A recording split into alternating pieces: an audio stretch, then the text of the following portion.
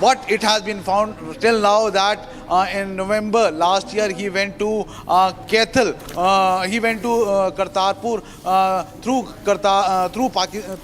Kartarpur corridor to Pakistan, where he met a girl there. He was being honey trapped there, and because of that he was sending certain sensitive information about the country to them. Apart from that, the police is also investigating the bank accounts of Devinder Singh Dhillon. Devinder Singh Dhillon has been pursuing MA in political science from the Khalsa College in Patiala. So from the past 1 month he was not attending classes, and he has also not given the exam. This is what the Khalsa College we have got to know. Apart from that, if we talk about the NIA, the central agencies and the local police authorities are trying to establish the link between Devinder Singh Dhillon, Jyoti Malhotra and the other 10 persons who have been arrested in the past 1.5 weeks.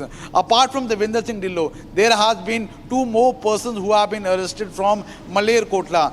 One is Ghazala and other is Yamin Mohammed. So they were also in directly touch with the Pakistan High Commission named person Danish. So somehow it seems that the nexus which Akhil is also saying, that is Jyoti Malhotra or the new person or the Kaithal person or the Maler Kotla person, they all are somehow interconnected, and the key person who is the one who was giving directions, with whom they have been sending this all sensitive and confidential information, seems to be Danish. So were they aware about the fact that they were sending this information intentionally or unintentionally? This has to be established. But right now, the investigating agencies are trying to interconnect the dots between Haryana, Punjab, Jyoti Malhotra and all the persons who have been arrested so far. Back to the studio.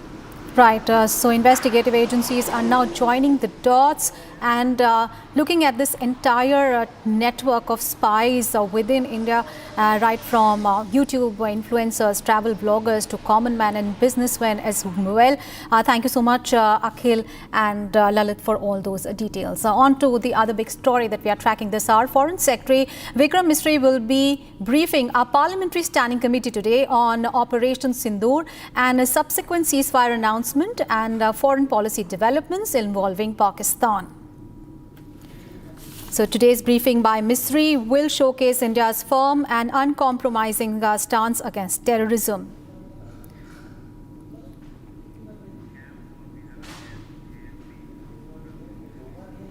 All right, we have former diplomat Mr. Prabhu Dayal who is joining us live. Thank you so much, sir, for joining us. We'd like to know from you, sir, that this is a very, very key move by India, sending a delegation to other nations, and Vikram Misri will be briefing this delegation today. What insights and what important information will he be briefing to this delegation? And also would like to know from you, how important is this delegation, considering the fact that they will be giving a very united stance of India as far as the issue of terrorism is concerned? Well, first of all, thanks for having me on your show. The multi-party Parliamentary Standing Committee on External Affairs has summoned Foreign Secretary Vikram Misri for a briefing. Misri will brief the committee today on Operation Sindur and subsequent foreign policy developments involving Pakistan. Now, parliamentary committee briefings are important because they allow for in-depth examination of complex issues, and they also provide a forum for expert inputs. And this process is vital for developing well-informed policy and ensuring accountability. Now, as you mentioned, Operation Sindur marked a turning point in how India would respond to cross-border terrorism. And this has received admiration in many parts of the world. Misri is expected to brief the Parliament Committee on the foreign policy initiatives taken by the government of India after the Pahalgam terror strike and Operation Sindur.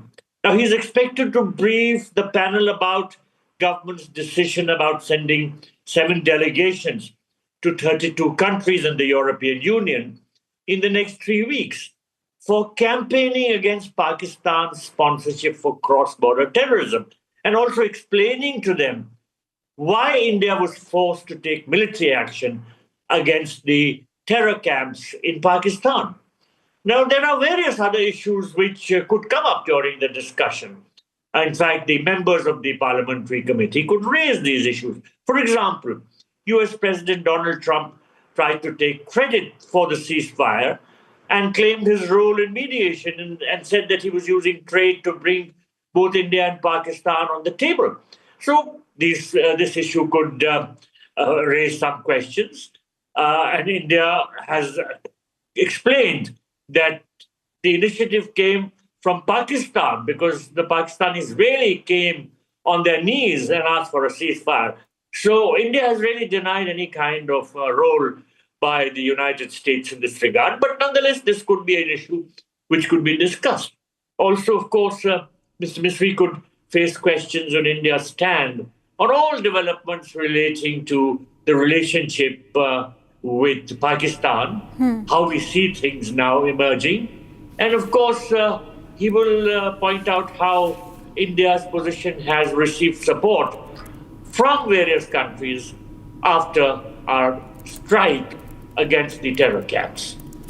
Right. Thank you so much, sir, for those insights. So indeed, very important strategic and intelligence inputs will be provided by the Foreign Secretary to this Parliamentary Standing Committee to reinforce India's position on Operation Sindur. And now let's take a look at some other key national stories in Bharat in 2 minutes.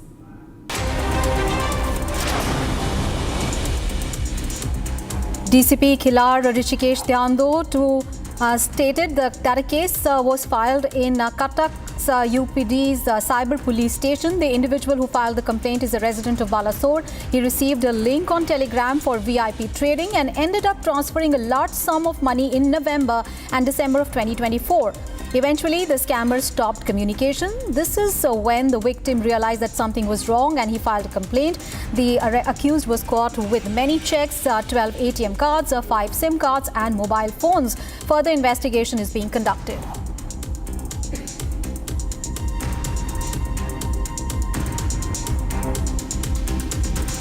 Two terrorist associates have been arrested in the DK Pora area of Shopian. They were covered during a joint operation of the Indian Army, 34 Rashtriya Rifles, SOG, Shopian and CRPF, 178 Brigade along with the terrorist associates, 4 grenades, 2 pistols and 43 live rounds and other arms and ammunition have been recovered. An FIR has been registered with the Shopian police and further investigation is being implemented.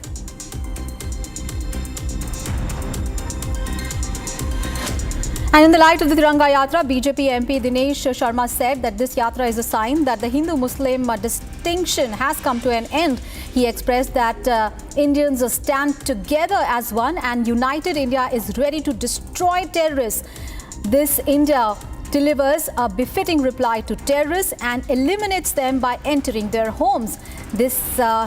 He said that this is the Modi era where India does not wrong anyone and does not spare anyone who wrongs us.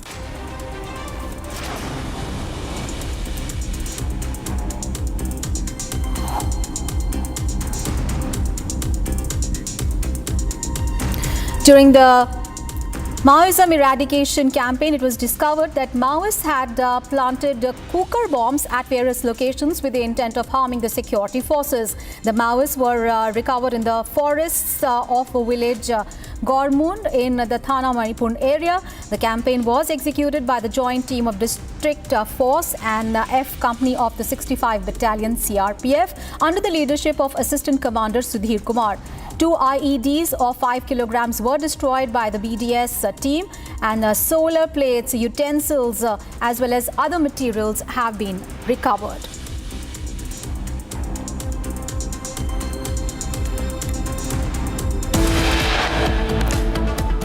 And coming up ahead, TMC's Yusuf Pathan opts out of multi-party delegation visiting multiple nations on Operation Sindur. Or those details are coming up ahead. Stay tuned.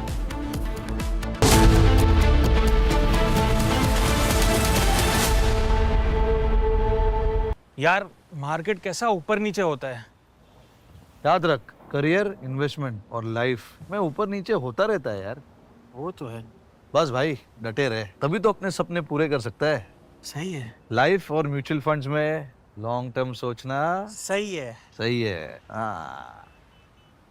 Mutual fund निवेश बाजार जोखिमों के अधीन है। योजना से जुड़े सभी दस्तावेजों को ध्यान से पढ़ें। ये है सीक्रेट रेसिपी MDH का जीरा सिप जल जीरा मसाला। सिप सिप जीरा सिप जीरा सिप MDH का जल जीरा सिप MDH का जल जीरा SIP.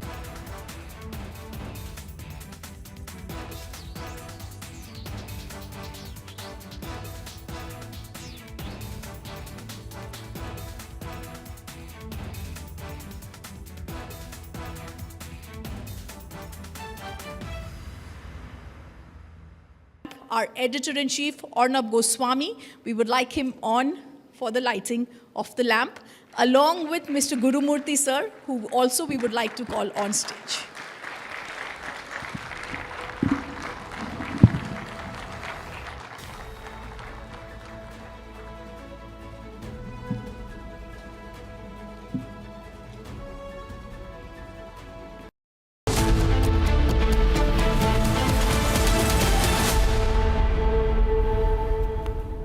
Welcome back after the break. Union Home Minister Amit Shah led the Tiranga Yatra in Ahmedabad on Sunday to honour the armed forces following the success of Operation Sindur, and similar Tiranga Yatras were also held by BJP leaders in Patna, Kolkata and Delhi, saluting the valour, courage and commitment of India's armed forces. Take a look at this report.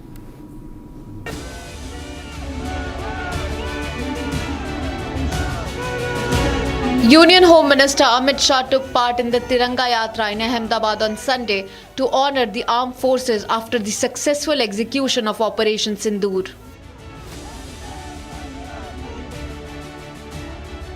Carrying the tricolour, Shah paid floral tributes to Maharana Pratap while hailing Operation Sindur. Shah also said that Operation Sindur will be written in golden letters in history. Chants of Bharat Mata Ki Jai echoed through the yatra as people saluted the valour of Indian armed forces. In Delhi, BJP MP Basuri Swaraj and leader Kapil Mishra also participated in a similar Tiranga Yatra to honour the heroes of Operation Sindur. दुनिया के इतिहास में पहली बार किसी सेना ने nuclear power के घर में घुस के उसके एयर बेसेस उड़ाए हैं। बॉर्डर क्रॉस करके आतंकवादियों के अड्डों को तहस-नहस किया, ध्वस्त किया है।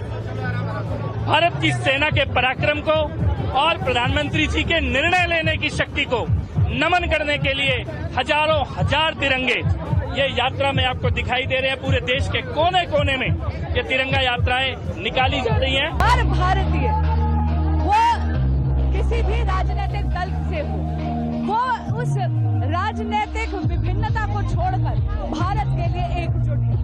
आज मैं आरके पुरम विधानसभा में आई हूँ, वहाँ पर आप देख रहे हैं कि हमारी मातृशक्ति बहुत भारी संख्या में आई है सिंदूर यात्रा के लिए, और आप देख रहे हैं यहाँ पर हमारी शक्ति स्वरूपा भारत की नारी शक्ति, भारत की मातृशक्ति आर्म फोर्सेस का धन्यवाद करने के लिए, आदरणीय प्रधानमंत्री श्री नरेंद्र मोदी जी का धन्यवाद करने के लिए आई है। In Kolkata, Bengal, BJP organized a grand Tiranga Yatra with State BJP President and Union Minister Sukanta Majumdar leading the rally. देखिए, ऑपरेशन सिंदूर की सक्सेस को हम बहुत हर्ष उल्लास के साथ तिरंगा यात्रा के माध्यम से हर जगह में इसको मना रहे हैं। देश में कोने कोने में हजारों लोग जो रास्ते पे उतर रहे हैं और उतरकर नरेंद्र मोदी जी के नेतृत्व में भारत की 3 सेनाओं ने जो पराक्रम की कहानी पाकिस्तान के सीने के ऊपर, पाकिस्तान के मिट्टी के ऊपर लिखा है, उसको सेलिब्रेट कर रहे हैं। Patna too witnessed a massive turnout. Deputy Chief Minister Samrat Chaudhary marched to honour the armed forces. पूरी तरह इसी तिरंगे के लिए जीना है और इसी के लिए मर जाना है। इसलिए पूरी सेना को धन्यवाद देता हूँ। ये भारत के प्रति समर्पण है। भारत की जनता नरेंद्र मोदी जी और भारत की सेना के साथ खड़ा है। As a wave of nationalism sweeps across the country, the message is loud and clear. India's armed forces stand ready to respond with strength if provoked. Time to take a very short break. Coming up ahead, an Uttar Pradesh man arrested on charges of spying for Pakistan. He had crossed border to share information. Details.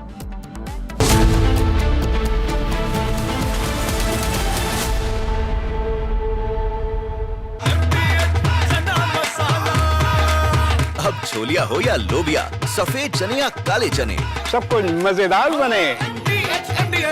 विमल में गुलिस्तान की ये कुछ लजीज फरिश्ते जब साथ घुले तो जी ललचाए और दिल कहे कि स्वाद की इस जुबान में खुद को ऐसा डुबाऊं कि निकल ना पाऊं। विमल की जुबान कुछ है ही ऐसी, मानते हैं ना? विमल, बोलो जुबान केसरी। दादी के हाथों का जादू और खुशबू से महकता घर, माँ की मुस्कुराहट और खाने की सुगंध। MDH गरम मसाला, क्योंकि हर रिश्ता है स्वाद से जुड़ा।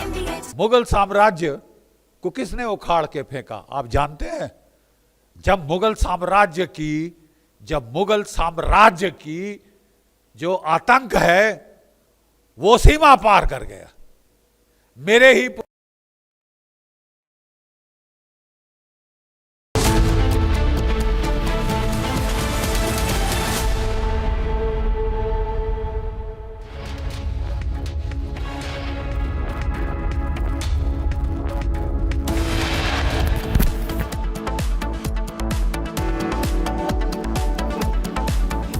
Viewers, top headlines are tracking right now. Starting off with a major crackdown on Pakistan spy network. 10 people arrested across country.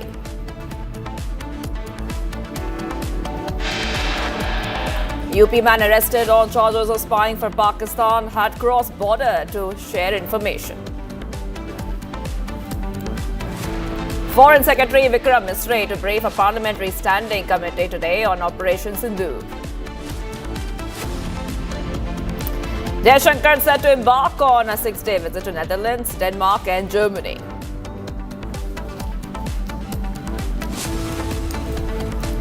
TMC's Yusuf Pathan opts out of multi-party delegation visiting multiple nations on Operation Sindur.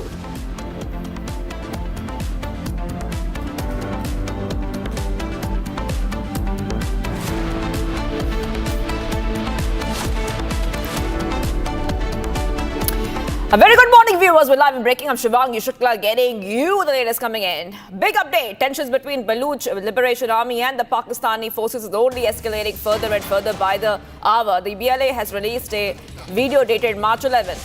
What you will see in this video is that this is the time when they launched a swift and intense operation targeting Pakistani security forces aboard the Jafar Express in Balochistan. The group claimed the attack was a clear message to the Pakistani state regarding their occupation in the region. According to the BLA statement, 214 military personnel were neutralized during this operation. And this is a huge update coming in right now on Republic TV. So this is a video dated March 11, 2025.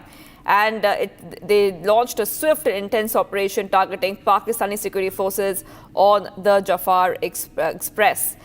This is a big update coming in right now, viewers. And what this is, remember, we have to go back to what happened. This is the Balochistan train attack which had happened. The Balochistan train attack, where we saw that there was a hostage-like situation which had occurred at that time.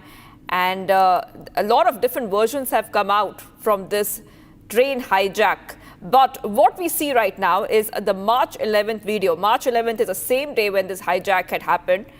This is a video of the March 11th attack. The BLS released a video dated March 11th when they launched a swift and intense operation targeting Pakistani security forces aboard the Jafar Express in Balochistan. The group claimed the attack was a clear message to the Pakistani state regarding their occupation in the region. According to the BLA statement, 214 military personnel were neutralized during this operation. So this is a very, very, very important video because let's also tell you what the background is. Like we told you, it was a deadly train hijack with a lot of different versions coming out from this. But remember that a train was hijacked. There were a lot of passengers who were inside that train. And this is a March 11th video where BLA is attacking the Pakistan forces from that day itself. We'll be coming back to the story because the story is extremely important, and given the fact that there's a lot of resistance against Pakistan already from Balochistan, where they have declared themselves Republic of Balochistan, and the fight continues to move away from Pakistan and Pakistan authority. Okay, we have to move ahead right now, viewers, because we're getting some more updates coming in. The Mamata Banerjee-led Trinamool Congress has informed that the centre that it will not, I repeat, not participate in the 7 all-party delegations being sent abroad to convey India's strong message against terrorism following the Pahalgam terror attack and Operation Sindur. The party has instructed its Lok Sabha MP Yusuf Pathan, who was included in one of the delegations, not to be part of the official visit. TMC has not provided any official reason for opting out, but the decision has been communicated to the central government. So this is the big update coming in right now, viewers, that the TMC is saying that they're not participating. I repeat, the TMC is saying they were not participating in the delegation which is being sent abroad for showing the kind of great effect India had when it comes to neutralizing terror, fighting Pakistan, fighting Pakistan-sponsored terrorism, and the successful Operation Sindur. So this is happening after Centre had drawn up an all-party delegation to spread Operation Sindur message across the globe. But it looks like Mamata Banerjee and the TMC do not want to participate in this delegation, and this is coming in as the party has instructed its Lok Sabha MP Yusuf Pathan, who was included in the delegation, to not be part of the official visit. So I want to go straight across to we're getting Shehzad Poonawalla, BJP spokesperson, joining us right now on the phone line. Thank you for joining us, Shehzad here. And I just want to ask you, this is not about politics. This is not about parties. It is not about what is happening, whether it's Indy versus the centre. This is about sending a message to the entire world as a united force, as Indians. And this is what the TMC is saying, that they will not participate in this delegation. Your first reaction coming in, Shehzad. There are certain occasions where you put national interest above party interest, above parivarik interest.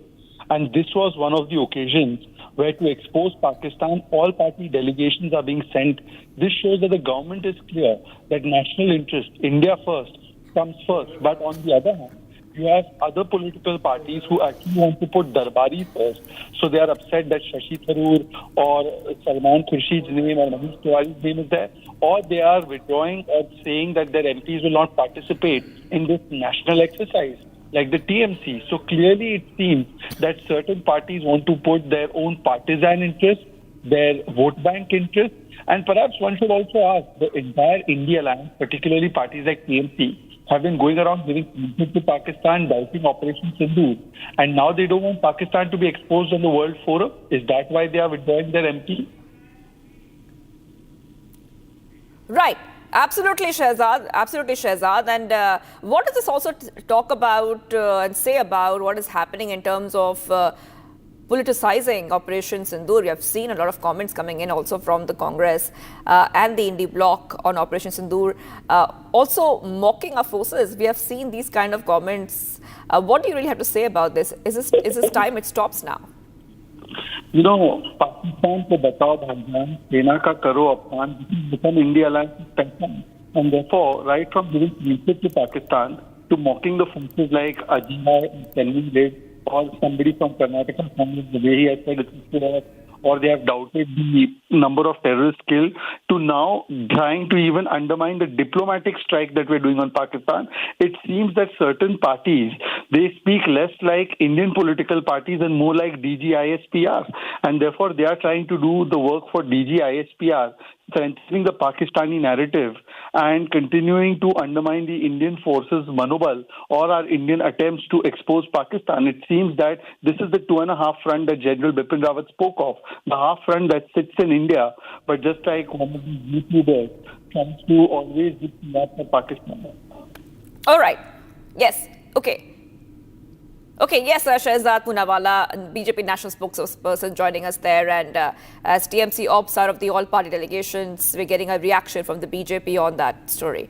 We move ahead right now, viewers, because we will also be talking about some of the stories we're tracking, and that is following India's recent restrictions on Bangladeshi exports through land imports. The interim government of Bangladesh, led by Mohammad Yunus, has now expressed its desire to resolve all trade-related issues through dialogue. And this ban, the Indian ban, affects a range of Bangladeshi goods, including ready-made garments, fruit and fruit-flavored beverages, carbonated drinks, and a lot more. So these are this is the update coming in right now on Republic TV, viewers, and where we see that finally Bangladesh is calling for trade talks with India. Finally, they are speaking about trade talks with India after India had put pressure on them, and saying that Bangladesh will discuss with India to resolve trade problems. This is what Mohammad Yunus, the Bangladesh interim government, is saying. Because a short while back, remember, we told you after India placed a lot of curbs on Bangladeshi exports through land ports, the interim government in the country says it wants to resolve all trade problems with India. And they are saying that, and they're very open to Bangladesh wanting to discuss all issues with India. Just coming after India had banned the import of ready-made garments, fruit and flavored and carbonated drinks, baked goods, snack chips, and confectionery cotton and cotton yarn waste, plastic and PVC finished goods and wooden furniture from Bangladesh by road. Bangladesh is right now saying that they want to go ahead and hold talks with India and resolve so-called, what they say are trade issues with India. So that is a big development coming in right now. And we also are getting some more updates, because BJP MP Nishikant Dubey has now appealed to the Ministry of Information and Broadcasting and the Ministry of Home Affairs to introduce stricter regulation on social media influencers and YouTubers, expressing concern that while they are earning substantial income, it may be coming at a very big cost of national security. He urged the government to take immediate steps to monitor and control the content being produced. So this is a big update coming in right now on Republic TV, viewers, and Nishikant Dubey sending a very clear message in this regard, and saying that it's time that the influencers have to be regulated. And this is a call that we have been seeing for quite a long time right now. In fact, the Parliament panel led by BJP MP Nishikant Dubey sought details on action plan against influencers and platforms. Okay, let's go straight across to Akhil joining us right now. Akhil, I'm coming across to you, and we've already seen that Nishikant Dubey, the BJP MP, and the parliamentary panel had already flagged this around a few weeks ago, and now this message comes out once more that immediate steps need to be taken to monitor and control the content being produced. Yes, go ahead. Well, Shivangi, that's right. If you see at this point in time, what we have seen that BJP Member of Parliament Nishikant Dubey has said that the NIA should investigate, the National Investigative Agency should investigate the entire matter, because in this case, he basically posted on social media platforms saying that if you see such people such YouTube influencers, social media influencers, basically content creators are basically vulnerable, and they basically get away easily and basically basically swayed by such people. Because if you see what has happened in Jyoti Malhotra case, what we have seen that first time Jyoti Malhotra visited Pak High Commission in the month of March 2023, and since then she was constantly in touch with Pakistan officials, including Danish. Danish was one of the officials from Pakistan High Commission who was basically expelled on May 13th. So he was one of the officials with whom Jyoti Malhotra was in touch. Apart from that, if you see, there were several other officials with whom several YouTubers and social media influencers were in touch.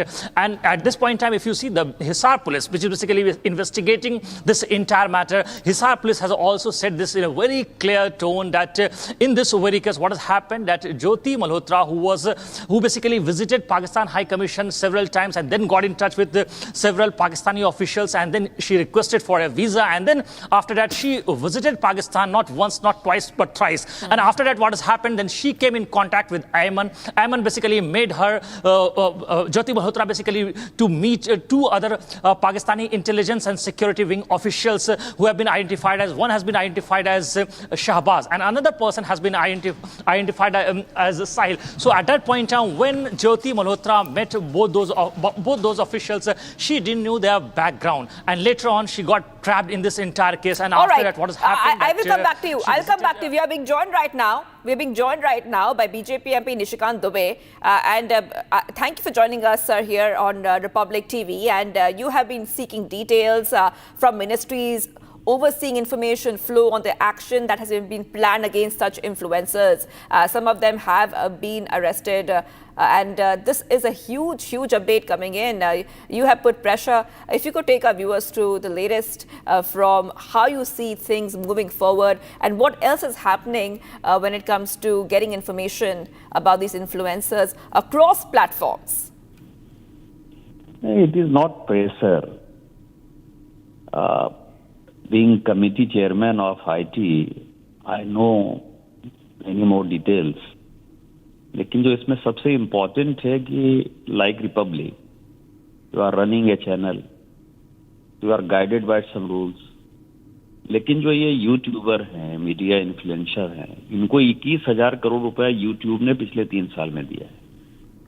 जितने channels हैं या जितने अखबार हैं, print media है, electronic media है, जो कि एक डिसिप्लिन्ड रेगुलेटरी बॉडी के अंतर्गत काम करते हैं, उनको घाटे में जाना पड़ता है या उनको बंद हो जाना पड़ता है या उनके साथ होता है कि ब्रेकिंग न्यूज वो दे नहीं सकते या उनको जो कुछ बोलना है उसके बारे में काफी कुछ जो है रूल्स उनको अलाउ नहीं करते. लेकिन ये जितने एक्स पर जो आप देखेंगे कि मीडिया इन्फ्लुएंसर हैं, यूट्यूबर हैं, बेरोजगार पत्रकार जिनको कोई काम नहीं मिलता है या कहीं से निकल जाते हैं, वो अपना फेसबुक चैनल चालू कर लेते हैं. और जो ज्योति मल्होत्रा का जो मामला भी आया है, ये दिखाता है कि इस तरह के जो लोग हैं वो किसी न किसी विदेशी ताकतों से, कोई चाइना से गाइडेड है, कोई पाकिस्तान से गाइडेड है, कोई और भी वेस्टर्न कंट्री से गाइडेड है. तो उसकी जांच होनी चाहिए ना कि फाइनली क्या ऐसा सवाल है कि आप एक एजेंडा लेकर चले हुए हो. अभी भारत जो है पाकिस्तान से लड़ाई कर रहा है, ऑपरेशन सिंदूर अभी खत्म नहीं हुआ है. अब आप पूछते हो कि हमारे फाइटर कितने गिर गए, हमने कितना पैसा खर्चा कर दिया, उनके कितने सैनिक आ गए. इस तरह की जो बातें हैं, ये बातें फाइनली सबसे पहले आप भारत के नागरिक हो, भारत का एजेंडा है आपके सामने, भारत का झंडा आपके साथ है. और जब कोई युद्ध के समय आता है, जो यदि नेशनल क्राइसिस है, उस वक्त भी यदि आप अपना एजेंडा चला रहे हो, उसका मतलब कि आप किसी न किसी विदेशी ताकत के साथ अपना एजेंडा चला रहे हो.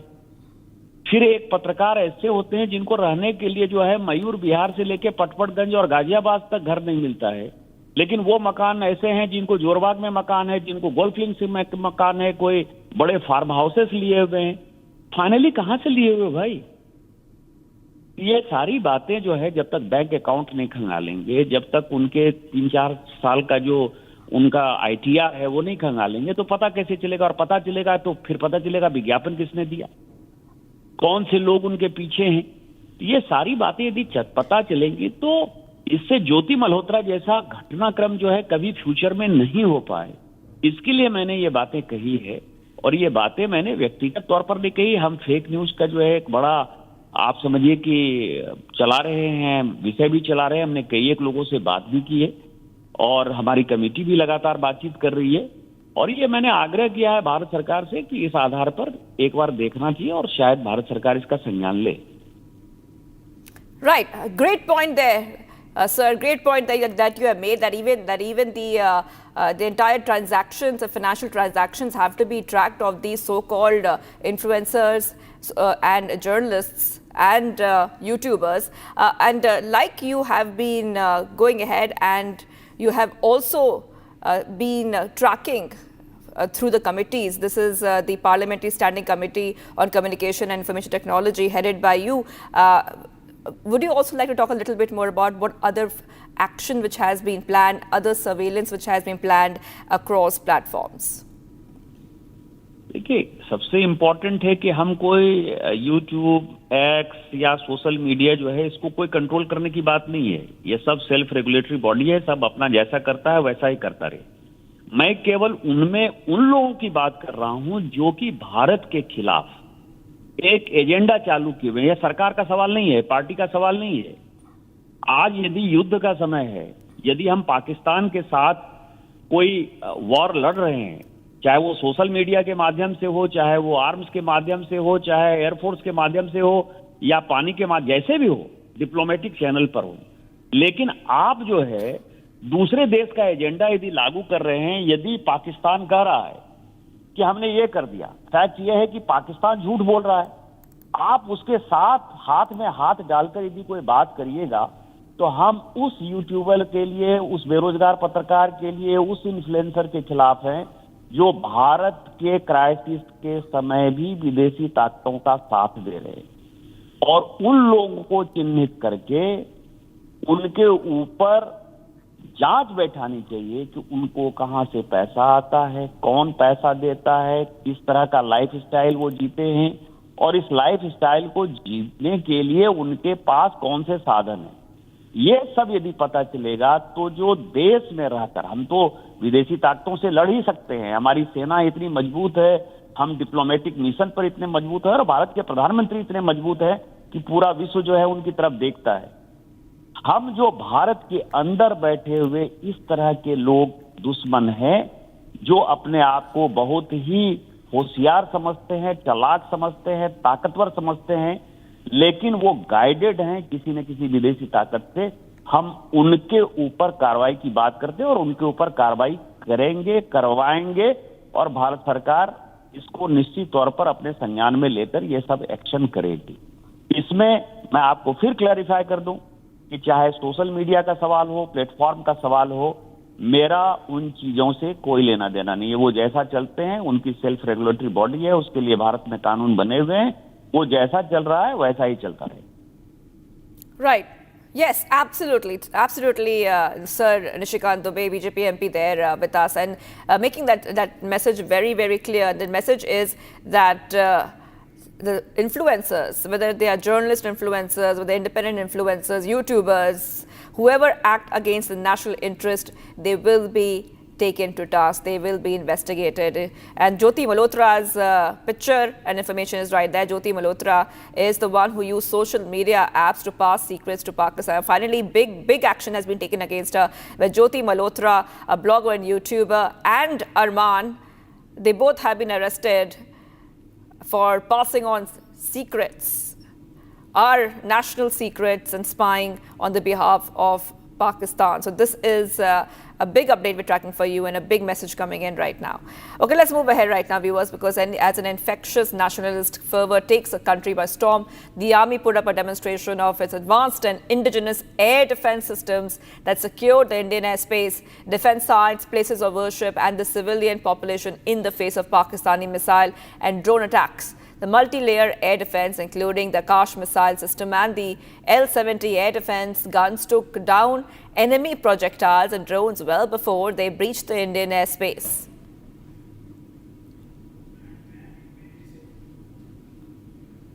All right, viewers, this picture is coming in from Amritsar, Punjab, and what you see is that the army put up a demonstration of its advanced indigenous air defense systems that have secured the Indian airspace, defense sites, places of worship, and the civilian population in the face of Pakistani missile and drone attacks. A multi-layered air defense, including Akash missile system and the L-70 air defense guns, have in fact, these have taken down enemy projectiles and drones well before they breach the Indian airspace.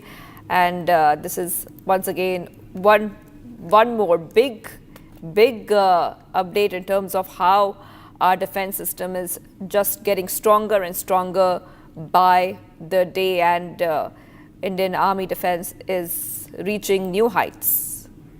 Let's have a look and listen in. India's strong and decisive leadership, sharp diplomacy, economic prowess and military capability manifested in achievement of all political and military objectives with consummate professionalism and scoring an emphatic and decisive victory as part of Operation Sindur. This should dissuade Pakistan military from any further misadventure. Moreover, Indian armed forces are acutely aware of Pakistan military's shortcomings, compulsions and all pressure points.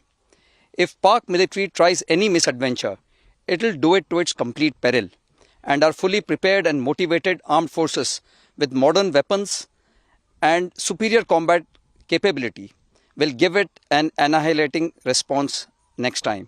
Our whole-of-nation approach and comprehensive national power will ensure complete destruction of Pakistan if needed. Operation Sindur has just paused. It has not yet completed.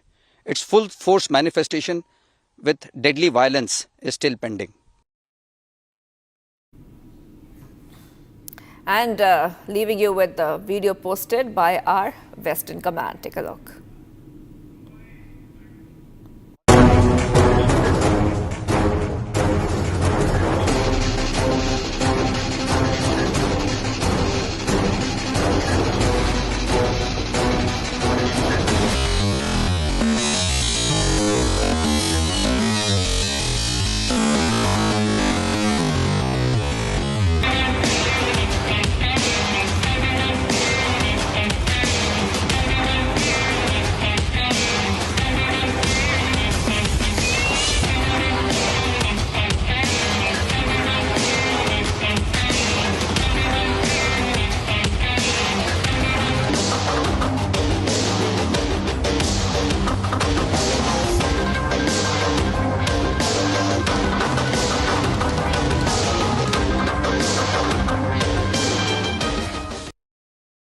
इसको घर पे लगाओगे तो शादी का तो पता नहीं, पर घर पक्का नहीं टूटेगा। रुंगटा नहीं तो घर स्ट्रॉन्ग नहीं। रुंगटा स्टील TMT बार एकदम सॉलिड। पहाड़ों में एक हाइकिंग स्टिक भी बन सकती है। MDH की हल्दी मिर्ची धनिया करे कमाल, ये रंग दे, ये खुशबू दे, ये तीखा, ये कम पड़े, क्या निराला MDH masala.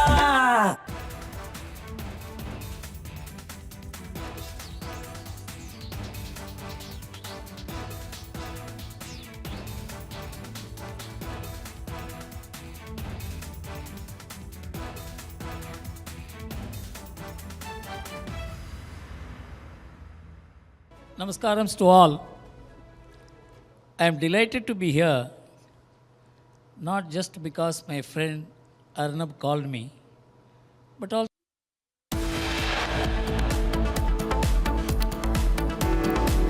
And viewers, much coming up. Foreign Secretary Vikram Misri to brief a Parliamentary Standing Committee today on Operation Sindur.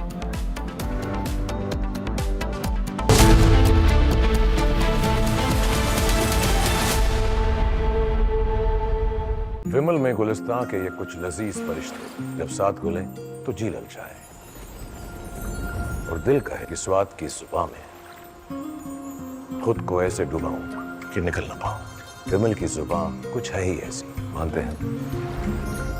विमल, बोलो जुबान कैसी? आधे बाउल दही में 4 चम्मच MDH चटनी पुदीना मसाला डाला, स्टर करो, पुदीना चटनी तैयार। MDH चटनी पुदीना मसाला। MDH। India is the only country which could manage to live with so many gods. In fact, the number of gods in India was more than the number of people living in India, 33 crore gods. Gods could not divide us. Whereas one god can set the whole world on fire. Whether your god is superior or my god is superior, let us have a boxing match to decide. Let us have a war to decide. Let us have a bomb to decide. This is the ideology which the rest of the world practiced. But in India, we could live with any. Commit the hour, commit the nation. Come on, Bharat, rise my countrymen and countrywomen. This is the moment. Unite, dream and deliver. Let's take forward India to make it a great economic and military power. Make resolution to make this India rise. Hail India, Hail Bharat, Jai Hind.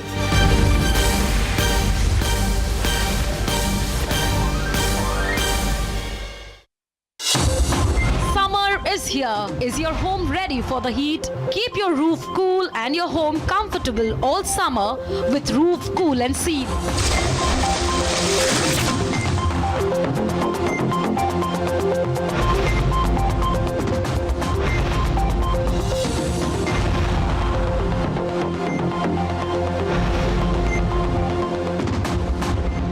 पसीना मत बहाओ, Berger roof cool and seal लगाओ।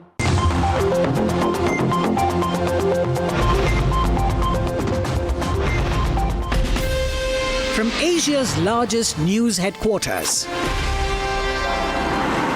setting the agenda for Bharat.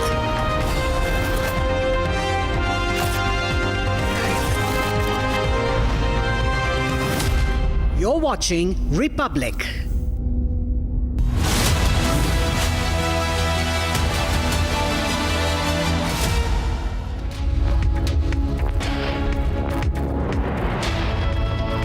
Hello and a very warm welcome. You're watching Republic TV. I'm Gesu Bharadwaj, and Foreign Secretary Vikram Misri is all set to debrief the Parliamentary Standing Committee over Operation Sindur today. And of course, we're tracking that very closely. But first, here are your headlines. Take a look.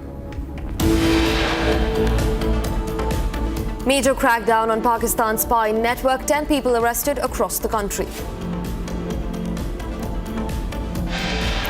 Uttar Pradesh man arrested on charges of espionage for Pakistan had crossed border to share information.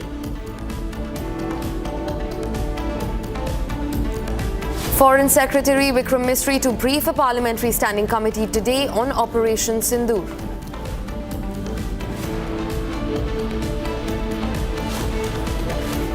External Affairs Minister S. Jaishankar set to embark on a 6-day visit to the Netherlands, Denmark and Germany. Trinamool Congress's Yusuf Pathan opts out of multi-party delegation visiting multiple nations to debrief on Operation Sindur.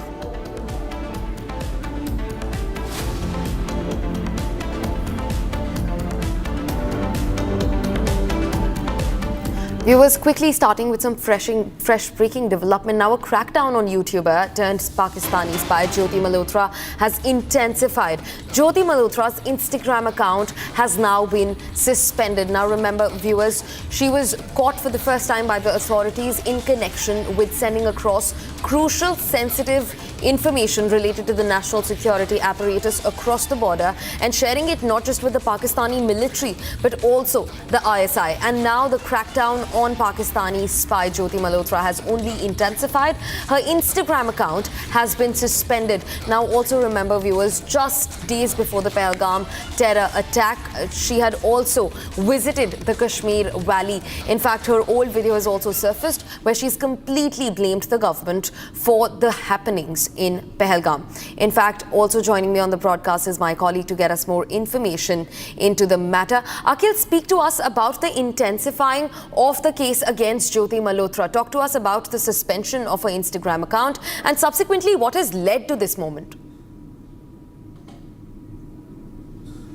Well, that's right, Geshu. If you see at this point in time what has happened, that as per the senior officials, if you just go to the profile of Jyoti Malhotra, it has been suspended by the IT department. Now, apart from that, what we have seen that she was in constant touch with Pakistani officials. This is what is very clear from the FIR, because in that FIR, if you just go by, it's very clearly mentioned that Aiwan was the person who was in touch with Jyoti Malhotra, and initially Jyoti Malhotra got in touch with Danish. Danish was a person who got suspended on May 13th by the Indian government, and after that he was expelled and then returned back to Pakistan. So what has happened that in the month of March 2023, Jyoti Malhotra was invited to the Pak High Commission for an iftar party, and there she met Danish. So Danish was the person who was the main contact point for these YouTubers, these vulnerable social media influencers who just for the few likes and comments on their social media platform got in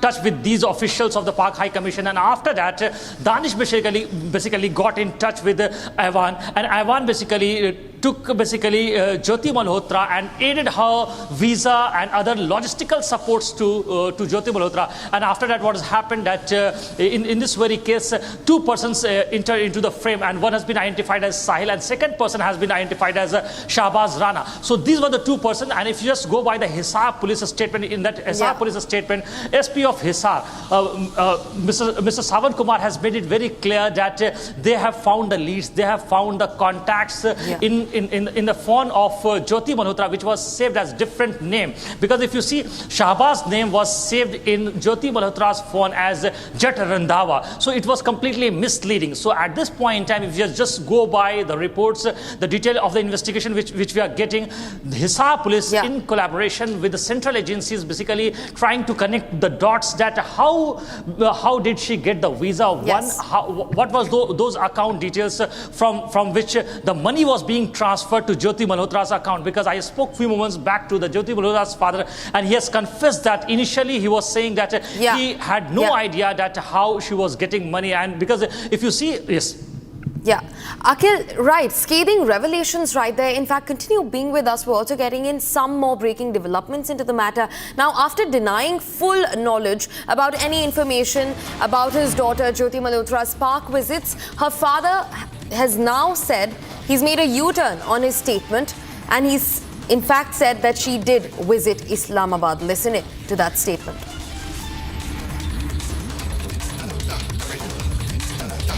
हमारे साथ मौजूद हैं हरीश मल्होत्रा, जो कि ज्योति मल्होत्रा के जो हैं पिताजी हैं। अच्छा, ये मुझे बताइए, क्या ज्योति पाकिस्तान जाया करती थी? इस बात की आपको जानकारी थी? पाकिस्तान जाया करती थी, तो इनसे परमिशन लेके जाया करती होगी, वैसे तो कौन नहीं जाया करती होगी।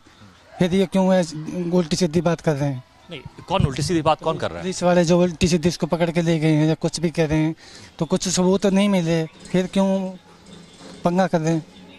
नहीं, कल तो आप कह रहे थे कि ज्योति पाकिस्तान गई, इस बात की आपको जानकारी नहीं थी। कल आपने जो मीडिया को इंटरव्यू दिया है, कहाँ गई थी? नहीं, कल आपने मीडिया को इंटरव्यू दिया, उसमें आपने साफ कहा है कि ज्योति जो है वो पाकिस्तान नहीं गई थी। मेरे को नहीं पता। मेरे पास वीडियो रिकॉर्डिंग है, उसमें आपने कहा ज्योति पाकिस्तान नहीं गई थी। आज जो है वो आप अपना स्टेटमेंट बदल रहे हैं। मेरे को नहीं पता इस चीज़ का गई थी कि नहीं गई थी, मेरे को बताती नहीं वो। मेरे पास वीडियो क्लिप्स हैं, जिस वीडियो के अंदर मेरी रिपब्लिक के इंटरव्यू पे आपने साफ कहा है कि पाकिस्तान जो है वो नहीं गई थी। आज आप कह रहे हैं पाकिस्तान गई थी। स्टेटमेंट क्यों बदल रहे हैं? अरे सुनिए, हरीश जी ये बताइए, आप स्टेटमेंट क्यों बदल रहे हैं? हरीश जी आप स्टेटमेंट क्यों बदल रहे हैं? सिर्फ ये बताइए ना, पहले आपने कुछ और कहा, अभी आप कह रहे हैं स्टेटमेंट बदल रहे हैं, क्या हो गया था? तो आपको पता था ये बात कि पाकिस्तान गई थी? बताइए ना क्या कहना चाह रहा? आपने कल कहा है ना, आवाज नीचे कीजिए, आपने कल कहा है ना वो पाकिस्तान नहीं गई थी, आज आप कह रहे हैं पाकिस्तान गई थी। क्या हुआ, पाकिस्तान गई थी? आपको पता था? नहीं पता मेरे को। अभी आप कह रहे हैं पाकिस्तान गई थी, क्या नहीं? आपने क्यों कहा ये बात कि वो पाकिस्तान गई थी? इस बात के बारे में आपको जानकारी नहीं थी? आपको जानकारी थी? क्या हुआ था बताइए, अब आप बताइए, बात तो करें आप। नहीं, मेरे को जान पहचान नहीं थी, नहीं ये चीज़ की ये पाकिस्तान जाती है, मेरे को तो ये बोल के जाती है दिल्ली जाती हूँ मैं। अच्छा, बाकी ये नहीं पता मेरे को पाकिस्तान गई है कि हाँ। अच्छा, आप नौकरी से सेवा में क्या करते हैं? गलती से बोल दिए यार। अच्छा, आपने गलती से बोल दिया? हाँ। तो आप अपना बयान बदल रहे हैं, ये कह रहे हैं? गलती से बोल रहा हूँ। हाँ, तो ये आप पुलिस पे इल्जाम क्यों लगा रहे हैं? आप कह रहे हैं पुलिस ने गलत रिपोर्ट दी। वो तो कहते हैं जी ये वहाँ गई थी, पाकिस्तान गई थी, हैं? पुलिस झूठ तो नहीं बोलेगी? पुलिस के पास डॉक्यूमेंट्स होंगे तभी तो बोल रही है पुलिस। पुलिस तो सही कह रही है, गई होगी, मेरे को नहीं पता। तो पुलिस सही कह रही है ना, आप ये कह रहे हैं पुलिस सही कह रही है? पुलिस सही कहती हो, कह दी है, ये मेरे को नहीं पता। नहीं। अच्छा, मुझे ये बताइए कि आपके पास क्या ज्योति के ट्रांजैक्शन डिटेल्स थे? ज्योति को पैसा कौन देता था? स्पॉन्सर कौन कर रहा था उसकी ट्रिप्स को? इंडोनेशिया जा रही थी, चाइना जा रही थी, पाकिस्तान? नहीं, हमारे को तो कोई पैसा मिला नहीं, ना कोई देता। हमारे भाई की पेंशन आती है, उसमें से हमारा गुजारा होता है। अच्छा, आपकी तनख्वाह लगभग मोटा मोटी आसपास कितनी होगी? कैसे इतना सैलरी उसके पास कैसे आया? वो कैसे इतने सारे ट्रिप्स? नहीं, हमारे पास तो कोई पैसा नहीं आया, ना हमारे घर में आया। Akhil, this was one heated altercation between you and Jyoti Malhotra's father. We saw that he's trying to make a U-turn on his earlier statement. Talk to us about the entire case, what unfolded in that conversation. Akhil. Well, Gesu, if you see what we have been seeing, that Jyoti Malhotra's father has been basically doing a flip-flop. He kept on changing his statement. Initially, he said that he has no idea that what actually happened and what actually transpired at that point in time when that incident took place. Jyoti Malhotra was in constant touch with Pakistani officials since 2023, March 2023. This is what clearly mentioned in Hisar Police FIR. If you just go by the FIR copy, in that it's very clearly mentioned that he was not only in touch with Pakistani officials, not one, not two. There were 4 Pakistani officials with whom Jyoti Malhotra was in touch. Number one, if you just talk about Ehsan alias Danish. Danish was a person who was expelled by the Indian government on May 13th. And so what we know so far, that she was, for the last 3 years, she was in constant touch with Danish. Danish basically introduced Jyoti Malhotra to another person who has been identified as Ayman. So Ayman is a Pakistani citizen who lives in Pakistan itself, and he basically introduced Jyoti Malhotra to 2 other persons who had connections with the ISI and Pakistani establishments. And those 2 persons have been identified as, one has been identified as Rana Shahbaz and another person has been identified as Sahil. So what has happened? Jyoti Malhotra in her phone contacts has saved one person's number, Shahbaz's number, as Jat Randhawa to mislead the people. Basically, he had some, if you just go by the reports basically filed by the Hisar Police has got some details in that direction, that Jyoti Malhotra had some idea that at that point in time that person Jat Randhawa could be a misleading factor in this entire investigation. So if you see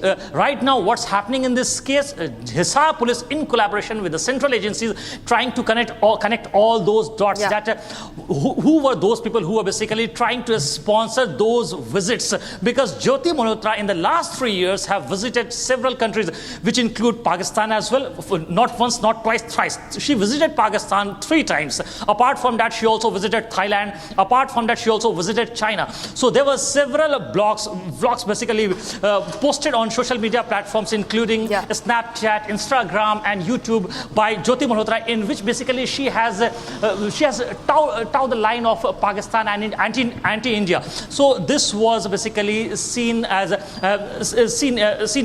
by the some officials in the central agencies, and after that the central agencies officials have basically taken this to the Hisar Police.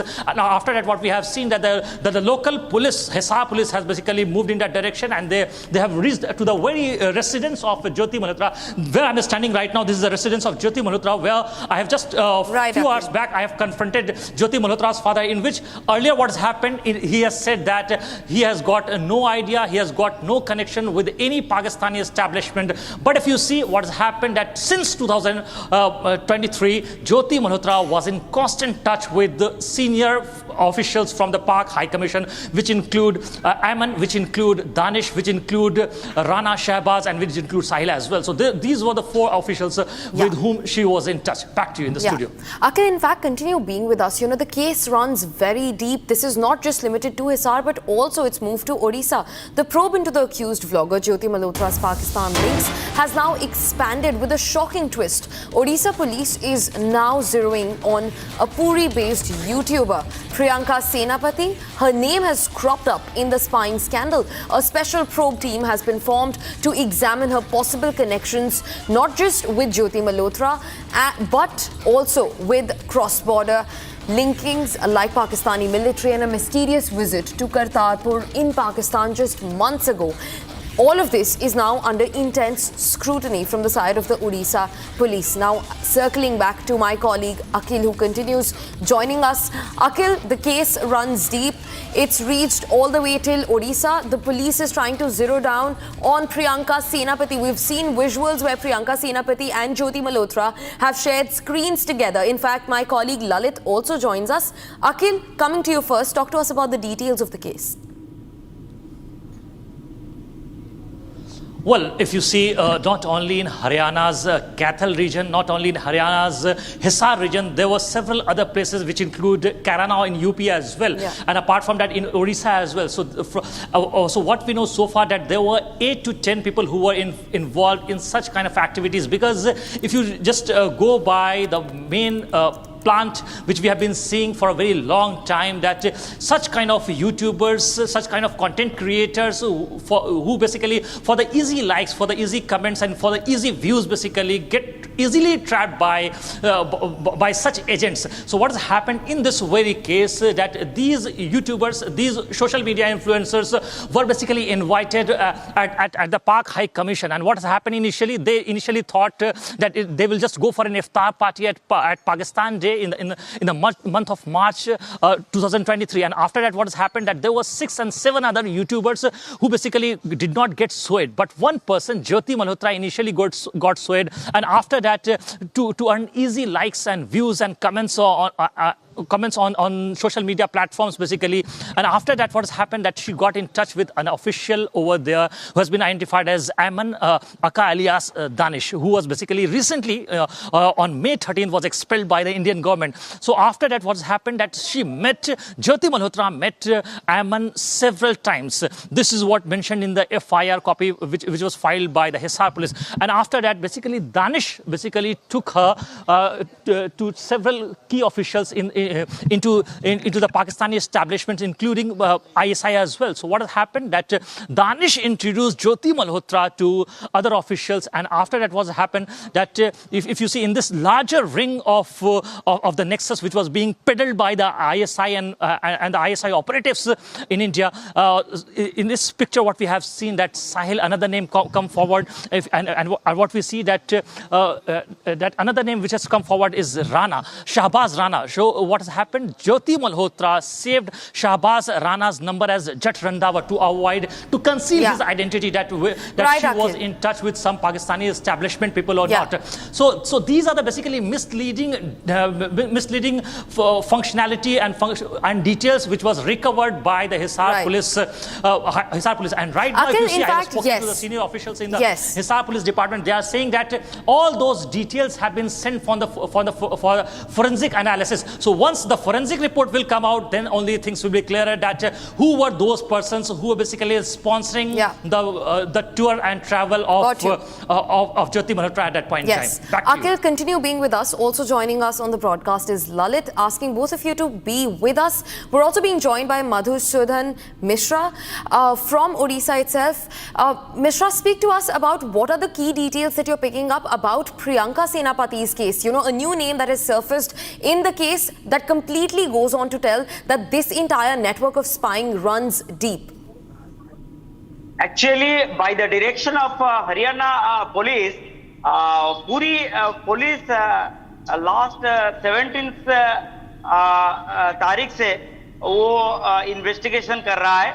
और कल भी पूरी police का जो cyber team था और cyber team के साथ पूरी पुलिस का जो सिटी डीएसपी और इंचार्ज आईआईसी इंस्पेक्टर इंचार्ज सिंगरद्वार थाना also investigate the matter, and cyber जो अधिकारी थे वो सब जो प्रियंका सेनापति का जो भी कुछ यूपीआई का डिटेल्स है और पासबुक का डिटेल्स है, जो ट्रांजैक्शन वगैरह किया गया था, जो प्रियंका ने 3 महीने पहले जो पाकिस्तान गया था, करतारपुर गए थे और उनके साथ कौन कौन गए थे, और करतारपुर जो गए थे वो सिर्फ करतारपुर गए थे ना, और कहां गए थे, वो सब इन्वेस्टिगेशन कर रहा है.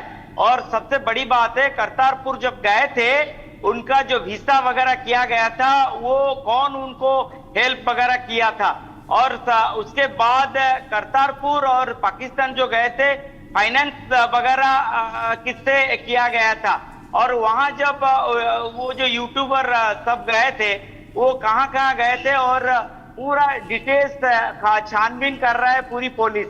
और सबसे बड़ी बात है 2024 में ज्योति माल्होत्रा 2024 सितंबर में ज्योति माल्होत्रा पूरी आए थे. जब पूरी आए थे प्रियंका सेनापति उनको ज्योति मल्होत्रा के साथ कौन कौन आए थे और वो कहाँ रुके थे, कौन सा होटल में रुके थे और कहाँ कहाँ गए थे।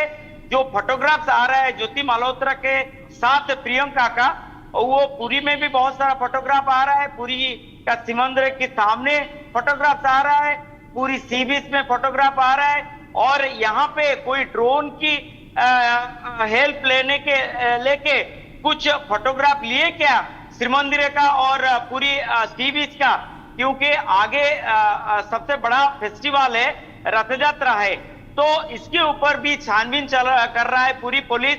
और जितना जानकारी है सूत्र के आधार से और जो सेंट्रल इंटेलिजेंसी एजेंसी है, स्टेट इंटेलिजेंसी एजेंसी है और जो इंटेलिजेंसी ब्यूरो और एनआई के साथ भी पूरा बात करते हुए पूरी पुलिस से पूरा ये घटना को छानबीन कर रहा है। और सबसे बड़ी बात सामने आ रहा है जो एनआई भी आ सकता है वो छानबीन करने के लिए। और कल एक फोटोग्राफ आया जो पहलगाम में जो प्रियंका सेनापति पहलगाम भी गए थे और पहलगाम में भी प्रियंका सेनापति और ज्योति मल्होत्रा जो फोटोग्राफ्स वगैरह आए हैं और उसको भी खंगाल रहा है पूरी पुलिस। पहलगाम कौन सा तारीख को गए थे और जो पहलगाम को जो घटना हुआ है वो कौन सा जो तारीख से पहले गए थे और उसके पहले जो ज्योति मल्होत्रा पाकिस्तान गए थे और 3 महीने पहले जो प्रियंका सेनापति ने भी जो पाकिस्तान गए थे, पाकिस्तान जाने के लिए ज्योति मल्होत्रा कुछ फाइनेंशियल हेल्प दिए थे क्या? ज्योति मल्होत्रा जो उनका जो वीसा वगैरह ज्योति मल्होत्रा किए थे क्या? ये सब खंगाल रहा है पूरी पुलिस। तो ये आज भी इन्वेस्टिगेशन चल रहा है। पूरी जो एसपी विनीत अग्रवाल के साथ हमने बात किया था, उन्होंने बोला कि हरियाणा पुलिस और सेंट्रल इंटेलिजेंसी और स्टेट इंटेलिजेंस के साथ में इन्वेस्टिगेशन चल रहा है। उनका जो पासबुक है और उनका जो यूपीआई अकाउंट है और किसी भी अकाउंट को भी ये छानबीन कर रहे हैं। और सबसे बड़ी बात एक आ रहा है, प्रियंका सेनापति जो पाकिस्तान का वो जब पाकिस्तान गए थे, जो कुछ विजुअल था उनका सोशल साइट में वो डिलीट कर चुके हैं। सबसे बड़ी बात है वो डिलीट कर चुके हैं और बहुत सारा जो उनका जो फ्रेंडशिप में बहुत सारा सोशल मीडिया में थे वो सब फॉलोअर्स को भी डिलीट कर चुके हैं। और जितने भी विजुअल था जो पूरी जो आए थे ज्योति मल्होत्रा इनके साथ कहां घूमे थे, वो जो फोटोग्राफ था वो भी डिलीट कर चुके हैं। विशेष सूत्र से खबर आ रहा है, हमने भी इंस्टाग्राम को चेक किया था, वो सब डिलीट कर चुके हैं। सबसे बड़ी बात है क्यों डिलीट कर रहे हैं, ये सबसे बड़ी बात है क्यों डिलीट कर रहे हैं। और उसको भी जी धन्यवाद हमारे साथ जुड़ने के लिए और हम तक ये सारी इन्फॉर्मेशन पहुंचाने के लिए। Quickly also cutting across to Lalit who continues joining us from Kaithal. Lalit, what is the latest that you are picking up from your end? This case is only getting more and more knotted.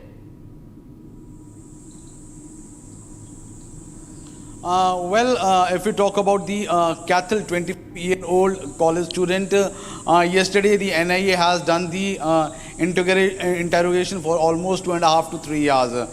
Today he would be presented in the district court as already he was in 2 days police remand. So today his police remand would be ending.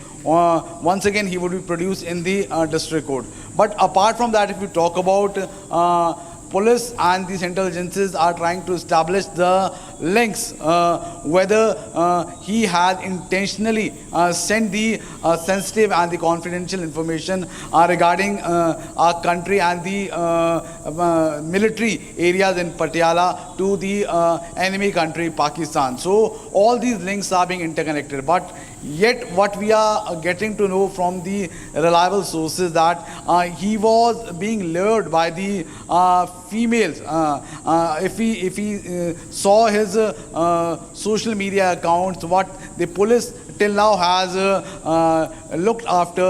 So he was very much in touch with number of girls here in India too. But when he went to Pakistan through Kartarpur corridor in November, that time also there he met a girl with whom he fell in love. So police is trying to establish all those things. But yes, what it has been found that he has sent certain images, certain videos of the sensitive areas of the Patiala cantonment area, Patiala army to the Pakistan officials with whom he was directly in touch with. But was it done intentionally? Police is trying to establish all those links with Jyoti Malhotra and all the other persons who have been arrested till far. Back to the studio. Right, Lalit. Thanks for getting in those details in place for us, and we'll obviously keep circling back on the case. This is grim.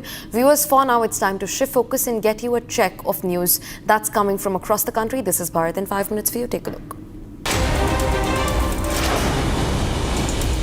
Former Indian High Commissioner to Bangladesh, Veena Sikri, backed the port restrictions imposed by the centre on the import of certain goods from the neighbouring country. The former diplomat said the Islamist parties and jihadis under the interim Muhammad Yunus regime were peddling the idea of a greater Bangladesh, including parts of India's northeast. She said maps were floating around in Bangladesh to push this expansionist narrative. She said the northeast states are on course to developing their manufacturing bases, reducing dependence on imports from Bangladesh.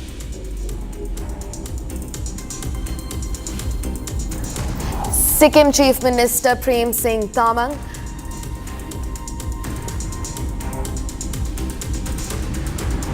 said his government has received a word of confirmation from the centre about Prime Minister Narendra Modi's impending visit to the state. However, he said the dates and modalities of the Prime Minister's visit were still being worked out. Though May 29th has been set aside as the tentative date for the Prime Minister's visit, it is yet to be confirmed. माननीय प्रधानमंत्री जी अपना दिल से सिक्किम का जो स्वर्ण जयंती है उसमें आने के लिए पूरा तैयारी है और कंफर्मेशन मिल चुका है सिक्किम सरकार को और बहुत सारी मीटिंग भी हो चुका है, वीडियो कॉन्फ्रेंस के मार्फत भी हो चुका है। 29 तारीख को इसका तय है। उनको भव्य स्वागत करने के लिए हम लोग ने पाल्स स्टेडियम में करीब 1 लाख सिक्किम में जनता के द्वारा हम लोग उनको स्वागत करेंगे। Senior BJP leader Dilip Ghosh attacked the Mamata government over the police's crackdown on sacked Bengal teachers, saying it has lost the confidence of the people and was out to crush dissent. He said those standing up against the government were being intimidated and threatened. He also said it was unfortunate that teachers who should be at schools imparting lessons in shaping futures were out and about on the streets demanding for their jobs to be given back. ये तो डराने का तरीका है ना। जो teacher school में बैठ के पढ़ाना चाहिए उनका नौकरी क्यों गया? आपने पैसा लिया, चोरी किया, घोटाला किया, अब वो रास्ते में बैठे हुए हैं। इतना दयनीय स्थिति है। स्कूल में टीचर नहीं है, पढ़ाई नहीं हो रही है। कहीं एक टीचर था, वही घंटी बजाते हैं, वही ऑफिस खोलते हैं, आज वो भी नहीं है। तो हमारे बंगाल के जो बच्चे हैं उनका भविष्य क्या होगा? Several parts of Bengaluru literally went underwater after heavy rains lashed the city. Visuals showed rainwater gushing into the Silk Board metro station, throwing passenger services completely haywire. The extensive flooding yet again showed up at the ineffective drainage system in the city. RJD MP Manoj Jha came down heavily on Assam's Chief Minister Himanta Biswa Sarma over the latter's remarks against Congress's MP Gaurav Gogoi. He said there has been change in the political discourse in the country over the last 10 to 12 years, where political competitors were being seen as enemies. इस goodwill mission में नामित एक व्यक्ति के बारे में एक सूबे के चीफ मिनिस्टर का ये बयान है। दुनिया के बाकी देश भी तो देख रहे होंगे, वो तो ये कहेंगे your house is not in order. ये बहुत गंभीर विषय है। आसाम में आपकी प्रतिस्पर्धा है, उसको आसाम में रखिए, पॉलिटिकली लड़िए। इस प्रकार का बिलो द बेल्ट अटैक, ये मैं समझता हूँ ये अपराध की श्रेणी में आता है। 6 people, including 2 children, were hospitalized because of suffocation after an e-rickshaw caught fire while being charged. The 3-wheeler was being charged in the ground floor of a building in Delhi's Shahadra.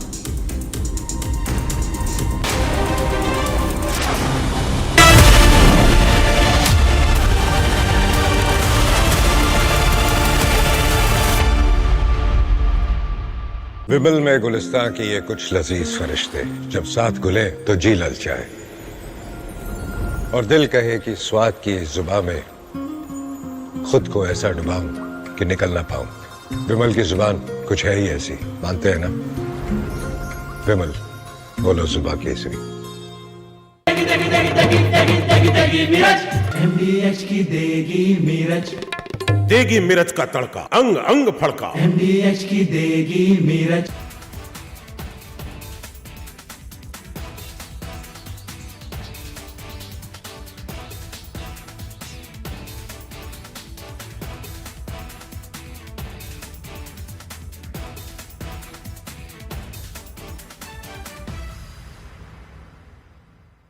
Nation first comes very naturally to a soldier. When Captain Vikram Batra, Captain Manoj Kumar Pandey decide to walk into the hail of bullets, knowing fully that the arms of death await them, they don't walk in with the idea of glory which will follow. And I can, trust me, I can share with you, for each person's whose glory gets acknowledged, there are scores who die for the country unacknowledged, unknown. Their only desire and commitment is nation first. The Nationalist collective is to work, fight, die for the country, and come back, if required, wrapped in the tricolour. So for us, as soldiers, it comes very, very natural. When the tricolour flutters on a pole, or when a body comes back wrapped in the tricolour, draped in the tricolour, our emotions remain same. We salute both. When the national anthem is sung, I am not sure how many of you have the stirrings of your name.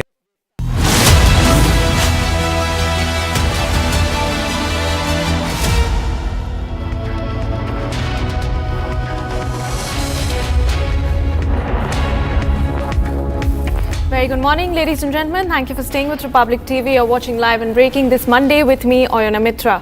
Tracking the latest developments for you as investigation into the Pakistani spy network widens. That and a lot more for you. But first, the headlines at 11:30. Major crackdown on Pakistani spy network. 10 people arrested across the country. UP man arrested on charges of spying for Pakistan had crossed the border to share information. Indie leaders weaken India's stand against Pakistan. Sena UBT Congress mock all-party panel.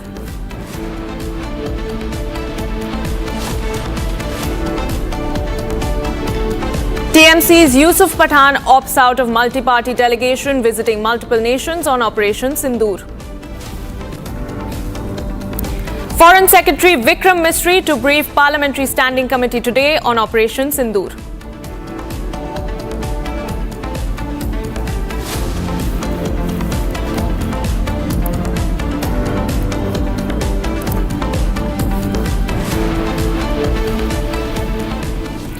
All right, viewers, now renowned Pakistani journalist has revealed that among the 4 terrorists who were involved in the Pahalgam terrorist attack, 2 of them were Pakistani commandos and belonged to the Pakistan Army, which is headed by Asim Munir. Now, Aftab Iqbal, who is the Pakistani journalist that we're talking about, has openly stated that Talha Ali and Asim were not only Pakistanis, but were actively a part of the Pakistani Army's commandos unit. This is a big statement that is coming in, and this is a claim that has been made by a Pakistani journalist. And almost a month after the Pahalgam attack, viewers, We're getting in more clarity on the identity of those who were involved in orchestrating this attack. And we're learning that two of the terrorists specifically, they were not only Pakistani but were also actively a part of their army commando units. We're getting in that statement from Pakistani journalist Aftab Iqbal. Let's take a listen in. And Tala Ali. ये तो है ना जी पक्की बात है कि पाकिस्तानी है। ये सरहद पार आते जाते थे, लश्कर तैयबा के साथ इनके बड़े गहरे मरासिम थे। एक के तो हमारी फ़ौज और हमारी इंटेलिजेंस के साथ भी ताल्लुकात थे और मामलात थे, बल्कि वो बाकायदा सिपाही था, कमांडो था। 2-3 कश्मीरी थे उनमें, जो इंडिजिनस स्ट्रगल है, वहाँ के मकामी हैं। अब ख़तरनाक बात यह है कि वो आजकल लगे हुए हैं कुछ सो कॉल्ड फोरेंसिक्स करने। वो लगातार अपनी डिजिटल फुटप्रिंट के चक्रों में पड़े हुए हैं।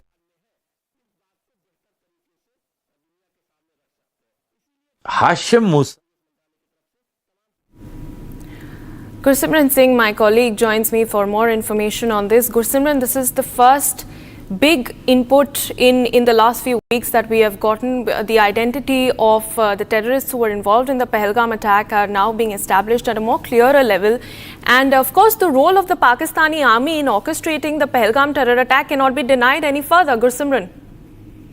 Yes, this admission is coming from the Pakistan itself, where a prominent Pakistani journalist on record saying that it is them only, it is the Pakistani side that was behind this attack, and two of the terrorists, the Pakistani terrorists that have carried this out, Talha and Asim, they were not only the Pakistani national, but they were the Pakistani regulars, they were the SSG commandos of the Pakistan that were behind this attack, and he has gone on to admit that these two terrorists, they were moving from to and fro after carrying their attacks. He has also revealed that how Lashkar is being backed by the Pakistani army, because the Pakistani army SSG commandos getting into Lashkar.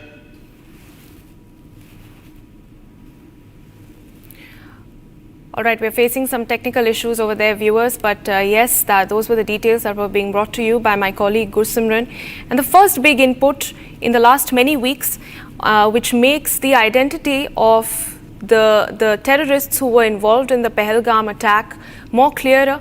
And we're learning, and this has been exposed by none other than a Pakistani journalist himself, viewers. In fact, with this breaking, we would like to bring you that statement again. Let's take a listen in to Aftab.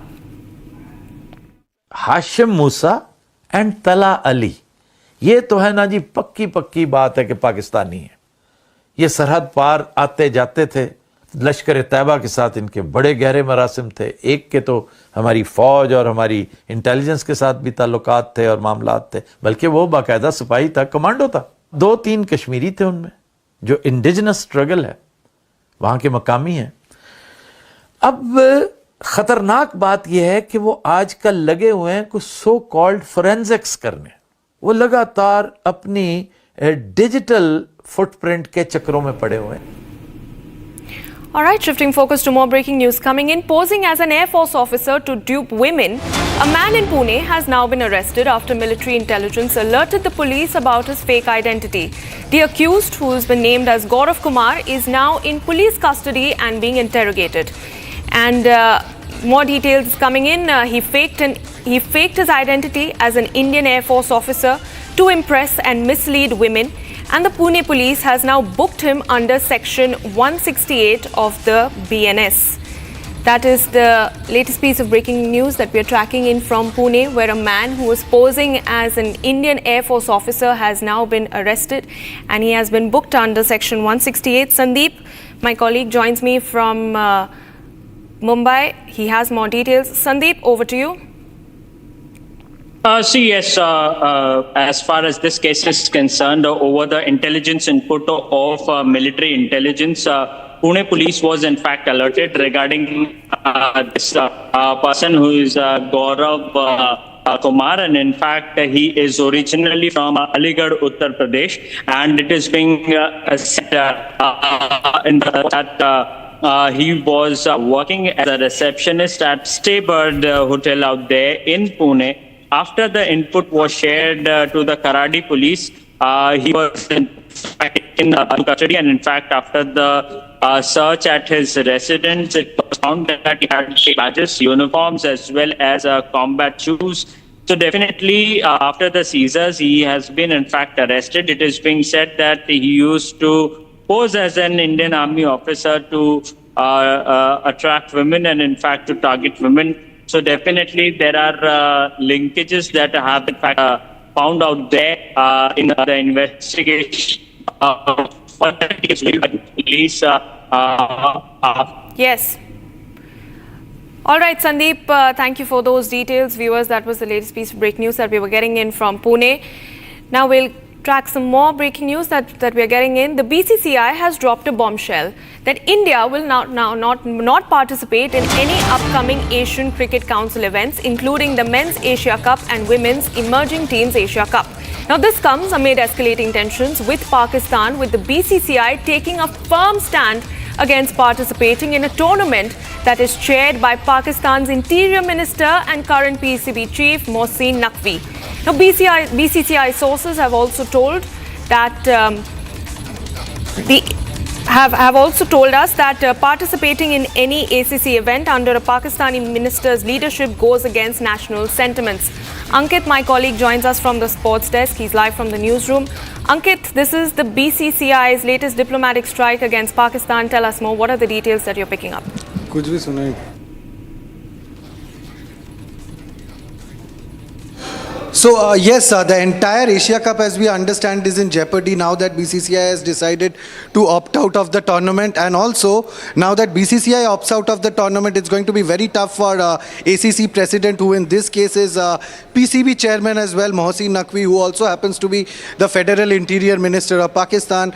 Now that India is planning to pull out of the tournament, ACC is going to have a massive problem in terms of sponsorship, because one has to understand that most of the sponsorship for all these ACC tournaments come in from India. So if India is not playing the tournament, then there is hardly going to be any sponsorships. So Mohsin Naqvi is surely going to struggle with that. Also in terms of broadcasting rights. So yes, Sony Pictures network had brought the rights. They had lapped it up last year for a whopping $170. So now with if India is not going to take part in this tournament, so all of those contracts have to be reworked.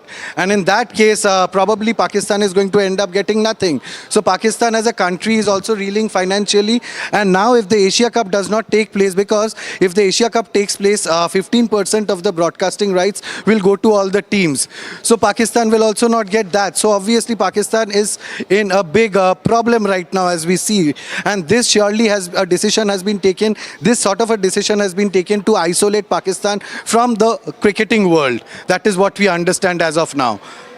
Over to the studio. All right, Ankit, thank you so much for giving us those details. We will keep coming back to you. Viewers, it's time to shift focus to more breaking news coming in. Now, at a time when India is fighting a global diplomatic battle against Pakistan's terror agenda, the India alliance in India has yet again been exposed. Now, instead of speaking in one voice for the country, they are playing politics, mocking diplomacy and undermining India's united front. The Shiv Sena has called the diplomatic mission a Bharat. That is, and over here we're specifically talking about the all-party delegation that is supposed to be visiting foreign capitals and briefing the nations about the success of Operation Sindur. And speaking about the same, the Congress has claimed the move as damage control. And the TMC, led by Mamata Banerjee, has completely washed its hands off the matter and questioned the need for it, and also gone on to say that their MP Yusuf Pathan will not be participating in the all-party delegation. And tracking in the latest responses that is coming in from the BJP, let's listen in to BJP National Spokesperson Nalin Kohli. Sir, TMC has opted out of being a part of all-party delegation on Operation Sindur. What do you have to say about this? That is not correct, because Operation Sindur is a national issue, and this is about our armed forces, and this is about protecting India and Indian citizens. It is about them alone. It is following Pahalgam and the brutal murder by identifying them as Hindus by a set of terrorists who came clearly from across from Pakistan. In that circumstance, there cannot be any politics because the nation comes above everything. Now, when the Trinamool Congress has decided not to participate in it, they are sending a message of division. The next question will come that the participant of this or their representative was Yusuf Pathan. He's a celebrated cricketer who played for the Indian team. This is not about the Bengal team or any other team. And the third angle, which will become very serious, is that there will be unnecessarily allegations that the Trinamool will have to come clean on. That are they doing this because of their vote bank politics? Because there's always allegations of a huge number of illegal Bangladeshi immigrants who have come into West Bengal, and it seems that the state administration is looking. It will raise further questions in terms of the situations where there has been a targeting by these ruffian elements against other elements or other citizens of West Bengal. So I think the Trinamool Congress would need to reflect on this and consider what message it is sending both within the country and also globally. And on the other side of a very quick break, Foreign Secretary Vikram Misri is set to brief a parliamentary standing committee today on Operation Sindur. This is slated for the evening. Do not go anywhere, tracking the latest on that after a very quick break.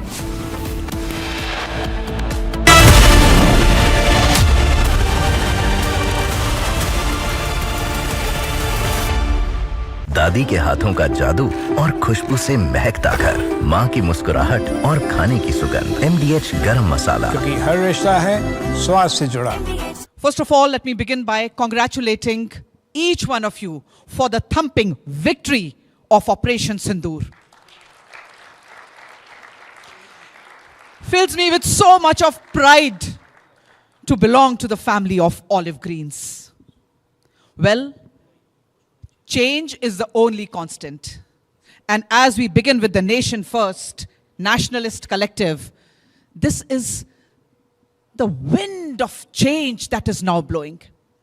Very recently, we heard Air Marshal A.K. Bharti, Director General Air Operations, when he was addressing the military briefing, he said, next war, and we don't wish it upon our country, but if it happens, it will be fought on a different technology. Technology will change. And so, spirit, emotions, sentiments of patriotism remaining intact, the technology will certainly move on. And of course, all of us remember 1999, Operation Vijay, Battle of Kargil as it is popularly called. The hero of Kargil was Bofors. And this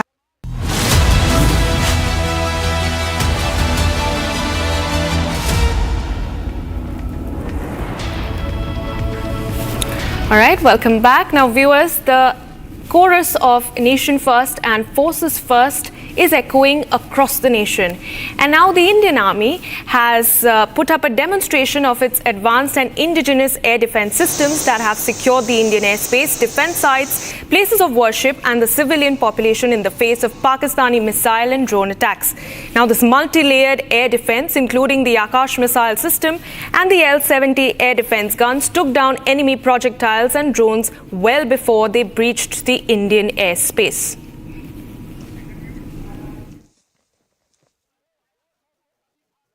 India's strong and decisive leadership, sharp diplomacy, economic prowess and military capability manifested in achievement of all political and military objectives with consummate professionalism and scoring an emphatic and decisive victory as part of Operation Sindur. This should dissuade Pakistan military from any further misadventure. Moreover, Indian armed forces are acutely aware of Pakistan military's shortcomings, compulsions and all pressure points. If Pak military tries any misadventure, it will do it to its complete peril, and our fully prepared and motivated armed forces with modern weapons and superior combat capability will give it an annihilating response next time. Our whole of nation approach and comprehensive national power will ensure complete destruction of Pakistan if needed. Operation Sindur has just paused. It has not yet completed. Its full force manifestation with deadly violence is still pending. And here at Republic TV, we echo the sentiment of Nation First and Forces First. We bring you this snippet of the valor of the Western Command. Take a look.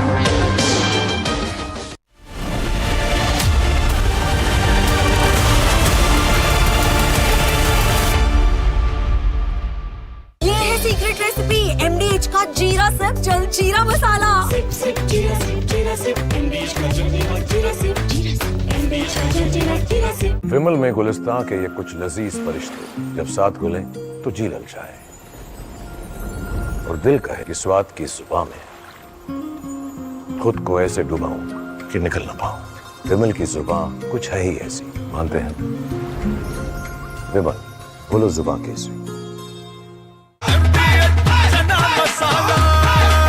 अब छोलिया हो या लोबिया, सफेद चने या काले चने, सब कुछ मजेदार बने।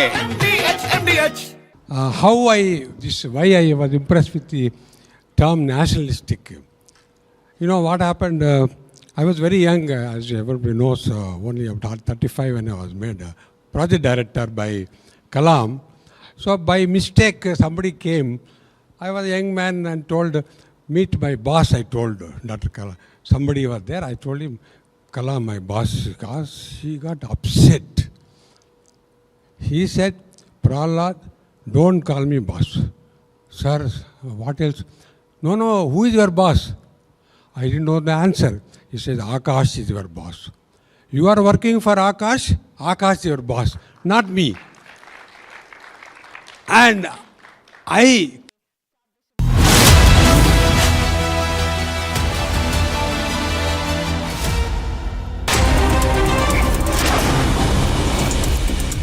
Former Indian High Commissioner to Bangladesh Veena Sikri backed the port restrictions imposed by the centre on the import of certain goods from the neighbouring country. The former diplomat said that the Islamist parties and jihadis under the interim Muhammad Yunus regime were peddling the idea of a greater Bangladesh, including parts of India's northeast. She said maps were floating around in Bangladesh to push this expansionist narrative. She said the northeast states are on the course to developing their manufacturing bases, reducing dependence on imports from Bangladesh.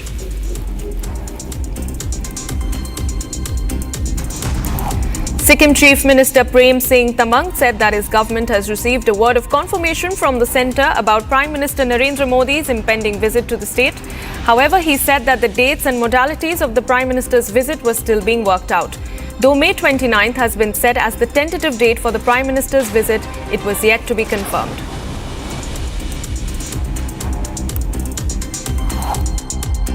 माननीय प्रधानमंत्री जी अपना दिल से सिक्किम का जो स्वर्ण जयंती है उसमें आने के लिए पूरा तैयारी है और कंफर्मेशन मिल चुका है सिक्किम सरकार को और बहुत सारी मीटिंग भी हो चुका है, वीडियो कॉन्फ्रेंस के मार्फत भी हो चुका है। 29 तारीख को इसका तय है और उनको भव्य स्वागत करने के लिए हम लोग ने पाल्स स्टेडियम में करीब 1 लाख सिक्किम जनता के द्वारा हम लोग उनको स्वागत करेंगे।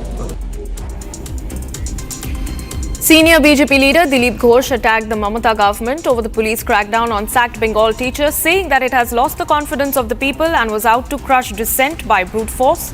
He said that those standing up against the government were being intimidated and threatened.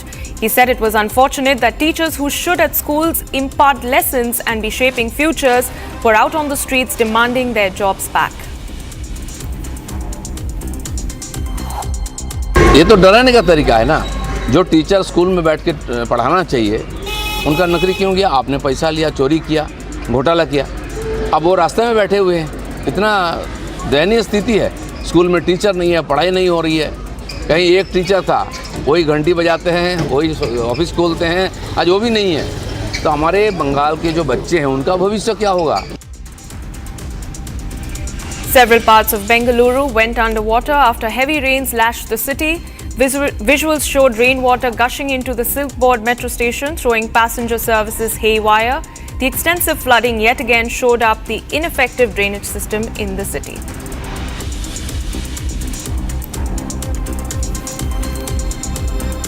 RJD MP Manoj Jha came down heavily on Assam Chief Minister Himanta Biswa Sharma over the latter's remarks against Congress MP Gaurav Gogoi. He said there has been a change in the political discourse in the country over the last 10 to 12 years, where political competitors were being seen as enemies.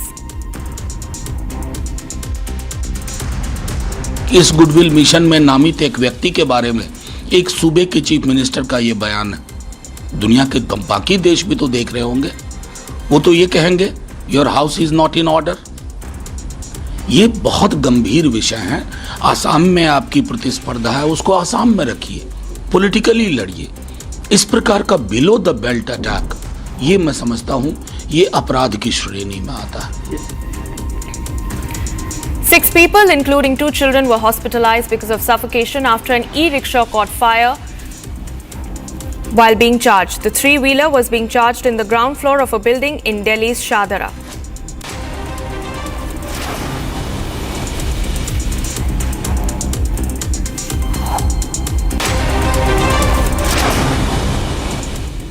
Alright viewers, now a key Lashkar-e-Toiba terrorist, Razaullah Nizamani, alias Abu Saifullah Khalid, was shot dead by unidentified gunmen on Sunday in Pakistan's Sindh province.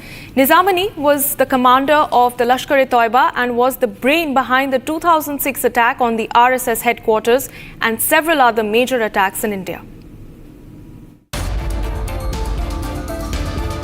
Top LET terrorist Abu Saifullah, also known as Razaullah Nizamani, has been shot dead in Sindh, Pakistan by unidentified gunmen.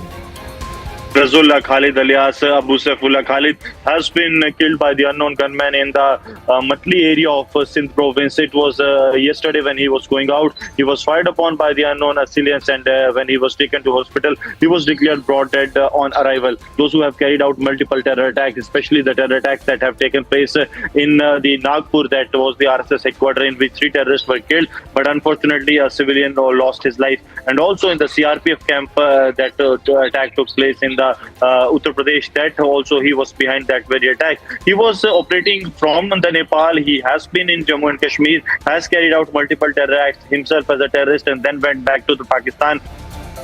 He was behind key terror attacks in India, including the 2006 Nagpur RSS headquarter attack, the 2005 IISc attack in Bengaluru, and the 2008 CRPF camp strike in Rampur. Saifullah was living under the name Vinod Kumar in Nepal, managing LET logistics and recruitment. He was gunned down near his home in Matali, Sindh, despite being under security cover. His killing comes after India decimated terror hubs in Pakistan under Operation Sindur. Abu Saifullah was responsible for multiple deadly attacks targeting innocent civilians and security forces. His elimination is a significant blow to LET's terror network and a step forward in India's fight against cross-border terrorism. And as we sip into a very short break, we're tracking the latest developments as far as the Pakistani spy network is concerned. 10 people have so far been arrested across the country. Stay tuned to Republic TV as we bring you more on that story.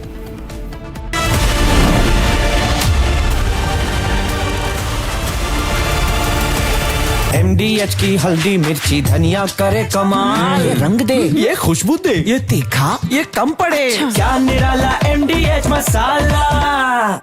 Operation Black Tornado. That was our response to 26/11. When Kasab and company were moving around in the streets of Mumbai with the cocked guns and the Taj burning, the NSG team was ready to board the aircraft on the Palam airport in New Delhi. They started with one mission. As they were airborne, the one mission turned into the 3 missions. Very quickly, the resources were divided.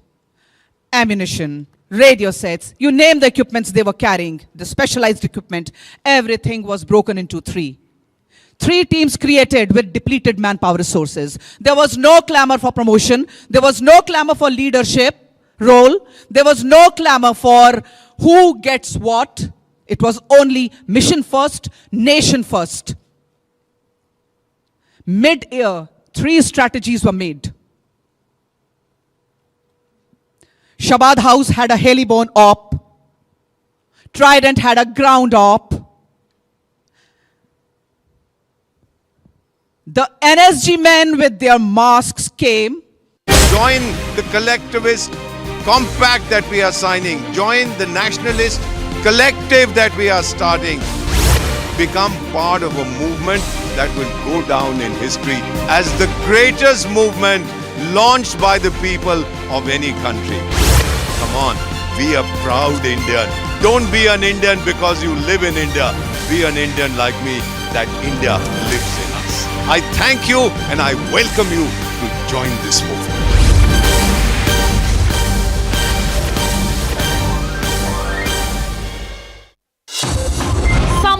here. Is your home ready for the heat? Keep your roof cool and your home comfortable all summer with Roof Cool and Seal.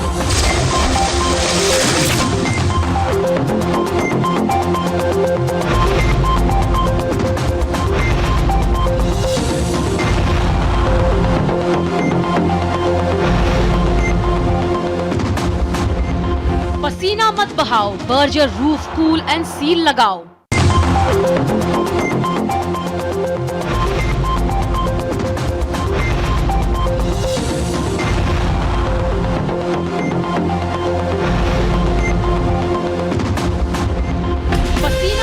From Asia's largest news headquarters,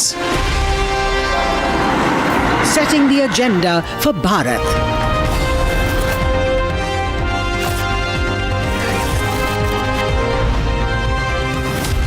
You're watching Republic.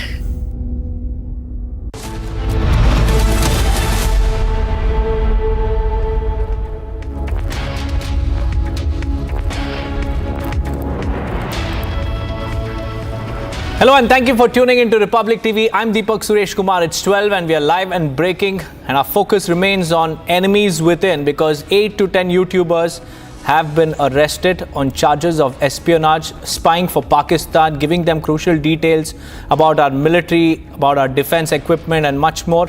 We'll get you all that. But first, a quick check on the headlines. Major crackdown on Pakistan spy network. 10 people arrested across the country.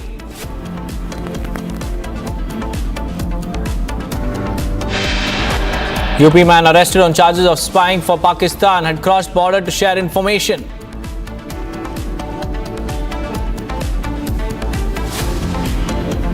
Indie leaders weaken India's stand against Pakistan. Shiv Sena, UBT, Congress mock all-party panel.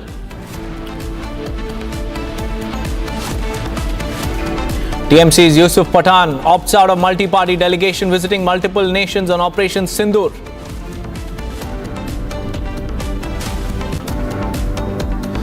Foreign Secretary Vikram Misri to brief a parliamentary standing committee today on Operation Sindur.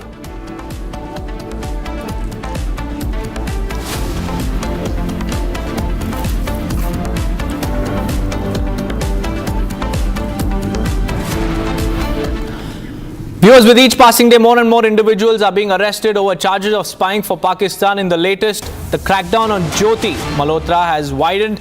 Hisar police brought Jyoti home late last night to get more details about her links with Islamabad. Earlier, the cops had seized 3 mobile phones and a laptop from her possession. Jyoti was brought to her house by the cops at around 2 a.m. in the wee hours. And after staying in the house for about 15 minutes, Jyoti was then taken back by the police. She's currently under police custody. The police is now grilling her about her visits, about her funds, about her account details and much more. Akhil is joining us live from Hisar. Akhil, a very good afternoon to you, Akhil. Last night, Jyoti was brought back to her house by Hisar police to get more details. Any update on what the investigation has revealed so far?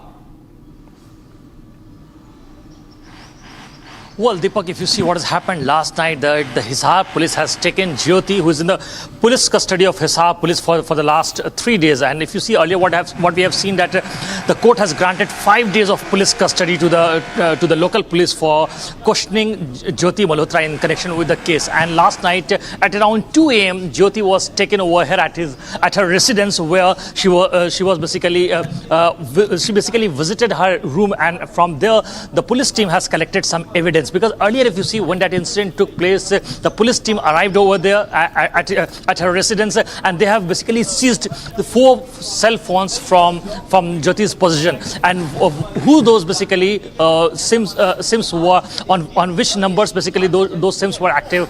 So these are the details which basically Hisar police is trying to get deeper into it. Apart from that, the second thing which I would like to highlight is that the Hisar police is trying to get to know the details of the contact details, because if you just go by the contacts saved in Jyoti's cell phone, at that point in time what has happened that Jyoti saved one of the operatives number as Jat Randhawa, whose actual name was Shahbaz. So at this point in time it's a very concerning for the security team to get to know through the details that what exactly happened and why did Jyoti Malhotra try to hide the identity of that person who has been identified as Shahbaz as Jat Randhawa. So that is one of the questions basically triggering into the mind of the security official. Second part, which is very important to highlight over here, is that the Hisar police is also looking at the key financial aspect, because if you see 2 hours back we confronted Jyoti Malhotra's father, Mr. Harish Malhotra, and while speaking to Republic TV, what has happened that initially yesterday, if you see what has happened, that he said that he had no idea that Jyoti Malhotra visited Pakistan or not. Today he just flipped his statement and now he said that he had some idea that she was visiting, she was having some international trips. So on what accounts she has got money? Because she was unemployed, her father was unemployed as well. So she visited 8 to 9 countries in the last 2 to 3 years. So who was basically sponsoring those trips? So at this point in time, what we are seeing that the Hisar police is looking at the bank account details of Jyoti Malhotra to get to know the deeper details that who basically sponsored those trips done by Jyoti Malhotra across several nations, which include Pakistan, 3 visits for Pakistan, Malaysia visit as well, and China visits. Back to you. Right, Akhil, stay on with me because we also have a conversation with Insaf, Arman's brother. Arman is another individual who was arrested in New of Haryana over charges of spying for Pakistan. Listen into that conversation. Ma'am, हमें police के द्वारा पता चला था, आज से 4 दिन पहले वो अरेस्ट हुए थे और हम पुलिस ने बताया कि इस मामले में अरेस्ट हुए वो। अब बाकी उसकी इन्वेस्टिगेशन हो रही है, अब देखते क्या निकल आता है इसमें से। अभी तो हमें कुछ पता नहीं, इतना ही पता चला है कि कोई देशद्रोह का मामला इसके खिलाफ लगाया गया है। अब पता नहीं क्या उसके बाद पता चलेगा पुलिस क्या करती है इस मामले में। वो अरेस्ट कहाँ से हुए थे? वो यहाँ नूम में राजका विलेज से हुए थे या कहीं और? वो मैम बड़कली चौक शहर है हमारे यहाँ पे, छोटा कस्बा है, वहाँ से अरेस्ट किया उसने। उन्होंने उसे एजेंसी में वो बाइक की सर्विस कराने के लिए गए थे, तो वहाँ से पुलिस उन्होंने ले गई। तो इसके बाद वहाँ नूह में, हमारे यहाँ पे शहर में नूह, वहाँ पुलिस लाइन में उसको ले गए, तो वहाँ इन्वेस्टिगेशन करी उन्होंने। अब देखते हैं क्या होता है। उसके बाद उन्होंने उसे कोर्ट में पेश किया है। कोर्ट में पेश करने के बाद 6 दिन की रिमांड में पुलिस लाई है यहाँ पे। अब देखते हैं इन्वेस्टिगेशन में क्या निकल कर आता है। पुलिस ने क्या क्या चीजें जब्त की हैं अरमान के साइड से, उनके फोन के अलावा? उसके फोन के अलावा मैम उन्होंने वहाँ उसका पासपोर्ट लिया है और वो बता रहे हैं कि उसके पास कोई 6 सिम वगैरह ऐसा कुछ बता रहे हैं। हमें तो पता नहीं, हमें तो सूत्रों के मुताबिक पता चल रहा है और देखते आगे क्या होता है। उनके पासपोर्ट में से उनके ट्रैवल डिटेल्स भी निकले हैं कि वो पाकिस्तान गए थे, तो वो कब गए थे, क्या टाइम स्पैन, अगर आप उस पर कोई डिटेल शेयर कर पाए तो? वो इतना तो मालूम नहीं है, लेकिन वो पिछले साल गए थे, किस महीने में गए थे इतना मालूम नहीं है मुझे। पिछले साल कितने बार गए थे? क्या एक बार गए थे? एक बार गए थे। उसके अलावा क्या मतलब आपने पुलिस से कांटेक्ट करने की कोशिश की, कुछ आपको पुलिस ने बताया या कुछ भी ऐसा कोई डिटेल शेयर किया गया? नहीं मैम, हमें पुलिस ने अभी कोई जानकारी नहीं दी उसके बारे में, लेकिन अब देखते क्या होता है। हमें इतना ही पता चला है कि उसके वो कोई देशद्रोह का मामला लगाया गया है उसके पास। अब कार्रवाई चल रही, देखते हैं क्या होता है। बाकी हम देश के साथ हैं, जो भी निकल कर आता है उसमें क्या है। एज अ फैमिली कभी आप लोगों को डाउट हुआ कि कुछ ऐसा चल रहा होगा या जो आप लोगों को कभी आइडिया नहीं लगा, या कभी भी थोड़ा आपको लगा जैसे सिम विम की बातें भी निकल आ रही है? हमें ऐसा उसके बारे में कभी कुछ नहीं पता चला। अगर हमें पता चलता तो हम उसे ये काम करने क्यों देते अपने देश के खिलाफ? हम उसके बड़े भाई हैं, हम उसे रोकते? तो इसके बारे में हमें कोई जानकारी नहीं थी। Viewers, central agencies are busting and dismantling this spy network across India, and another accused has now been arrested. This is the second arrest in 2 days, which has created panic in this particular region. A case has now been registered at Taudu police station against 3 individuals, including 2 employees of Pakistani High Commission. The Haryana police and central agencies have taken a major action against the Pakistani spy network in Nuh district by arresting Tarif. Tarif is a key suspect in the ongoing spy operation from the village of Kangara in Taudu subdivision of Haryana's Nuh district. And this arrest, viewers, comes just 48 hours after the apprehension of Arman, who was also arrested in Rajaka of Nuh district. Let's go across to Lalit and find out more about this particular arrest. Lalit, another individual has been arrested in just 48 hours. Tell us about who Tarif is and what was his role. Deepak, if you talk about in Nuh, in just 48 hours, it's the second arrest which has been done for spying about the country's details, sending the confidential and the sensitive information from a country to the enemy country. If we talk about the name of the person who has been arrested, his name is said to be Tarif, who is from the Tavdu village in Nuh district. So this is the second arrest in the past 48 hours. Apart from that, 2 more persons have also been arrested who was in the Pakistan High Commission. So a total of 3 persons have been arrested for spying and sending these sensitive details of the country. So after Arman Malik, it's the Tarif who is said to be the son of Hanif who has been arrested. Right now the central agencies and the police is thoroughly investigating the matter. What we are also learning that he had sent certain information regarding the Indian Air Force to the Pakistan ISI officials. So right now, thank you, Lalit and Akhil, for bringing us those latest inputs on the crackdown that's continuing across the country. And this is the second such arrest that has been made in Nuh alone. Now let's move on, viewers, because after facing backlash, TMC has made a U-turn, saying that the centre cannot decide who will represent from which party, and it has opted out from the all-party member delegation which will brief partner countries over Operation Sindur. Yusuf Pathan, who is a TMC leader, has now opted out of this particular delegation, and the same has been communicated to the centre. The Indi constituents continue to weaken India's stand on the global platform by boycotting this all-party delegation. And the mission of this all-party delegation is to quash the lies, the propaganda of Pakistan, and also inform partner nations about what Operation Sindur was all about, its resounding success, and also its end goals, why India launched Operation Sindur. And this particular message was to be delivered by the all-party delegation, and one after the other, the Indi constituents are mocking and opting out of this particular delegation, furthermore weakening India's stand and also its position to counter Pakistan's false narratives. Let's listen in. मेरा party से कौन जाएगा, ये decision party का है। आज मैं दिल्ली जा रहा हूँ, एक्सटर्नल अफेयर्स का स्टैंडिंग कमेटी का मीटिंग है। मुझे उस कमेटी में नॉमिनेट किया पार्टी ने। Center or the union government cannot decide unilaterally who will represent from which party. The BJP is at the helm.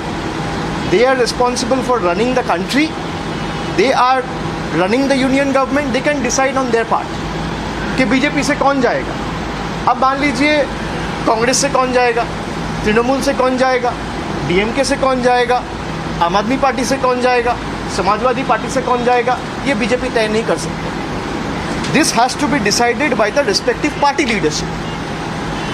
आप एक मेंबर को मांग रहे हैं डेलीगेशन के लिए, हम 5 दे देंगे, but the center also needs to show its good intent and call for a wider deliberation with all parties in the opposition. कि हम एक डेलीगेशन भेजना चाहते हैं, वो 7 मेंबर डेलीगेशन हो सकता है, वो 8 मेंबर डेलीगेशन हो सकता है, वो 10 मेंबर डेलीगेशन हो सकता है, और आप अपना पार्टी से 4 आदमी को नॉमिनेट कर दीजिए कि 2 आदमी को नॉमिनेट कर दी, हम कर देंगे। लेकिन तृणमूल से कौन जाएगा, ये बीजेपी का लोग कैसे तय करेगा? तृणमूल से कौन जाएगा ये यूनियन गवर्नमेंट कैसे तय करेगा? They are elected on Trinamool symbol. हम तो कह रहे हैं कि इसका ग्लोबल स्टेज पे होना ही चाहिए. And I have also tweeted about this. The world needs to come together and fight collectively against terrorism and join hands against Pakistan. I have tweeted this. It's in public domain. But Trinamool se kaun jayega? The center or the union government cannot decide unilaterally. This is all I am saying. Sir, let the center call for a wider deliberation, talk with the opposition parties, and take the names from the opposition parties. भाई तृणमूल से अगर party leadership को लगा कि मुझे यहाँ से 3 लोगों को भेजना चाहिए जो इस मुद्दे पे अच्छा बोल सकता है, अच्छा कह सकता है, जो पार्टी का स्टैंड, देश का स्टैंड को ठीक तरीके से ग्लोबल स्टेज पे प्रेजेंट कर सकता है, एस्टैब्लिश कर सकता है, उसी को पार्टी भेजेगा. मैं किसी को डिसरिस्पेक्ट नहीं कर रहा हूँ, लेकिन पार्टी के साथ मिलके बात करके आपको डेलीगेशन तय करना चाहिए. Meanwhile, viewers, the BJP has slammed the TMC for opting out of the all-party delegation and also for putting petty politics over national security. Listen in. देखिए, उनके यहाँ भी राय बटी हुई है. ये अभी तय होना है कि वो जब देश की टीम बन रही है उसमें यूसुफ पठान को जब सेलेक्ट किया गया है तो वो कौन उनको रोकेगा? यूसुफ पठान तो देश के लिए खेले हैं और ये भी देश के लिए अपनी बात रखने ये टीम जा रही है. ये भी टीम इंडिया है, क्रिकेट की नहीं है. ये पाकिस्तान को एक्सपोज करने की टीम है जो ऑपरेशन सिंदूर की गाथा बताएगी और कोई देशभक्त पार्टी मना नहीं करेगी किसी को जाने के लिए, ऐसा मेरा विश्वास है. ऐसे उड़ती उड़ती खबर है कि मना भी कर रहे हैं या नहीं कर रहे हैं. टीएमसी को अपना स्टैंड साफ करना चाहिए और यूसुफ पठान को जरूर जाना चाहिए.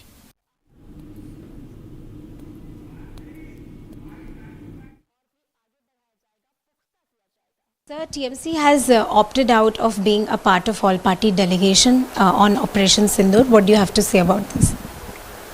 That is not correct, because Operation Sindur is a national issue, and this is about our armed forces, and this is about protecting India and Indian citizens.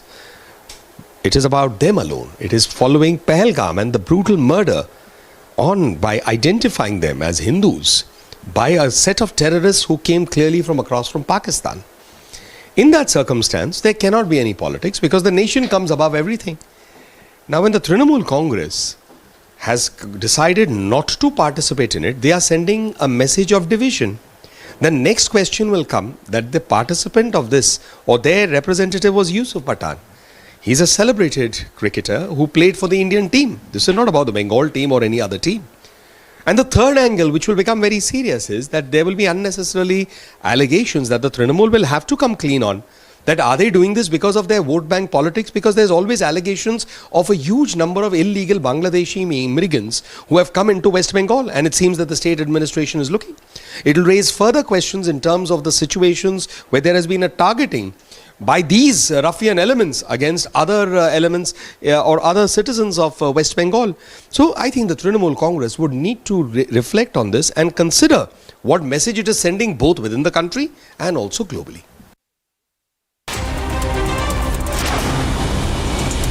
Let's take a look at the other top stories from across the nation in Bharat in 5 minutes. Former Indian High Commissioner to Bangladesh Veena Sikri backed the port restrictions imposed by the centre on the import of certain goods from the neighbouring country. The former diplomat said the Islamist parties and jihadis under the interim Mohammad Yunus regime were peddling the idea of a greater Bangladesh, including parts of India's northeast. She said maps were floating around in Bangladesh to push this expansionist narrative. She said that the northeast states are on course to developing their manufacturing bases, reducing dependence on imports from Bangladesh.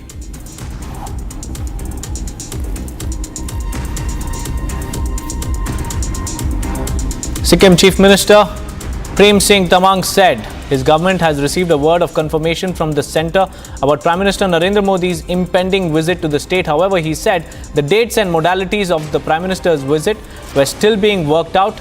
Though May 29th has been set as the tentative date for the Prime Minister's visit, it was yet to be confirmed.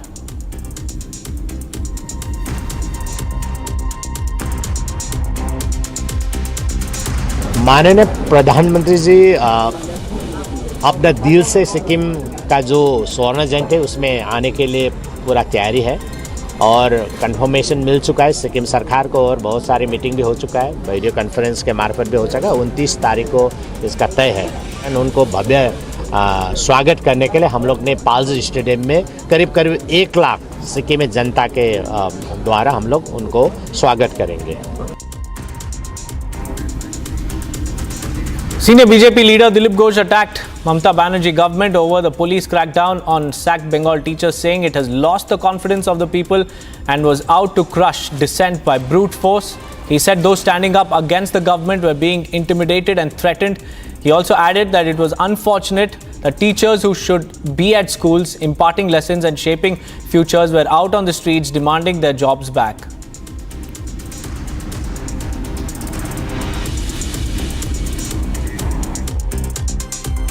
ये तो डराने का तरीका है ना। जो teacher school में बैठ के पढ़ाना चाहिए उनका नौकरी क्यों गया? आपने पैसा लिया, चोरी किया, घोटाला किया, अब वो रास्ते में बैठे हुए हैं। इतना दयनीय स्थिति है। स्कूल में टीचर नहीं है, पढ़ाई नहीं हो रही है। कहीं एक टीचर था, वही घंटी बजाते हैं, वही ऑफिस खोलते हैं, आज वो भी नहीं है। तो हमारे बंगाल के जो बच्चे हैं उनका भविष्य क्या होगा? Year on year, it's the same story in Bengaluru as several parts literally went underwater after heavy rains lashed the city. Visuals showed rainwater gushing into the Silk Board metro station, throwing passenger services haywire. The extensive flooding yet again showed up the ineffective drainage system in the city.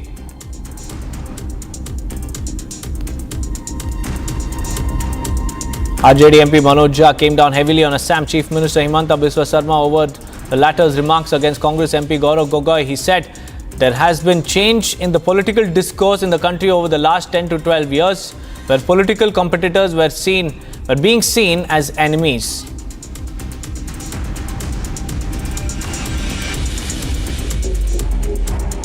इस goodwill mission में नामित एक व्यक्ति के बारे में एक सूबे के चीफ मिनिस्टर का ये बयान है। दुनिया के बाकी देश भी तो देख रहे होंगे, वो तो ये कहेंगे your house is not in order. ये बहुत गंभीर विषय है। आसाम में आपकी प्रतिस्पर्धा है, उसको आसाम में रखिए, पॉलिटिकली लड़िए। इस प्रकार का बिलो द बेल्ट अटैक, ये मैं समझता हूं ये अपराध की श्रेणी में आता है। 6 people, including 2 children, were hospitalized because of suffocation after an e-rickshaw caught fire while being charged. The 3-wheeler was being charged in the ground floor of a building in Delhi's Shahdara when the incident took place.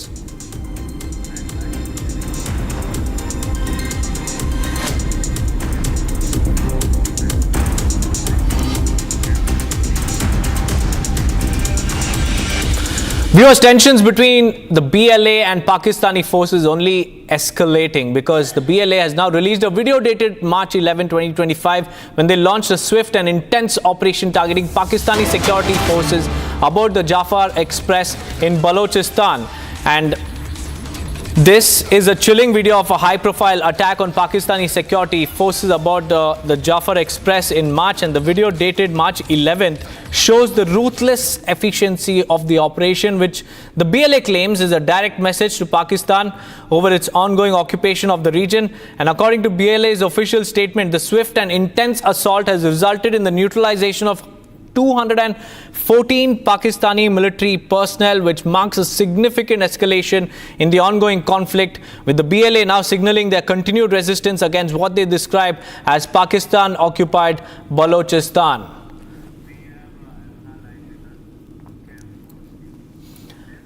Iona is joining us live from our Republic newsroom. Iona, a very good afternoon to you. BLA has once again, released a video, but this time the video is of March 11th when the Jafar Express took place, and the video clearly shows how the BLA rebels took out 214 Pakistani army forces. Absolutely, Deepak. In fact, you're very right when you say that, the BLA is up in arms against Islamabad. And this time the message through each of these videos that they're releasing, the message to Islamabad is absolutely clear that they're no longer going to tolerate any brute force or oppression by either the Pakistani army, the Pakistani army personnel, or by the Shehbaz Sharif government for that matter.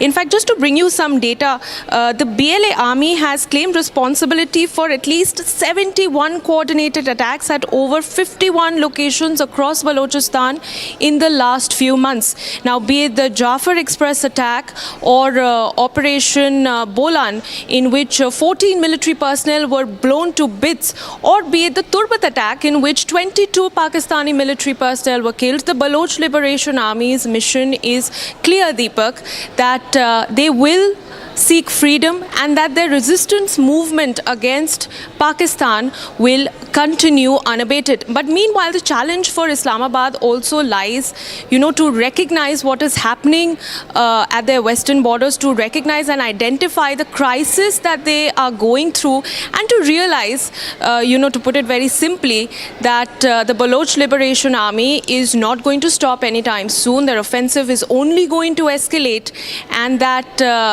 the power that they once cherished and enjoyed along its western borders is now completely slipping away. Deepak. Right, Arnab, thank you for joining me with those details. There's implosions in Pakistan. Viewers, on one hand, BLA is carrying out targeted attacks on Pakistani armed forces, and on the other hand, we have the TTP also mounting its attack on Islamabad. We'll have to wait and watch how the situation will pan out, but now it's time for us to slip into a very, very short break. On the other side, we'll tell you how Indian leaders are weakening India's stand against Pakistan by mocking and boycotting the all-party delegation. Stay tuned.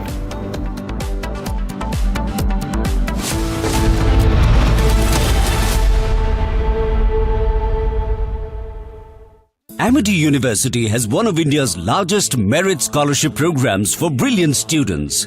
Over 9,000 students with 90% plus in their 12th boards are currently at Amity, benefiting from the culture of academic excellence and focus on research and innovation.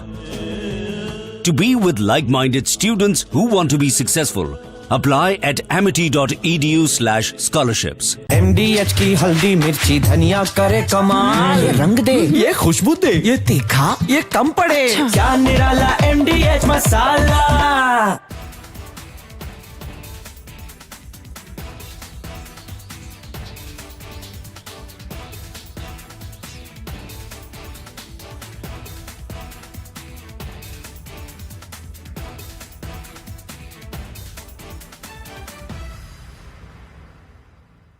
Our editor-in-chief, Arnab Goswami, we would like him on for the lighting of the lamp, along with Mr. Gurumurthy sir, who also we would like to call on stage.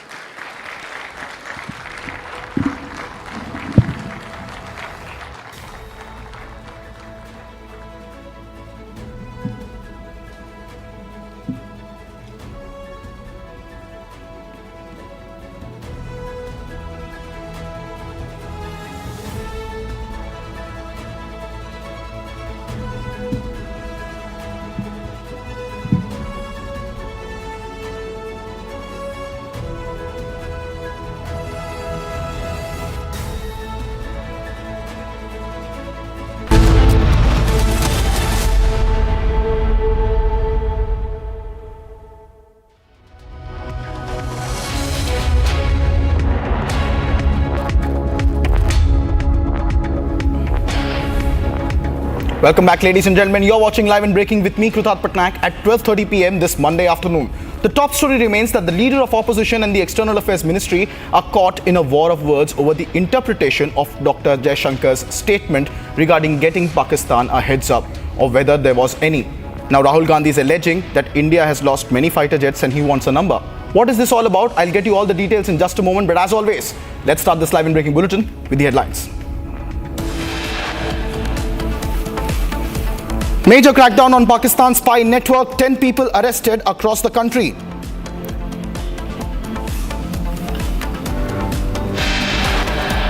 A man from Uttar Pradesh has been arrested on charges of spying for Pakistan, had cross-border connections to share information.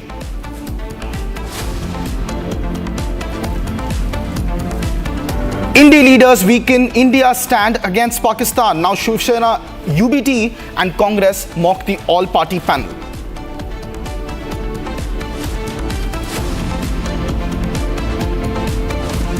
Trinamool Congress's Yusuf Pathan opts out of multi-party delegation visiting multiple nations on Operation Sindur.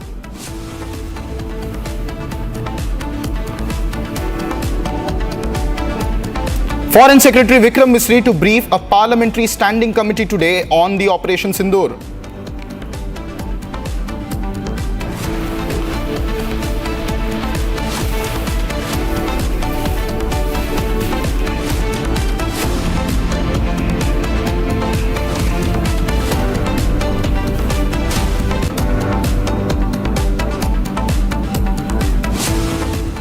Welcome back, ladies and gentlemen. Now, despite being fact-checked by the Ministry of External Affairs, Rahul Gandhi has yet again peddled fake news. He has said that External Affairs Minister Dr. S. Jaishankar's silence isn't just telling, it's damning. He goes on to ask how many Indian aircraft did we lose because of Pakistan, and how many aircraft did we lose because Pakistan knew about Operation Sindur. He also says that this wasn't a lapse, it was a crime, and that the nation deserves the truth. Those are scathing allegations now being brought in by the leader of opposition Rahul Gandhi against External Affairs Minister Dr. S. Jaishankar, despite the clarification from the Ministry of External Affairs. Big breaking news update coming in. Leader of opposition Rahul Gandhi is defiant.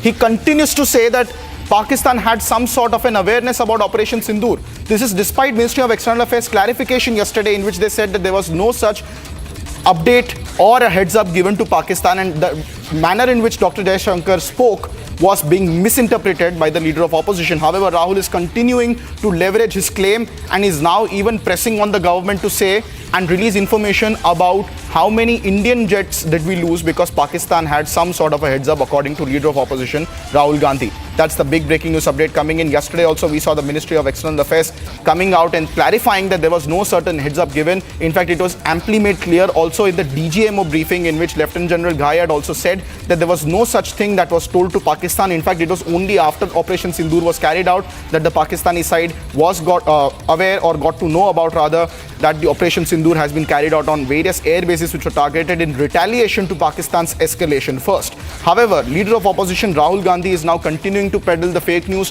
which was yesterday fact-checked by the Ministry of External Affairs, and is continuing to ask the government on how many Indian fighter jets did we lose. This is also very much in alignment to the claims made by the Pakistani side, which also had claimed that they have about 4 or 5 Indian jets that were down. This was fake news, as in the DGMO briefings earlier also we saw the Chief of Air Operations clarifying that all Indian pilots came home safe. However, Rahul Gandhi seems to be very much interested in knowing the number of jets that India has lost, very much in alignment to the assertions being made by Pakistan, and now he is trying to misconstrue the words of External Affairs Minister Dr. S. Jaishankar and press on the government further to release the number of fighter jets. That's the big question that Rahul wants to ask to the External Affairs Ministry, and he's claiming that Dr. S. Jaishankar had given some form of an heads up to Pakistan. However, it was very much clarified yesterday, both by the Ministry of External Affairs and by various news agencies as well, that there was no such thing that was said. I have BJP National Spokesperson Mr. R.P. Singh joining us live on the broadcast. Mr. Singh, Rahul Gandhi is defiant despite of the Ministry of External Affairs fact check, and he's alleging that there are some fighter jets that India has lost, and he's asking about the numbers. So what's your response?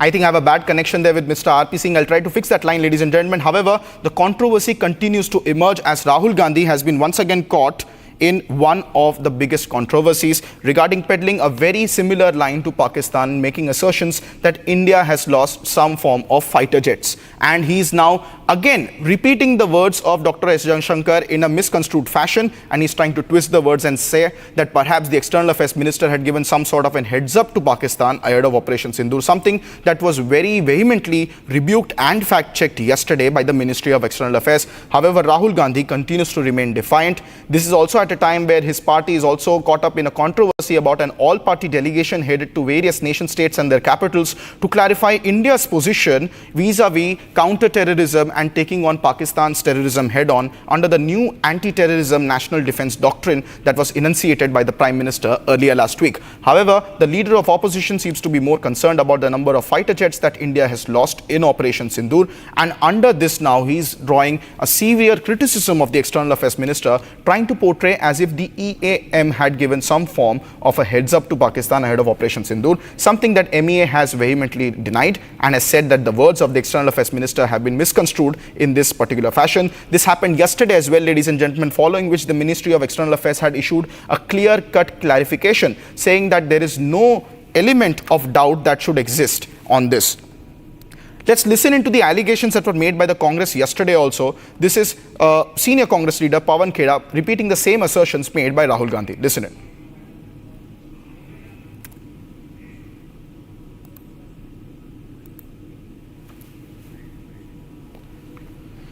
These are big allegations coming in from Rahul Gandhi, the leader of opposition. As on one hand, we see the nation celebrating the success of Operation Sindur. On the other hand, we have seen Pakistanis themselves posting on social media platforms, saying and hailing and in fact providing proof of the manner of which Operation Sindur was carried out so successfully. At the same time, the leader of opposition in India, at a time when the entire opposition is sort of rallying together and uniting together under the banner of India and taking the message to the entire world about India standing in solidarity, in unity against Pakistan-sponsored terrorism, there is another element of a pro-Pakistan line being taken by Congress. That is what the BJP and the critics of the Congress are saying vis-a-vis the assertions being made by leader of opposition Rahul Gandhi at a very critical time when the entire nation is rallying together and standing in solidarity with our armed forces.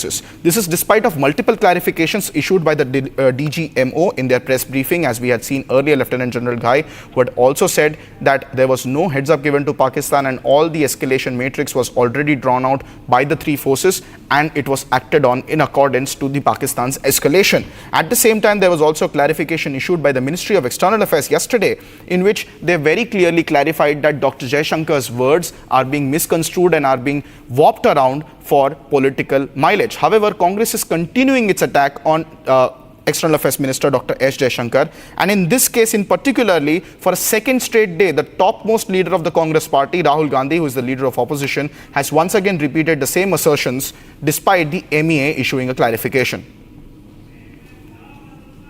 That's the big breaking news update that we are tracking for you at this hour. Another big political controversy emerging between the BJP and the Congress, this time on Operation Sindur, something which is completely non-partisan, which is India's official response as a state against Pakistan's state-sponsored terrorism. However, allegations and counter-allegations continuing to emerge as Rahul Gandhi personally goes after External Affairs Minister Dr. S. Jaishankar regarding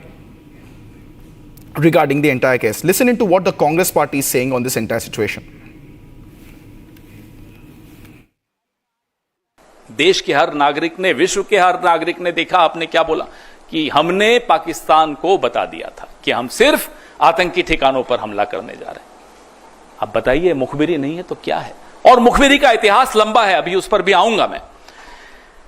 अब हम यह जानना चाहते हैं, क्या इसी मुखबिरी की वजह से अजहर मसूद जिंदा भाग गया? क्या इसी मुखबिरी की वजह से हाफिज सईद भाग गया? यह हुआ क्या? क्या देश को यह जानने का हक नहीं है कि आपने पहले ही सूचित करके अजहर मसूद को बचाया? ये वही अजहर मसूद है जिसको पहले भी बचाया गया था।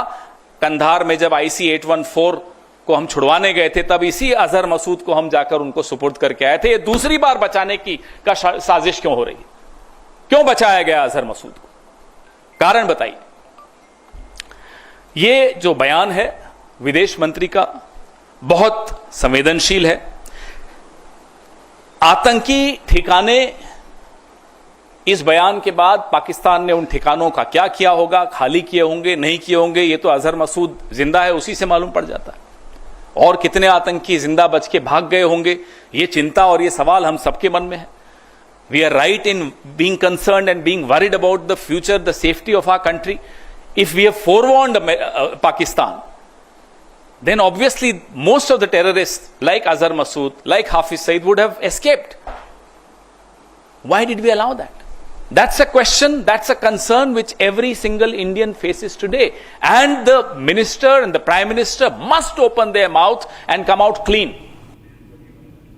Those are some breaking updates coming in as the Congress continues to level their allegations against the BJP. Madhurima, my colleague, is joining us live from the newsroom. Madhurima, this is the second straight day when the leader of opposition, Rahul Gandhi, has remained defiant and leveled some serious allegations against External Affairs Minister Dr. S. Jaishankar.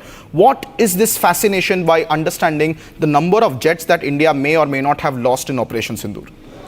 Well, Krutat, it could last so far, the unity, the stunt of unity that Congress was trying to pull since the beginning of Operation Sindur, when they stood by the government and claimed that they're going to walk side by side the government. But ever since the government has planned to take it global, we are seeing that Congress is resorting to new laws every day. And like you very rightly pointed out, that despite the Ministry of External Affairs fact-checking the Congress party and also establishing the fact that Rahul Gandhi is utterly misrepresenting the media bite that S. Jaishankar, the External Affairs Minister, gave. They even went on and also shared a similar statement by the Chief of the Air Force as well, where he had very amicably explained the same thing that Jaishankar had explained later on in his media bite, that the Congress party is using to its advantage to propagate yet another agenda out of it.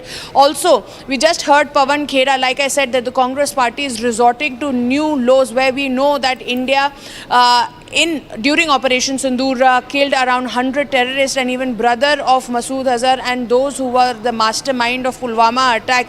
There is another law that the Congress has resorted to, where they go and question as to if this intimidation was to save Masood Azhar.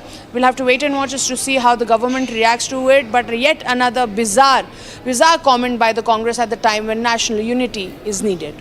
Thank you very much, Madhurima, for those updates. We'll be closely tracking these political developments as a big political war of words emerges on something very apolitical, that is India's official response to Pakistan, Operation Sindur. Meanwhile, ladies and gentlemen, in another breaking news update, another accused has been arrested for a second arrest in 2 days, which is creating panic now in the region, with cases registered at the Taudu Sadar police station against 3 people, including 2 employees of the Pakistan High Commission.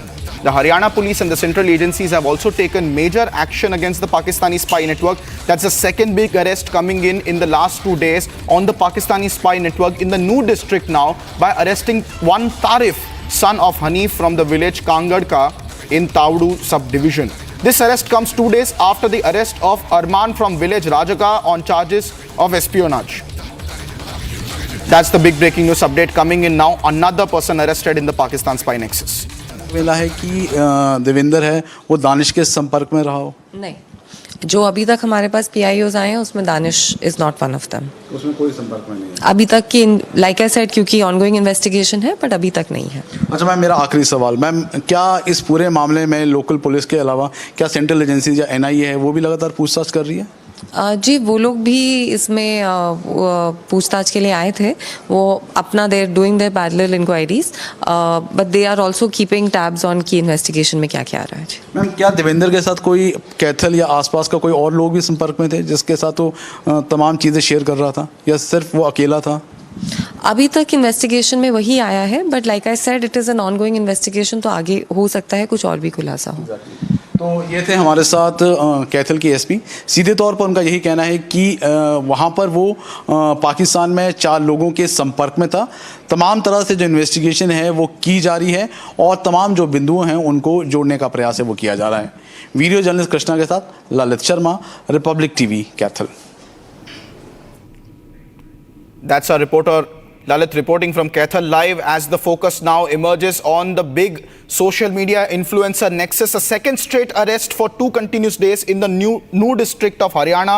Now a case has been registered at the Taudu Sadar police station against 3 people, including 2 employees of the Pakistani High Commission. Haryana police and central agencies have also taken major action against the Pakistan spy network in new district of Haryana by arresting this man on your screen, Tarif, who is the son of Hanif from village Kangadka in the Taudu subdivision. This arrest comes just 2 days after the arrest of Arman from the same village of Rajaka on charges of espionage in a major nationwide crackdown on sleeper cells and people spying for Pakistan. This is a second big arrest. Ladies and gentlemen, that's the big breaking news coming in from the state of Haryana. In continuation to the same story, ladies and gentlemen, a popular travel vlogger by the name of Jyoti Malhotra is now at the center of this very same major espionage scandal vis-a-vis Pakistan. Malhotra, known for her travel content, has been arrested on charges of spying for foreign agencies, as we all know. And here is a detailed report on what this entire story is all about.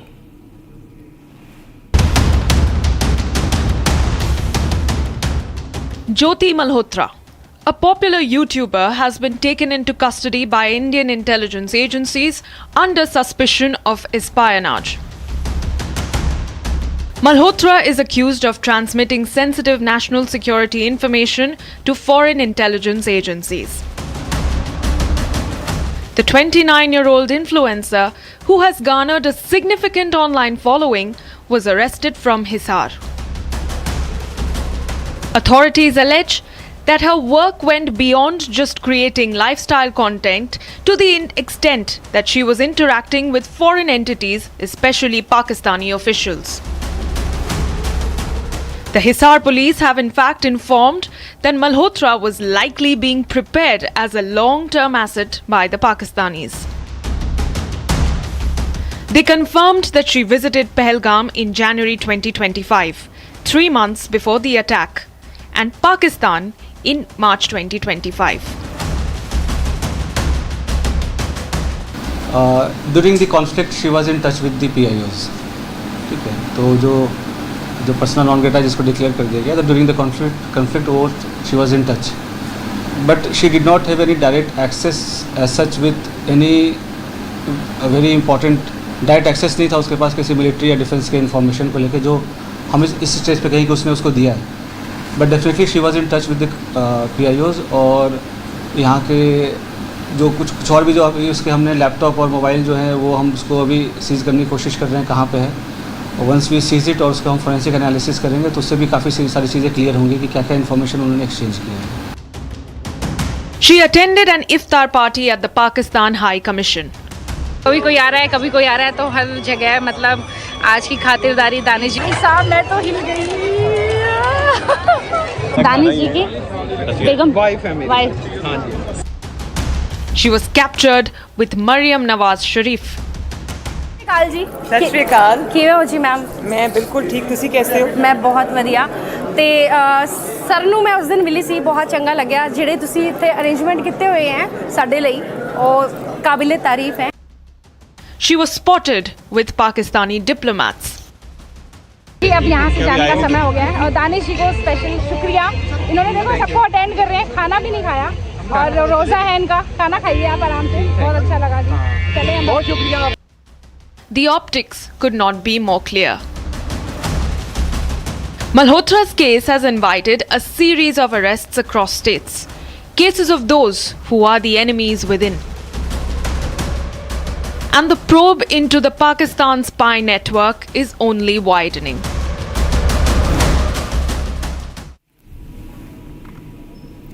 Meanwhile, ladies and gentlemen, in another story, a renowned Pakistani journalist has now revealed that amongst the 4 terrorists in the Pahalgam terrorist attack, 2 of them were Pakistani commandos. That's the big admission and confirmation coming in from Pakistan. A big admission by a senior journalist from Pakistan now saying that 2 of the people or the terrorists who were involved in the Pahalgam terror attack were officially Pakistani commandos and belonged to the Pakistan army. This is in reference to Aftab Iqbal, who openly stated that Talha, Ali and Asim were not only Pakistanis but were also part of the Pakistan Army's commando unit. Here is that scathing admission once again coming in from Pakistan, confirming to the world that we knew already, the Lashkar-e-Toiba liaison terrorists from the Pakistan Army. Listen in.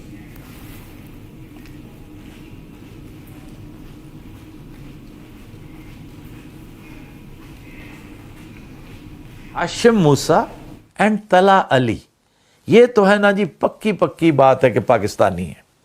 ये सरहद पार आते जाते थे.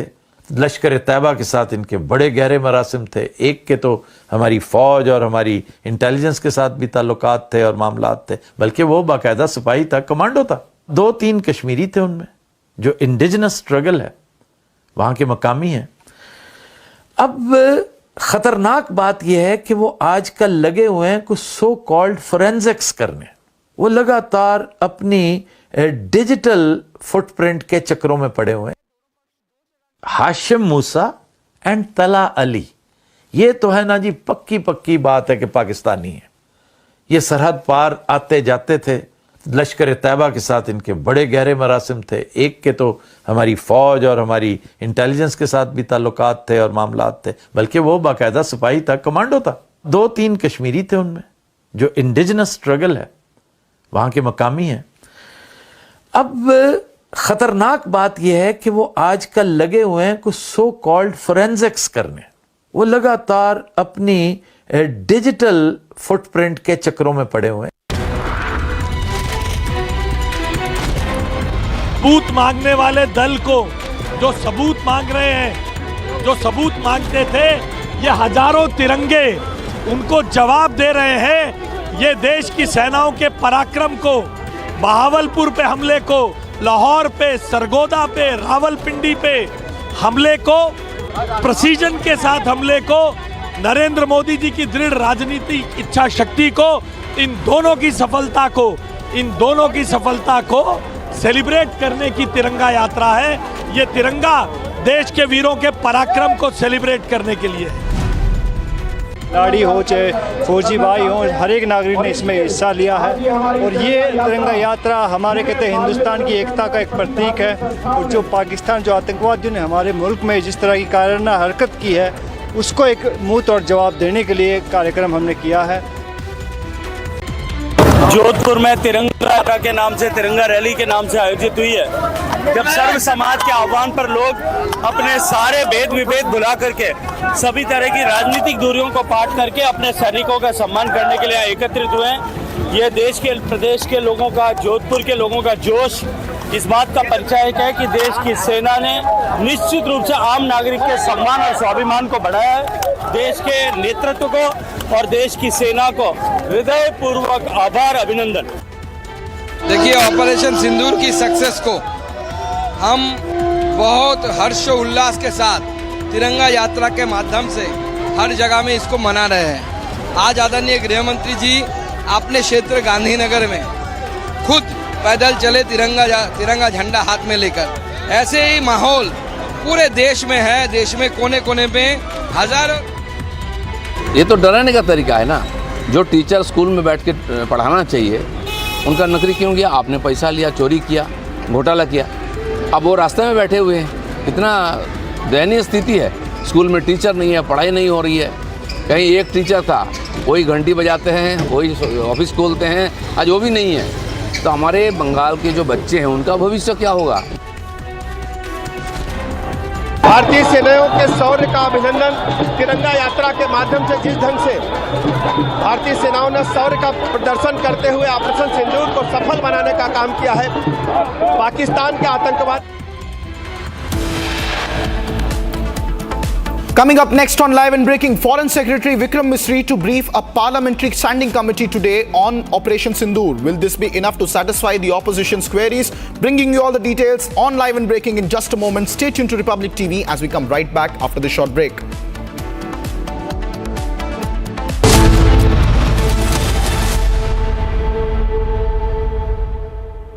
विमल में गुलिस्तां की ये कुछ लजीज फरिश्ते, जब साथ घुले तो जी ललचाए और दिल कहे कि स्वाद की इस जुबां में खुद को ऐसा डुबाऊं कि निकल ना पाऊं। विमल की जुबान कुछ है ही ऐसी, मानते हैं ना? विमल, बोलो जुबां केसरी। आधे बाउल दही में 4 चम्मच MDH चटनी पुदीना मसाला डाला, स्टर करो, पुदीना चटनी तैयार। MDH चटनी पुदीना मसाला।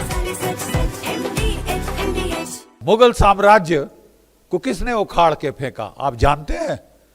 जब मुगल साम्राज्य की जो आतंक है वो सीमा पार कर गया। मेरे ही पुरखे हैं भाई मतीदास, भाई सतीदास। भाई मतीदास को कैसे मारा जानते हैं आप? उसको क्लैंप कर दिया गया, उसे आरे से चीरा गया, अरे सिर से पांव तक चीरा गया। उसके छोटे भाई को तत्ती धड़कती जो है ना, वहां देगची में डाल के उबाल के मारा। और उसके तीसरे भाई को लवेटा रुई के अंदर जो कि तेल में डुबोई हुई थी और जला जला के मारा। बन्ना बैरागी को कैसे मारा? अरे कैसे मारा? उसके बच्चे का दिल निकाल के उसको खाने को बोला। Do you understand?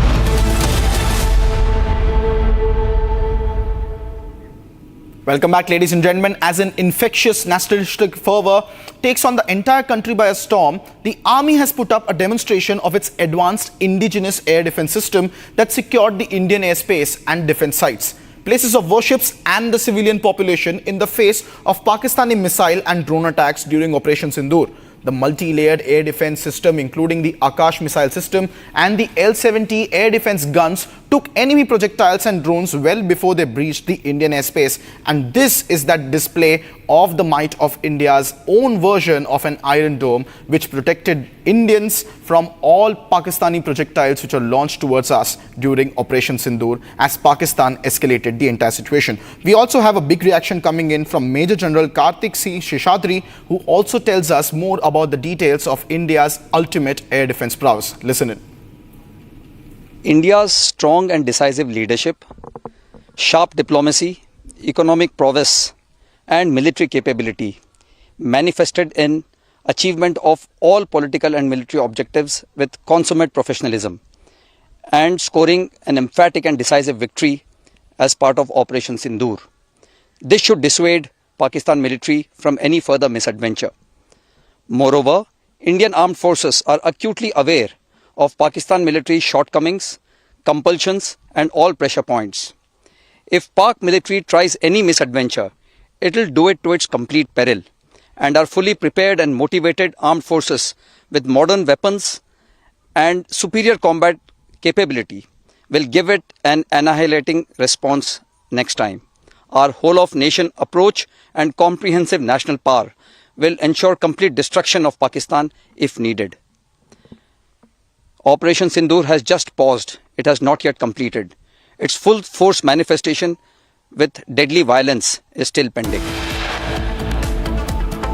Coming up next on Live and Breaking, TMC's Yusuf Pathan now opts out of the multi-party delegation visiting multiple nations on the success of Operation Sindur. What is this politicization on the all-party panel? More details on the other side of the short commercial break. Do not go anywhere. We'll be right back.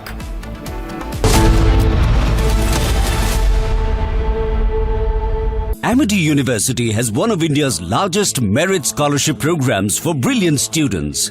Over 9,000 students with 90% plus in their 12th boards are currently at Amity, benefiting from the culture of academic excellence and focus on research and innovation.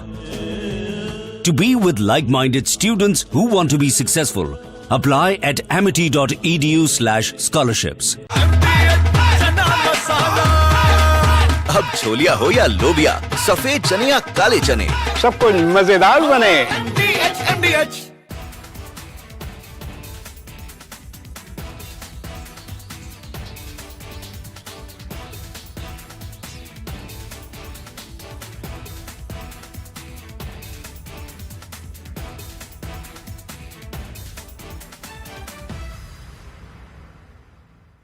Namaskaram to all.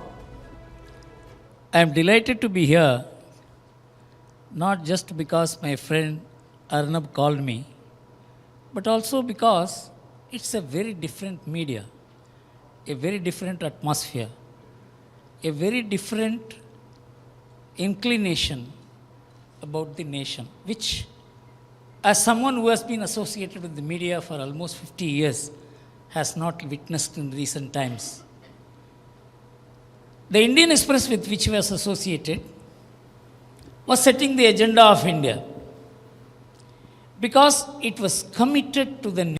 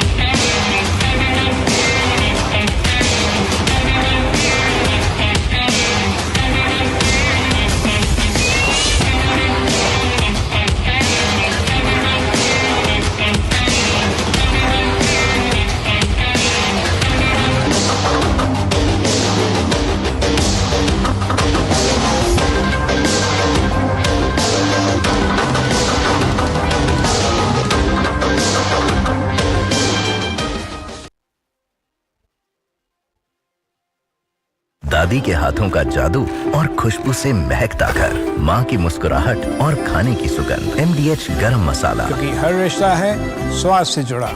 विमल में गुलिस्तां के ये कुछ लजीज फरिश्ते जब साथ घुले तो जी ललचाए और दिल कहे कि स्वाद की जुबान में खुद को ऐसे डुबाऊं कि निकल ना पाऊं। विमल की जुबान कुछ है ही ऐसी, मानते हैं? विमल, बोलो जुबान कैसी? MDH की देगी मिर्च, देगी मिर्च का तड़का, अंग अंग फड़का। MDH की देगी मिर्च। India is the only country which could manage to live with so many gods. In fact, the number of gods in India was more than the number of people living in India, 33 crore gods. Gods could not divide us. Whereas one god can set the whole world on fire. Whether your God is superior or my God is superior, let us have a boxing match to decide. Let us have a war to decide. Let us have a bomb to decide. This is the ideology which the rest of the world practiced. But in India, we could live with any number of gods. This is something which a professor of economics in Switzerland noticed, that India is the only country which taught people. This is Lieutenant General Devendra Pratap Pandey from the Indian Armed Forces, Indian Army. I am from Sikh Light Infantry. I hope you all join in this national movement and take this great country forward to the highest table in the world. It is important that each and every citizen comes forward, works not only for himself or herself, but for the society and for the country. Nation first, always and ever.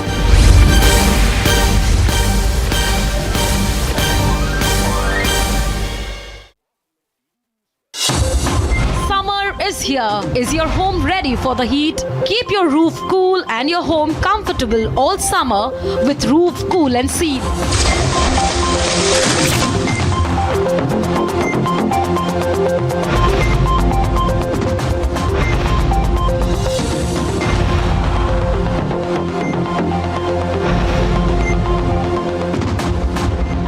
पसीना मत बहाओ, Berger roof cool and seal लगाओ।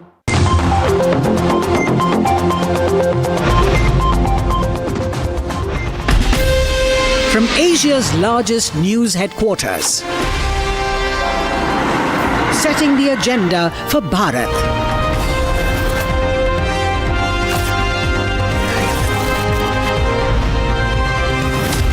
You're watching Republic.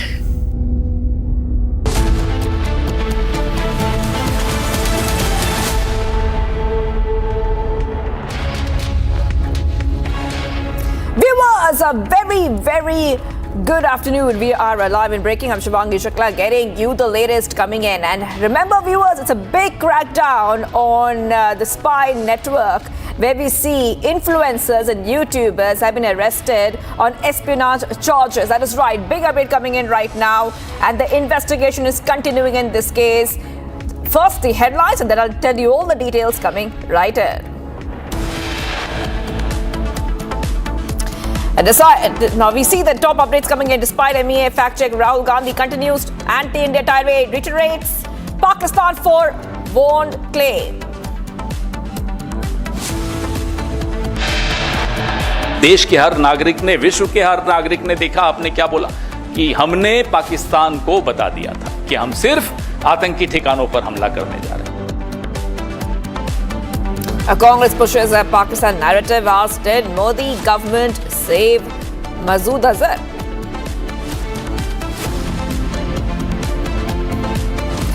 Major crackdown on Pakistan's spy network. 11 people arrested across the country. Indie leaders weaken India stand against Pakistan. Shiv Sena UBT Congress mock all party panel. TMC opts out. Foreign Secretary Vikram Misri to brief a parliamentary standing committee today on Operation Sindur.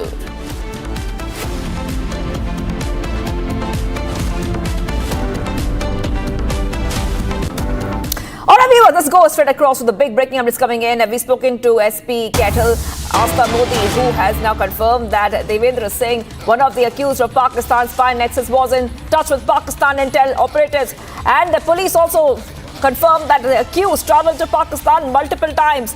Okay, big update coming in right now on Republic TV, viewers. And remember, like we told you, this is as there's a huge, I repeat, a huge crackdown on the spy network, which has been compromising India's national security. Let's go ahead and play out the reactions. So we've conducted searches at his place of residence, Mr. Dhillon, Mr. Devendra Singh Dhillon, the accused. We've conducted searches and we are looking into his financials. We're conducting a sort of forensic audit of all of his financials. We've also seized his electronic devices, which have been sent for a forensic analysis. We have retrieved a large amount of data from those devices. Now we're analyzing them to see what all is relevant for our case. And it has been clearly established, though, that he was in regular contact with 4 of these PIOs, 3 men and 1 woman, and he also met them while he went to Pakistan last year. During his trip, he also met them there. Okay. Ma'am, you said that he was regularly in touch with all those people. Ma'am, is it confirmed with the fact that was he sending sensitive information about the country to the Pakistan during Operation Sindur was going? So, as per his own admission, he sent photographs and videos of a couple of defense establishments. Of course, as he was a civilian, he did not have access to confidential data, but he has shared some information about these defense establishments. He was a student in Patiala, so he used to regularly visit Patiala. Otherwise, we are looking into his CDR and dumps and to analyze his movements to see if he has sent any other information as well to them. Ma'am, as Jyoti Malhotra, YouTuber, has also been arrested. There are other persons also who have been arrested. So, ma'am, do we have some connections we could find that was they interconnected with each other? We have not found any connection with Jyoti Malhotra or any of the other arrested accused till now. But there is a possibility that some of the handlers may have been common.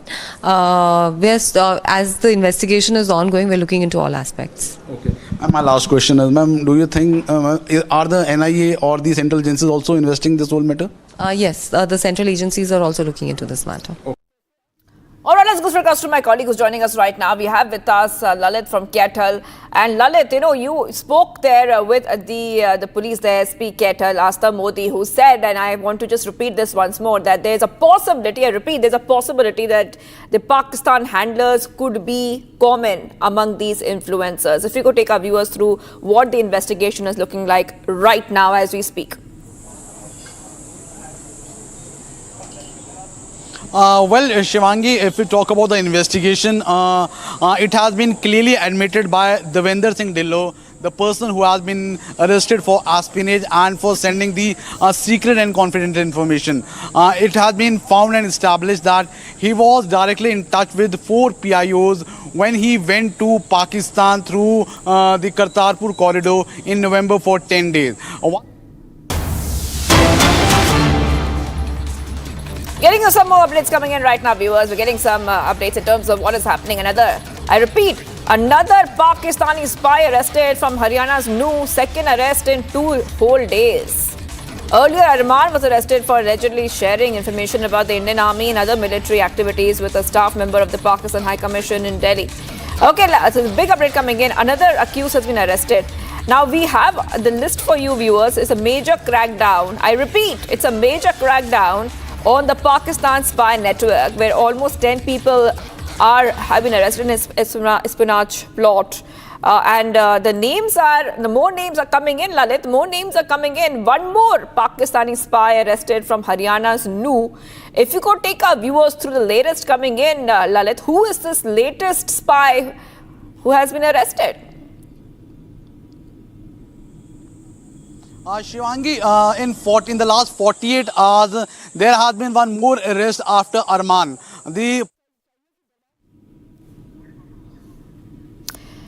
All right, I'll be coming back to you, Lalit. We're getting some issue with your audio. So remember that over 10 people have been arrested from various parts of the country. And I will get some more updates for our viewers. Let's go to the big update coming in. And we have The other breaking update for our viewers, Hisar police brought Jyoti home late at night to get more details. Earlier, the cops have seized 3 phones and a laptop from Jyoti's possession. Jyoti was brought by the cops at around 2 a.m. after staying in the house for about 15 whole minutes. Jyoti was taken back by the police. This is a huge update coming in, viewers, right now on Republic TV. Now, this is Hisar-based YouTuber Jyoti Malhotra has been arrested on charges of espionage, and viewers, and we are tracking the story very, very closely.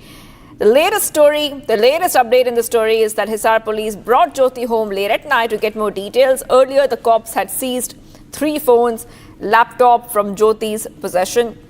Jyoti was brought by the cops at around 2 a.m.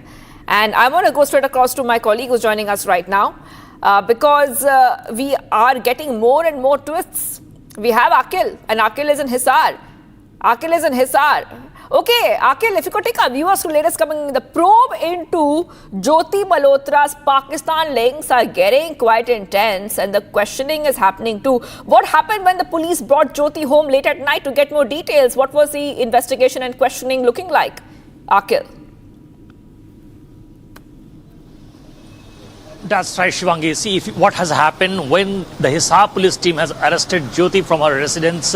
At that point in time, they have collected 3 cell phones, 1 laptop, and other incriminating materials from her residence. And after that, they took her, and after that, the medical examination was done, and then she was presented before the judge. And after that, what we have seen that 5 days of police custody was granted to Jyoti Malhotra. So what happened? The latest development that we are getting from ground zero is again, Hisar police has taken Jyoti Malhotra back to her residence to collect more evidence. Because if you see, in this investigation, 2 aspects are very crucial. One, regarding the money trail. Because if you see, Jyoti Malhotra was not working, she was unemployed. Her father was also unemployed. From where she was getting that huge amount of money to, which basically supported her tours. Because if you see, she has traveled to several countries, approximately 8 to 9 countries were basically traveled by Jyoti Malhotra during that period between 2023 to 2025. Initially, when she was in contact with Mr. Danish, at that point in time, she basically met Danish at an iftar party at Pakistan High Commission. And after that, she kept on meeting Danish several times. This is what is clearly mentioned in the FIR being filed by the Hisar police. And then what we have seen that at later on stage, he not only met Danish several times, then he also met Danish also basically introduced Jyoti Malhotra to another confidant who has been identified as Aman. And Aman basically took Jyoti Malhotra to 2 other people who have been identified as Shahbaz, and another person have been identified as Sahil. So during the investigation, the Hisar police have found out that in her phone, in her contacts, Jyoti Malhotra has not saved the number of those people as they are. So he basically masqueraded as someone else, and the number has been saved as Randhawa, Jet Randhawa. So that basically raised eyebrows for the Hisar police to investigate deeper into the matter. That the point number 1 is that how did she was managed to get that much of access in such a short span of time, and how did she manage to get 3 visas in last 2 years for Pakistan, and how she was able to get that much of financial support? Because if you see all those travel plans which she had done in the last 2 to 3 years was sponsored by someone. So who those people are? So right now, if you see, the Hisar police is investigating on that part, that who basically has sponsored those tours of Jyoti Malhotra. So once those details will come out, and apart from that, the Hisar police team is also looking at from a different angle, which is of the forensic angle. Because if you see, 3 phones have been collected by the Hisar police from Jyoti Malhotra's residence. So what are those details? Did she transfer any data from her phone to the Pak ISI handlers or not? So these are the details which has basically sent for the forensic examination. So once the forensic report will come out, then things will be more clear in that direction. Yes, that is right. Thank you for getting those details, Akil. Akil is getting us those top updates as the link between Jyoti Malhotra and the Pakistan link, the very, very shady links are being investigated. And of course, we are on the story. We'll get our viewers minute by minute updates. Meanwhile, after denying knowing any information about his daughter Jyoti Malhotra's Pakistan visits, the father of the accused has now made a U-turn. Let's listen in. इस वक्त हमारे साथ मौजूद हैं हरीश मल्होत्रा, जो कि ज्योति मल्होत्रा के जो हैं पिताजी हैं। अच्छा, ये मुझे बताइए, क्या ज्योति पाकिस्तान जाया करती थी? इस बात की आपको जानकारी थी? पाकिस्तान जाया करती थी, तो इनसे परमिशन लेके जाया करती होगी, वैसे तो कौन नहीं जाया करती होगी। फिर ये क्यों उल्टी सीधी बात कर रहे हैं? नहीं, कौन उल्टी सीधी बात कौन कर रहा है? पुलिस वाले जो उल्टी सीधी इसको पकड़ के ले गए हैं या कुछ भी कह रहे हैं, तो कुछ सबूत तो नहीं मिले, फिर क्यों पंगा कर रहे हैं? नहीं, कल तो आप कह रहे थे कि ज्योति पाकिस्तान गई, इस बात की आपको जानकारी नहीं थी। कल आपने जो मीडिया को इंटरव्यू दिया है, कहाँ गई थी? नहीं, कल आपने मीडिया को इंटरव्यू दिया, उसमें आपने साफ कहा है कि ज्योति जो है वो पाकिस्तान नहीं गई थी। मेरे को नहीं पता। अरे मेरे पास वीडियो रिकॉर्डिंग है, उसमें आपने कहा ज्योति पाकिस्तान नहीं गई थी। आज जो है वो आप अपना स्टेटमेंट बदल रहे हैं। मेरे को नहीं पता इस चीज़ का गई थी कि नहीं गई थी, मेरे को बताती नहीं वो। मेरे पास वीडियो क्लिप्स हैं, जिस वीडियो के अंदर मेरी रिपब्लिक के इंटरव्यू पे आपने साफ कहा है कि पाकिस्तान जो है वो नहीं गई थी। आज आप कह रहे हैं पाकिस्तान गई थी। आप स्टेटमेंट क्यों बदल रहे हैं? अरे सुनिए, अरे हरीश जी ये बताइए, आप स्टेटमेंट क्यों बदल रहे हैं? हरीश जी आप स्टेटमेंट क्यों बदल रहे हैं? सिर्फ ये बताइए ना, पहले आपने कुछ और कहा, अभी आप कह रहे हैं स्टेटमेंट बदल रहे हैं। क्या हो गया था? तो आपको पता था ये बात कि पाकिस्तान गई थी? बताइए ना क्या कहना चाह रहा। आपने कल कहा है ना, आवाज नीचे कीजिए, आपने कल कहा है ना वो पाकिस्तान नहीं गई थी, आज आप कह रहे हैं पाकिस्तान गई थी। क्या हुआ, पाकिस्तान गई थी? आपको पता था? नहीं पता मेरे को। अभी आप कह रहे हैं पाकिस्तान गई थी, क्या? नहीं, आपने क्यों कहा ये बात कि वो पाकिस्तान गई थी? इस बात के बारे में आपको जानकारी नहीं थी? आपको जानकारी थी? क्या हुआ था बताइए, अब आप बताइए, बात तो करें आप। नहीं, मेरे को जान पहचान नहीं थी, नहीं ये चीज़ की ये पाकिस्तान जाती है, मेरे को तो ये बोल के जाती है दिल्ली जाती हूँ मैं। अच्छा, बाकी ये नहीं पता मेरे को पाकिस्तान में गई है कि हाँ हाँ।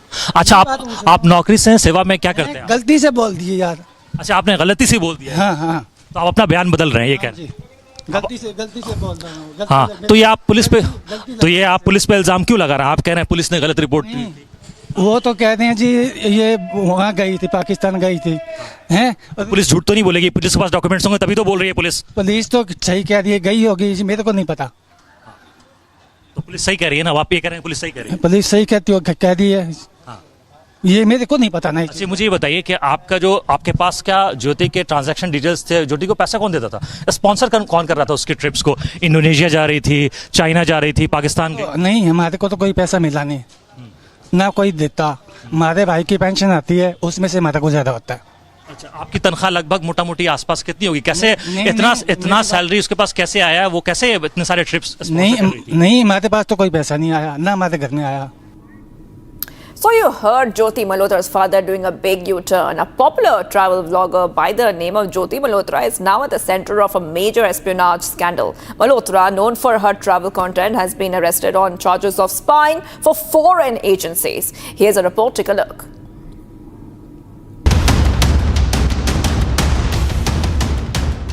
Jyoti Malhotra, a popular YouTuber, has been taken into custody by Indian intelligence agencies under suspicion of espionage. Malhotra is accused of transmitting sensitive national security information to foreign intelligence agencies. The 29-year-old influencer, who has garnered a significant online following, was arrested from Hisar. Authorities allege that her work went beyond just creating lifestyle content to the extent that she was interacting with foreign entities, especially Pakistani officials. The Hisar police have in fact informed that Malhotra was likely being prepared as a long-term asset by the Pakistanis. They confirmed that she visited Pahalgam in January 2025, 3 months before the attack, and Pakistan in March 2025. During the conflict, she was in touch with the PIOs. ठीक है, तो जो personal non Greta जिसको declare कर दिया गया, तो during the conflict वो she was in touch, but she did not have any direct access as such with any very important direct access नहीं था उसके पास किसी मिलिट्री या डिफेंस के इन्फॉर्मेशन को लेके जो हम इस स्टेज पे कहीं कि उसने उसको दिया है, but definitely she was in touch with the PIOs। और यहाँ के जो कुछ और भी जो अभी उसके हमने लैपटॉप और मोबाइल जो है वो हम उसको अभी सीज करने की कोशिश कर रहे हैं कहाँ पे है, वंस वी सीज इट और उसका हम फोरेंसिक एनालिसिस करेंगे तो उससे भी काफ़ी सारी चीज़ें क्लियर होंगी कि क्या क्या इन्फॉर्मेशन उन्होंने एक्सचेंज किया है. She attended an iftar party at the Pakistan High Commission. कभी कोई आ रहा है, कभी कोई आ रहा है, तो हर जगह मतलब आज की खातिरदारी दानिश जी साहब, मैं तो हिल गई. दानिश जी की बेगम wife. She was captured with Maryam Nawaz Sharif. ਕਾਲ ਜੀ. ਸਤਿ ਸ਼੍ਰੀ ਅਕਾਲ. ਕਿਵੇਂ ਹੋ ਜੀ ਮੈਮ? ਮੈਂ ਬਿਲਕੁਲ ਠੀਕ, ਤੁਸੀਂ ਕੈਸੇ ਹੋ? ਮੈਂ ਬਹੁਤ ਵਧੀਆ. ਤੇ ਸਰ ਨੂੰ ਮੈਂ ਉਸ ਦਿਨ ਮਿਲੀ ਸੀ, ਬਹੁਤ ਚੰਗਾ ਲੱਗਿਆ. ਜਿਹੜੇ ਤੁਸੀਂ ਇੱਥੇ ਅਰੇਂਜਮੈਂਟ ਕੀਤੇ ਹੋਏ ਹੈ ਸਾਡੇ ਲਈ, ਉਹ ਕਾਬਿਲੇ ਤਾਰੀਫ ਹੈ. She was spotted with Pakistani diplomats. अब यहाँ से जाने का समय हो गया है और दानिश जी को स्पेशल शुक्रिया. इन्होंने देखो सबको अटेंड कर रहे हैं, खाना भी नहीं खाया और रोज़ा है इनका. खाना खाइए आप आराम से, बहुत अच्छा लगा जी. चले हम. बहुत शुक्रिया. The optics could not be more clear. Malhotra's case has invited a series of arrests across states, cases of those who are the enemies within. And the probe into the Pakistan spy network is only widening. We've also spoken to the brother of Arman, who was arrested for leaking sensitive information to Pakistan. Listen in. Ma'am, हमें police के द्वारा पता चला था. आज से 4 दिन पहले वो अरेस्ट हुए थे और हम पुलिस ने बताया कि इस मामले में अरेस्ट हुए हैं वो. अब बाकी उसकी इन्वेस्टिगेशन हो रही है. अब देखते क्या निकल आता है इसमें से. अभी तो हमें कुछ पता नहीं, इतना ही पता चला है कि कोई देशद्रोह का मामला इसके खिलाफ लगाया गया है. अब पता नहीं क्या उसके बाद पता चलेगा पुलिस क्या करती है इस मामले में. वो अरेस्ट कहाँ से हुए थे? वो यहाँ नूम में राजा का विलेज से हुए थे या कहीं और? वो मैम बड़कली चौक शहर है हमारे यहाँ पे, छोटा कस्बा है, वहाँ से अरेस्ट किया उसने. उन्होंने उसे एजेंसी में वो बाइक की सर्विस कराने के लिए गए थे, तो वहाँ से पुलिस उन्होंने ले गई. तो उसके बाद वहाँ नूह में, हमारे यहाँ पे शहर में नूह, वहाँ पुलिस लाइन में उसको ले गए. तो वहाँ इन्वेस्टिगेशन करी उन्होंने. अब देखते हैं क्या होता है. उसके बाद उन्होंने उसे कोर्ट में पेश किया है. कोर्ट में पेश करने के बाद 6 दिन की रिमांड में पुलिस लाई है यहाँ पे. अब देखते हैं इन्वेस्टिगेशन में क्या निकल कर आता है. पुलिस ने क्या क्या चीज़ें जब्त की हैं अरमान के साइड से, उनके फ़ोन के अलावा? उसके फ़ोन के अलावा मैम उन्होंने वहाँ उसका पासपोर्ट लिया है और वो बता रहे हैं अब कि उसके पास कोई 6 सिम वगैरह ऐसा कुछ बता रहे हैं. हमें तो पता नहीं, हमें तो सूत्रों के मुताबिक पता चल रहा है और देखते आगे क्या होता है. उनके पासपोर्ट में से उनके ट्रैवल डिटेल्स भी निकले हैं कि वो पाकिस्तान गए थे.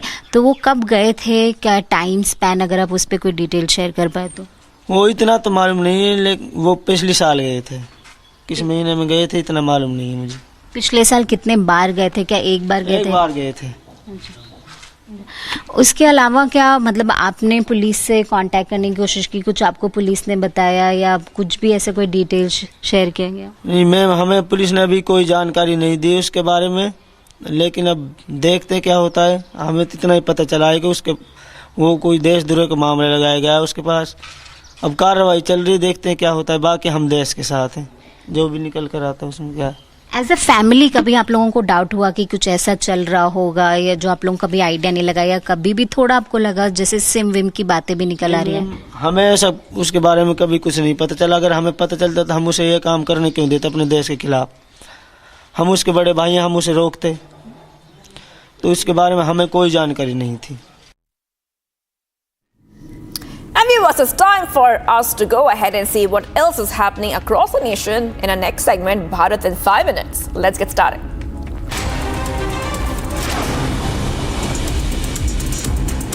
Former Indian High Commissioner to Bangladesh, Veena Sikri, has backed the port restrictions imposed by the Center on the import of certain goods from the neighboring country.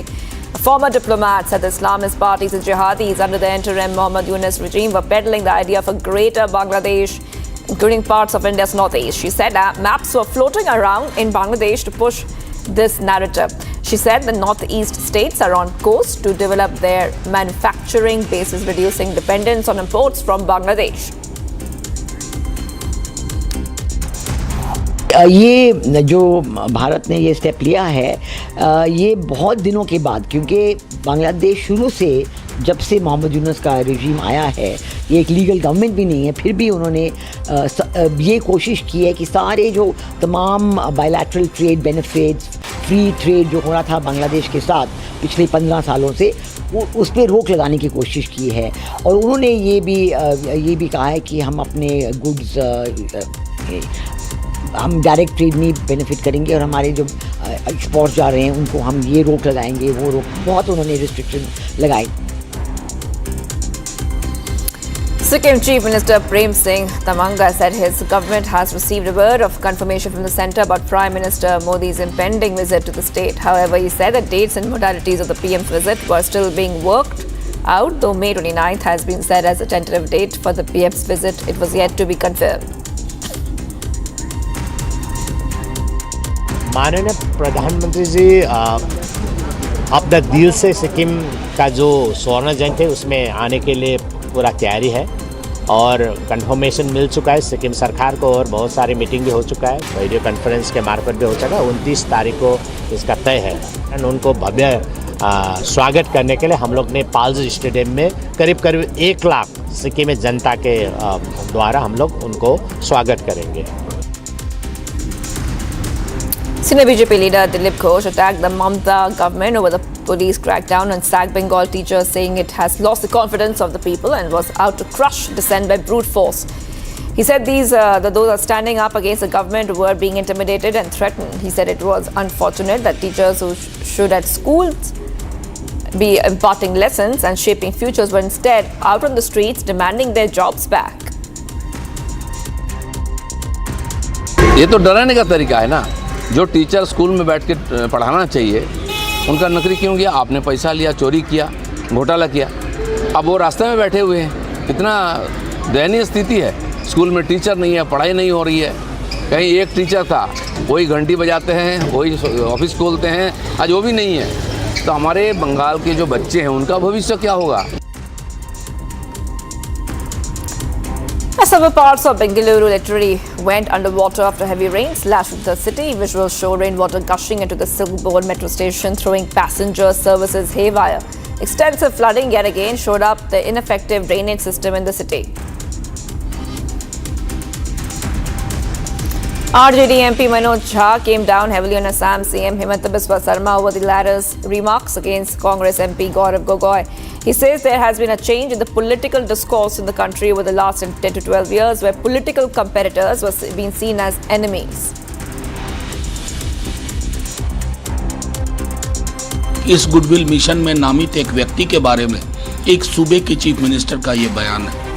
दुनिया के बाकी देश भी तो देख रहे होंगे, वो तो ये कहेंगे your house is not in order. ये बहुत गंभीर विषय है। आसाम में आपकी प्रतिस्पर्धा है, उसको आसाम में रखिए, पॉलिटिकली लड़िए। इस प्रकार का बिलो द बेल्ट अटैक, ये मैं समझता हूँ ये अपराध की श्रेणी में आता है। 6 people, including 2 children, were hospitalized because of suffocation after an e-rickshaw caught fire while being charged. A 3-wheeler was being charged on the ground floor of a building in Delhi's area of Shahadra.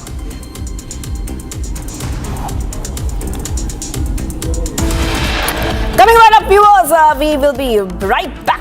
Big story is that despite MEF fact check, Rahul Gandhi continues anti-India tirade, reiterates Pakistan forewarned claim. Stay tuned.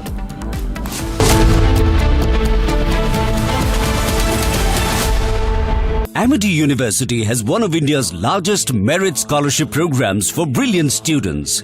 Over 9,000 students with 90% plus in their 12th boards are currently at Amity, benefiting from the culture of academic excellence and focus on research and innovation. To be with like-minded students who want to be successful, apply at amity.edu/scholarships. ये है secret recipe MDH का जीरा SIP जल जीरा मसाला। SIP SIP जीरा SIP MDH का जल जीरा सिप MDH का जल जीरा सिप।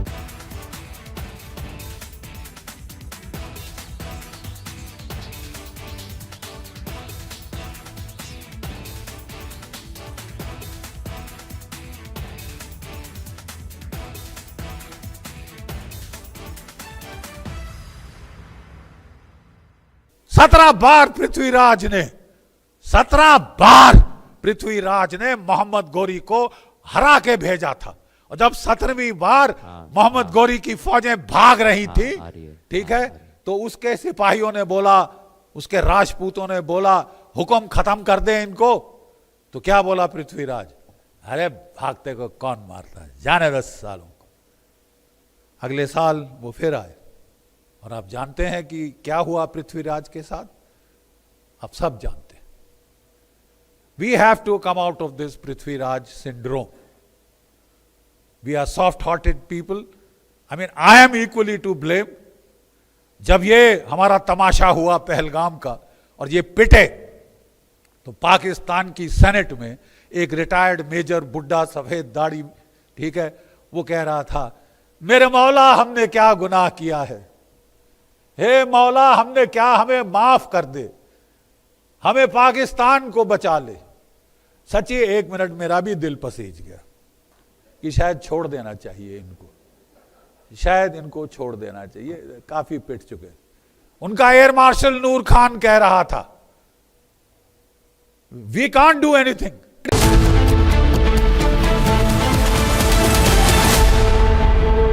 विमल में गुलिस्तां की ये कुछ लजीज फरिश्ते, जब साथ घुले तो जी ललचाए और दिल कहे कि स्वाद की इस जुबान में खुद को ऐसा डुबाऊं कि निकल ना पाऊं। विमल की जुबान कुछ है ही ऐसी, मानते हैं ना? विमल, बोलो जुबान केसरी। MDH की हल्दी मिर्ची धनिया करे कमाल, ये रंग दे, ये खुशबू दे, ये तीखा, ये कम पड़े, क्या निराला MDH masala. First of all, let me begin by congratulating each one of you for the thumping victory of Operation Sindur. Fills me with so much of pride to belong to the family of olive greens. Well, change is the only constant. And as we begin with the Nation First Nationalist Collective, this is the wind of change that is now blowing. Very recently we heard Air Marshal A.K. Bharti, Director General Air Operations, when he was addressing the military briefing, he said, next war, and we don't wish it upon our country, but if it happens, it will be fought on a different technology. Technology will change. And so, spirit, emotions, sentiments of patriotism remaining intact, the technology will certainly move on. And of course, all of us remember 1999, Operation Vijay, Battle of Kargil as it is popularly called. The hero of Kargil was Bofors. And this time,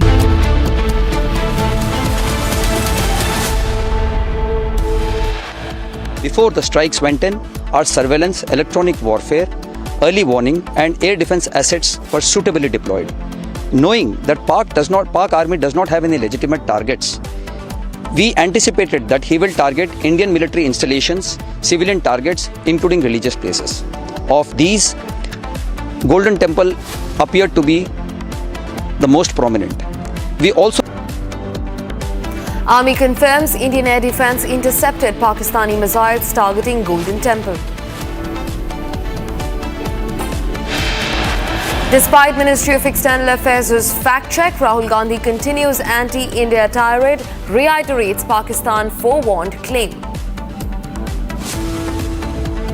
देश के हर नागरिक ने, विश्व के हर नागरिक ने देखा आपने क्या बोला कि हमने पाकिस्तान को बता दिया था कि हम सिर्फ आतंकी ठिकानों पर हमला करने जा रहे हैं. Congress pushes Pakistan narrative, asks, did Modi government save Masood Azhar? Major crackdown on Pakistan spy network, 11 people arrested across the country. Indie leaders weaken India's stand against Pakistan. Shiv Sena UBT Congress mock all-party panel. TMC opts out. Foreign Secretary Vikram Misri to brief a parliamentary standing committee today on Operation Sindur.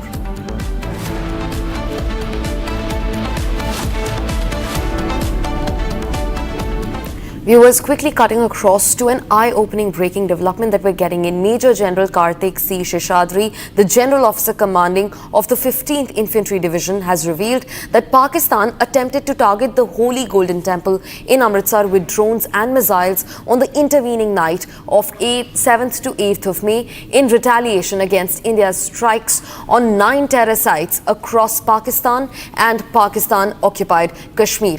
Listen in to the Major General of the 15th Corps Commanding.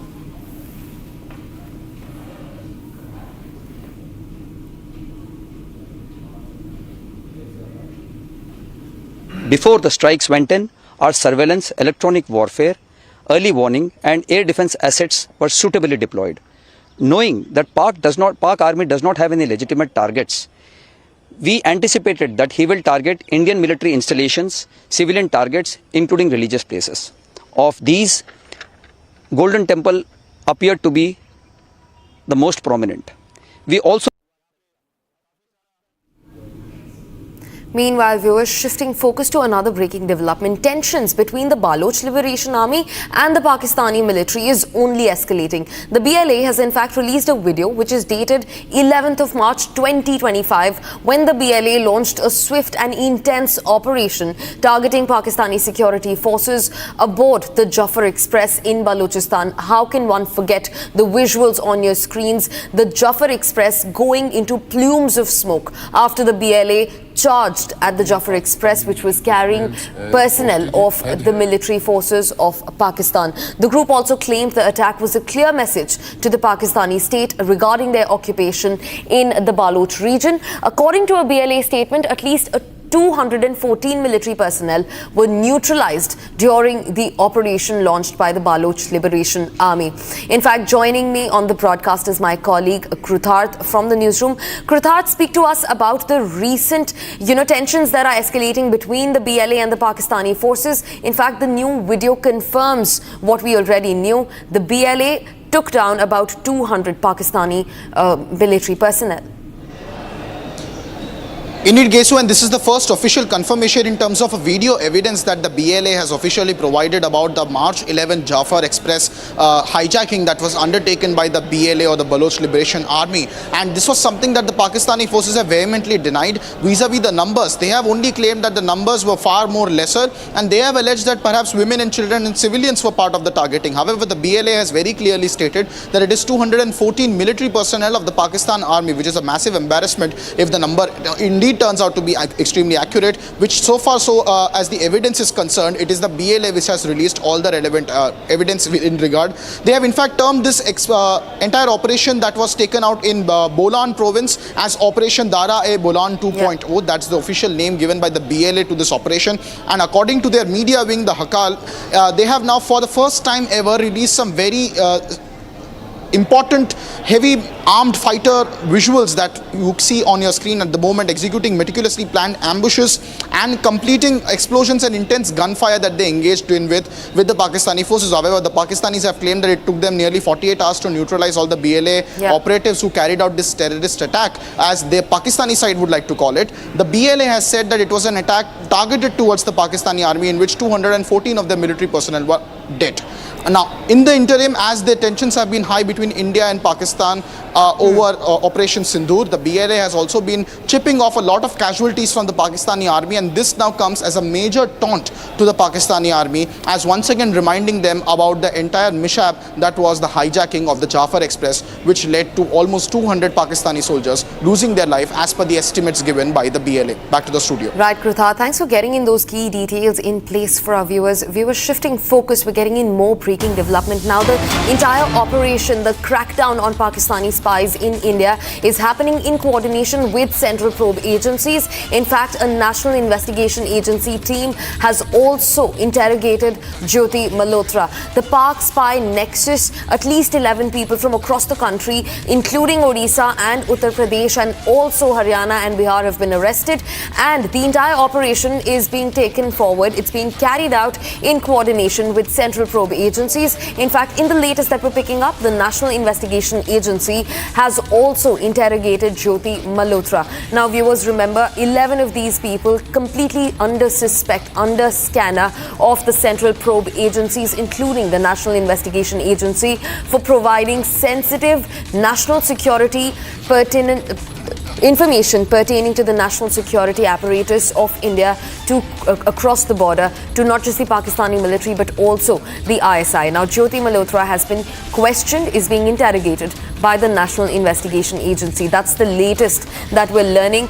Jyoti Malhotra, the same person, a travel vlogger turned into a Pakistani spy, the first link in this entire spy network to be exposed. Jyoti Malhotra, visuals on your screens, and now the entire operation, the crackdown, is being carried out in coordination with central probe agencies. In fact, the National Investigation Agency's team has also interrogated Jyoti Malhotra. More details into what unfolded during the interrogation we're still trying to ascertain those. In fact, joining me live on the broadcast is my colleague Akhil. Akhil, speak to us about the recent development, the stepping in of the central probe agencies into the entire matter. Well, that's right. If you see the latest development that we are getting from ground zero is that Jyoti Malhotra was also questioned by the Central Intelligence Agency, which is the National Investigative Agency, NIA in this case. And not only the NIA has questioned Jyoti Malhotra, apart from that, the military intelligence wing has also questioned Jyoti Malhotra. Because if you see earlier what has happened, that when Jyoti Malhotra was arrested on 16th of May, since then what we have seen that a 5-day of police remand was granted to Jyoti Malhotra, and after that the Hisar team has been investigating the entire matter, and in this case they have taken both the central agencies in the loophole, which is the military intelligence unit, and NIA, the National Investigative Agency, which is a central agency, has basically questioned Jyoti Malhotra regarding her involvement in this case. Because if you see earlier what has happened, that Jyoti Malhotra was in constant touch with Danish. Danish is a person who was basically expelled by the Indian government on May 13, and for the last 2.5 years what we have been seeing that Jyoti Malhotra was in constant touch with Danish, and basically she has shared some details. And what are those details? Because at this point in time what we are seeing that the Hisar police, in association with in collaboration with the central agencies, are trying to identify those details. And if you see, I was spoken to a very senior official in the Hisar police department, and he has confirmed this to the Republic TV exclusively, that at that point in time when that incident took place, she also visited few weeks back Pahalgam. So what was the exact link? Was there any conversation that was taking place between Danish and Jyoti Malhotra? On this part, I precisely asked this question to the senior official regarding that was there any illicit relationship between Jyoti Malhotra and Mr. Danish? But at this point in time, the officer basically refused to comment on that. He has said that the matter is being investigated by the senior officials, so we cannot comment on that. So at this point in time, if you see the latest development that is developing right now in this story, that for that we'll have to wait that what was the quid pro quo or any relation between those two persons. Because if you see, Jyoti Malhotra was not only the contact person for Mr. Danish, apart from that she was also contact person for Sahil as well. Apart from that, she was also contact person for two other officials with who was basically the acquaintance of Mr. Danish. So at this point in time, the Hisar police is basically investigating from that angle as well, that how did she manage to get to the access so easily, so that she reached over there. So these are the once the forensic details will come out, because if you see, as of now what we are learning from our sources, that 3 cell phones have been recovered by the Hisar police, which is being investigated, and apart from that a laptop has also been recovered. So those devices are being examined. So once the forensic report will come out, then only things will be clearer, that whether Jyoti Malhotra shared any pictures or CDR details will give more details, that what all basically transpired between Danish and Jyoti Malhotra. For that, we'll have to wait and watch. Back to Right, Akhil, thanks for getting in those key details for us. Viewers, quickly also shifting focus to other breaking developments. Now, despite being fact-checked by the Ministry of External Affairs, Rahul Gandhi has yet again managed to peddle fake news narratives. He has said that External Affairs Minister S. Jaishankar's silence is not just telling, it's damning. He goes on to ask, how many Indian aircraft did we lose because Pakistan knew? He also says this was not a lapse, it was a crime, and that the nation deserves the truth. Rahul Gandhi, at a time when India stands course-corrected after Operation Sindur, India has course-corrected Pakistan's terror outfits. Rahul Gandhi and the Indie bloc continue to question the government. Listen in to the Congress party. देश के हर नागरिक ने, विश्व के हर नागरिक ने देखा आपने क्या बोला कि हमने पाकिस्तान को बता दिया था कि हम सिर्फ आतंकी ठिकानों पर हमला करने जा रहे हैं। अब बताइए, मुखबिरी नहीं है तो क्या है? और मुखबिरी का इतिहास लंबा है, अभी उस पर भी आऊंगा मैं। अब हम यह जानना चाहते हैं, क्या इसी मुखबिरी की वजह से अजहर मसूद जिंदा भाग गया? क्या इसी मुखबिरी की वजह से हाफिज सईद भाग गया? यह हुआ क्या? क्या देश को यह जानने का हक नहीं है कि आपने पहले ही सूचित करके अजहर मसूद को बचाया? ये वही अजहर मसूद है जिसको पहले भी बचाया गया था। कंधार में जब IC 814 को हम छुड़वाने गए थे, तब इसी अजहर मसूद को हम जाकर उनको सुपुर्द करके आए थे। ये दूसरी बार बचाने की साजिश क्यों हो रही? क्यों बचाया गया अजहर मसूद को? कारण बताइए। ये जो बयान है विदेश मंत्री का बहुत संवेदनशील है। आतंकी ठिकाने, इस बयान के बाद पाकिस्तान ने उन ठिकानों का क्या किया होगा, खाली किए होंगे, नहीं किए होंगे, ये तो अजहर मसूद जिंदा है उसी से मालूम पड़ जाता है। और कितने आतंकी जिंदा बच के भाग गए होंगे, ये चिंता और ये सवाल हम सबके मन में है। We are right in being concerned and being worried about the future, the safety of our country.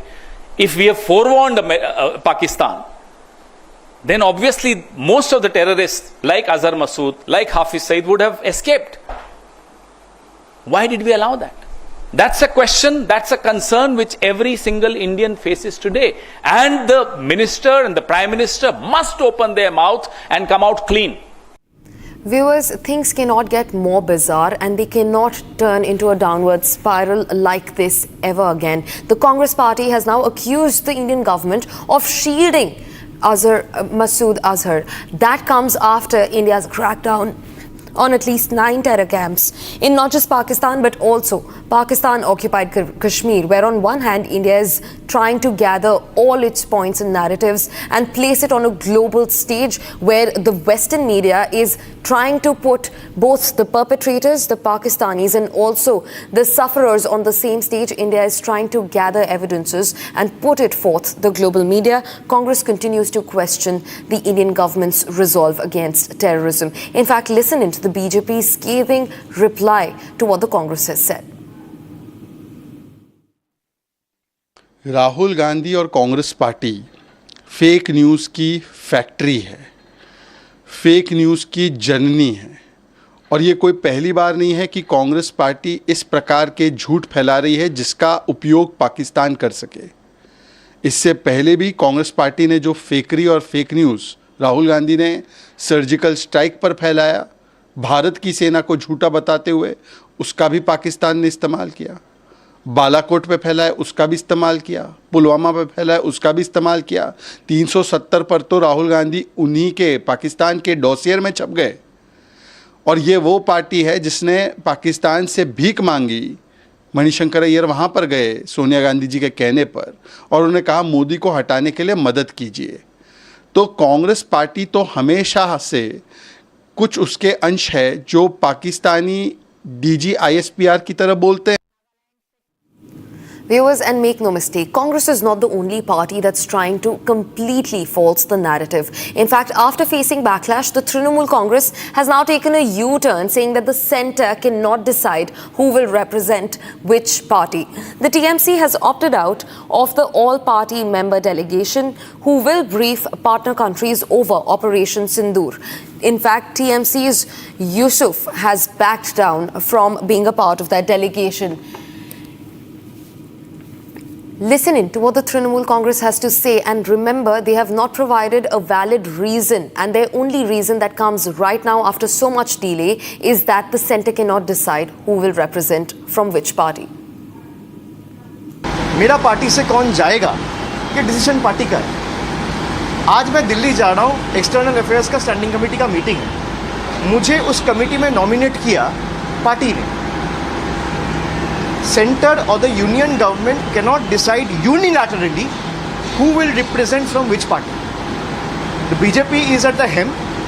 They are responsible for running the country.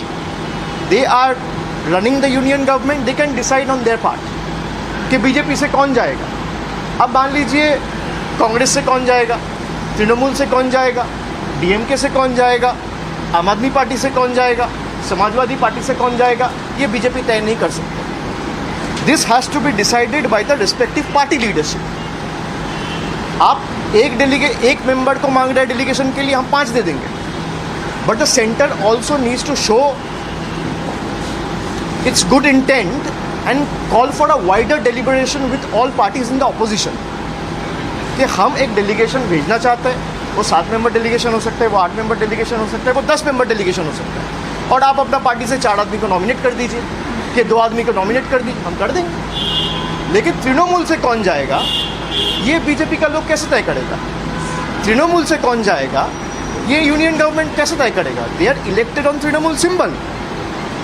हम तो कह रहे हैं कि इसका ग्लोबल स्टेज पे होना ही चाहिए। I have also tweeted about this that the world needs to come together and fight collectively against terrorism and join hands against Pakistan. I have tweeted this, it's in public domain. But Trinamool se kaun jayega, the center or the union government cannot decide unilaterally. This is all I am saying. Sir, let the center call for a wider deliberation, talk with the opposition parties and take the names from the opposition parties. भाई तृणमूल से अगर party leadership को लगा कि मुझे यहाँ से 3 लोगों को भेजना चाहिए जो इस मुद्दे पे अच्छा बोल सकता है, अच्छा कह सकता है, जो पार्टी का स्टैंड, देश का स्टैंड को ठीक तरीके से ग्लोबल स्टेज पे प्रेजेंट कर सकता है, एस्टैब्लिश कर सकता है, उसी को पार्टी भेजेगा। मैं किसी को डिसरिस्पेक्ट नहीं कर रहा हूँ, लेकिन पार्टी के साथ मिलके बात करके आपको डेलीगेशन तय करना चाहिए। Viewers, while the Trinamool Congress alleges that the BJP has overstepped the original list of nominees that were sent by the party, the BJP has also slammed the Trinamool Congress for opting out of the all-party delegation. Listen into the BJP's remarks. देखिए, उनके यहाँ भी राय बटी हुई है। ये अभी तय होना है कि वो जब देश की टीम बन रही है उसमें यूसुफ पठान को जब सेलेक्ट किया गया है तो वो कौन उनको रोकेगा? यूसुफ पठान तो देश के लिए खेले हैं और ये भी देश के लिए अपनी बात रखने ये टीम जा रही है। ये भी टीम इंडिया है, क्रिकेट की नहीं है। ये पाकिस्तान को एक्सपोज करने की टीम है जो ऑपरेशन सिंदूर की गाथा बताएगी, और कोई देशभक्त पार्टी मना नहीं करेगी किसी को जाने के लिए, ऐसा मेरा विश्वास है। ऐसे उड़ती उड़ती खबर है कि मना भी कर रहे हैं या नहीं कर रहे हैं। टीएमसी को अपना स्टैंड साफ करना चाहिए और यूसुफ पठान को जरूर जाना चाहिए। TMC has opted out of being a part of all-party delegation on Operation Sindur. What do you have to say about this? That is not correct, because Operation Sindur is a national issue, and this is about our armed forces, and this is about protecting India and Indian citizens. It is about them alone. It is following Pahalgam and the brutal murder by identifying them as Hindus by a set of terrorists who came clearly from across from Pakistan. In that circumstance, there cannot be any politics because the nation comes above everything. Now, when the Trinamool Congress has decided not to participate in it, they are sending a message of division. The next question will come that the participant of this or their representative was Yusuf Pathan. He's a celebrated cricketer who played for the Indian team. This is not about the Bengal team or any other team. And the third angle, which will become very serious, is that there will be unnecessarily allegations that the Trinamool will have to come clean on, That are they doing this because of their vote bank politics? Because there's always allegations of a huge number of illegal Bangladeshi immigrants who have come into West Bengal, and it seems that the state administration is looking. It will raise further questions in terms of the situations where there has been a targeting by these ruffian elements against other elements or other citizens of West Bengal. So I think the Trinamool Congress would need to reflect on this and consider what message it is sending both within the country and also globally. Viewers, leaving you with the video posted by the Western Command. Foreign Secretary Vikram Misri is all set to give a debrief to a standing parliamentary committee over Operation Sindur. We're tracking all the details very closely for you. After this short break, stay tuned to Republic TV.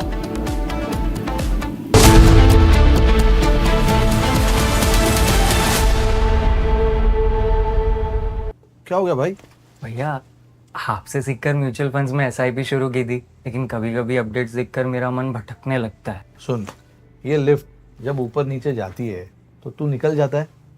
नहीं भैया, यही तो सही मंजिल तक ले जाती है। तो बस म्यूचुअल फंड्स का भी यही है, डटे रहेगा तो तू भी अपने सपनों के पास पहुंच सकता है। हाँ, बिल्कुल आपकी तरह। सही है। म्यूचुअल फंड निवेश बाजार जोखिमों के अधीन है। योजना से जुड़े सभी दस्तावेजों को ध्यान से पढ़ें। आधे बाउल दही में 4 चम्मच MDH चटनी पुदीना मसाला डाला, स्टर करो, पुदीना चटनी तैयार। MDH चटनी पुदीना मसाला।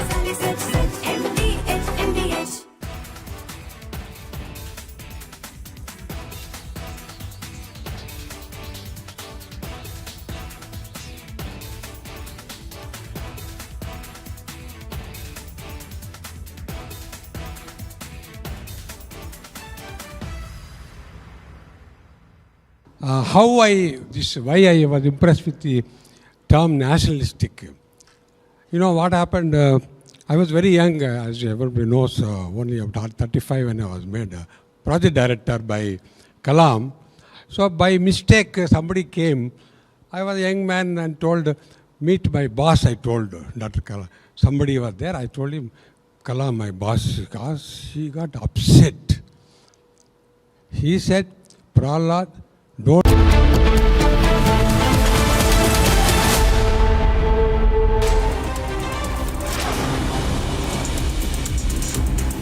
Former Indian High Commissioner to Bangladesh, Veena Sikri, backed the port restrictions imposed by the centre on the import of certain goods from the neighbouring country.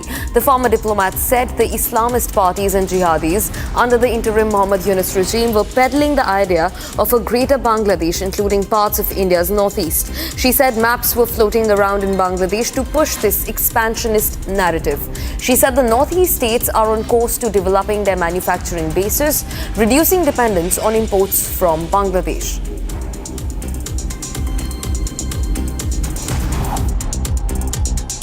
Processing में हमारी सरकार ने अब एक सीरीज ऑफ रिस्ट्रिक्शंस अनाउंस किए हैं। For example Bangladesh का सबसे बड़ा आइटम ऑफ एक्सपोर्ट भारत को जो था वो रेडीमेड गारमेंट्स का था और करीब $700 मिलियन का एक्सपोर्ट था एक साल में। तो लैंड पोर्ट्स के जो इंपोर्ट्स बांग्लादेश से आते थे वो काफ़ी फ़ायदेमंद थे क्योंकि ट्रांसपोर्ट बहुत कम रहता था और उनकी प्राइस एडवांटेज हो जाती थी इस वजह से।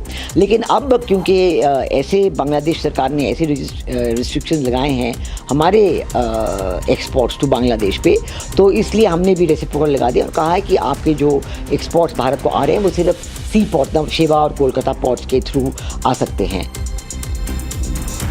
Sikkim Chief Minister Prem Singh Tamang said his government has received a word of confirmation from the centre about Prime Minister Narendra Modi's impending visit to the state. However, he said the dates and modalities of the PM's visit were still being worked out, though 29th of May has been set aside as the tentative date for the Prime Minister's visit. It is yet to be confirmed. माननीय प्रधानमंत्री जी अपना दिल से सिक्किम का जो स्वर्ण जयंती है उसमें आने के लिए पूरा तैयारी है और कंफर्मेशन मिल चुका है सिक्किम सरकार को और बहुत सारी मीटिंग भी हो चुका है, वीडियो कॉन्फ्रेंस के मार्फत भी हो चुका है। 29 तारीख को इसका तय है और उनको भव्य स्वागत करने के लिए हम लोग ने पाल्स स्टेडियम में करीब 1 लाख सिक्किम जनता के द्वारा हम लोग उनको स्वागत करेंगे। Senior BJP leader Dilip Ghosh attacked the Mamata government over the police crackdown on sacked Bengal teachers, saying it has lost the confidence of the people and was out to crush dissent by brute force. He said those standing up against the government were being intimidated and threatened. He also said it was unfortunate that teachers who should be at schools imparting lessons and shaping futures were out and about on the streets demanding for their jobs to be reinstated. ये तो डराने का तरीका है ना।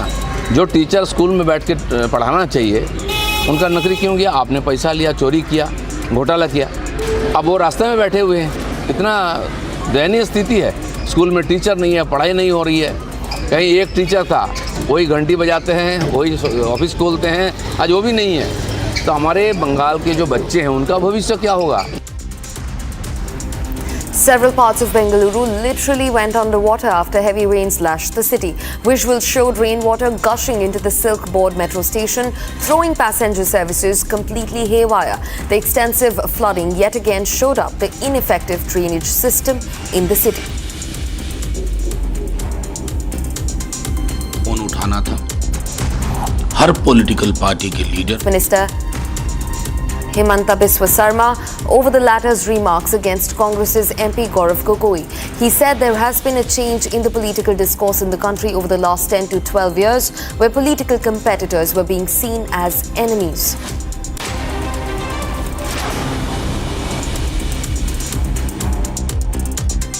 इस goodwill mission में नामित एक व्यक्ति के बारे में एक सूबे के चीफ मिनिस्टर का ये बयान है। दुनिया के बाकी देश भी तो देख रहे होंगे, वो तो ये कहेंगे your house is not in order. ये बहुत गंभीर विषय है। आसाम में आपकी प्रतिस्पर्धा है, उसको आसाम में रखिए, पॉलिटिकली लड़िए। इस प्रकार का बिलो द बेल्ट अटैक, ये मैं समझता हूँ ये अपराध की श्रेणी में आता है। 6 people, including 2 children, were hospitalized because of suffocation after an e-rickshaw caught on fire while being charged. The 3-wheeler was being charged in the ground floor of a building in Delhi, Shahadra.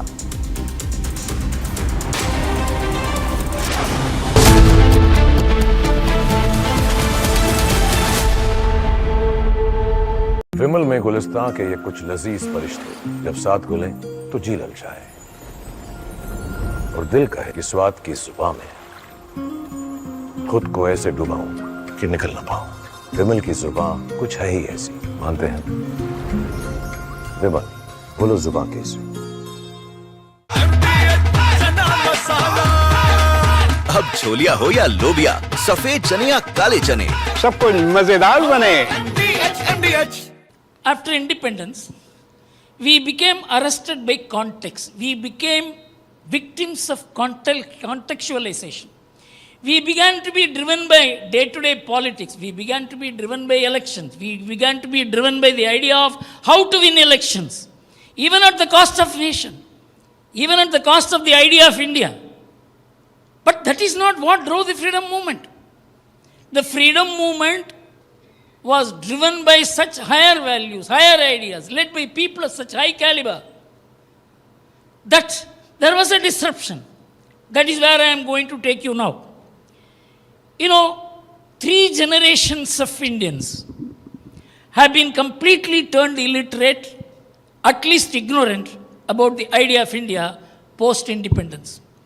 What was the idea that drove the freedom movement? If you compare it, then you will know the extent of ignorance into which we have been driven by our education system. I am delighted to be part of this nationalist collective. It is being part of consciousness. It is not like being a member, paying subscription and things like that. That you are part of the larger idea of India, Indian consciousness, and you register yourself in some way. It can be through a next platform which you can create, by which millions should join this movement. So there is a huge scope for it, and Republic has the wherewithal and the infrastructure to do it, and the idea which Arnab expounded is very powerful. It aligns with the philosophy of Republic, so I am happy to be part of this.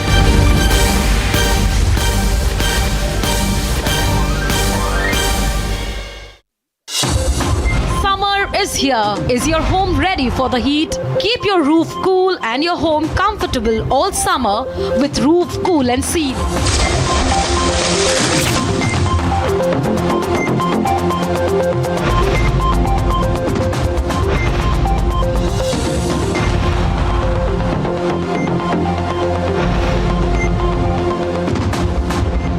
पसीना मत बहाओ, Berger roof cool and seal लगाओ।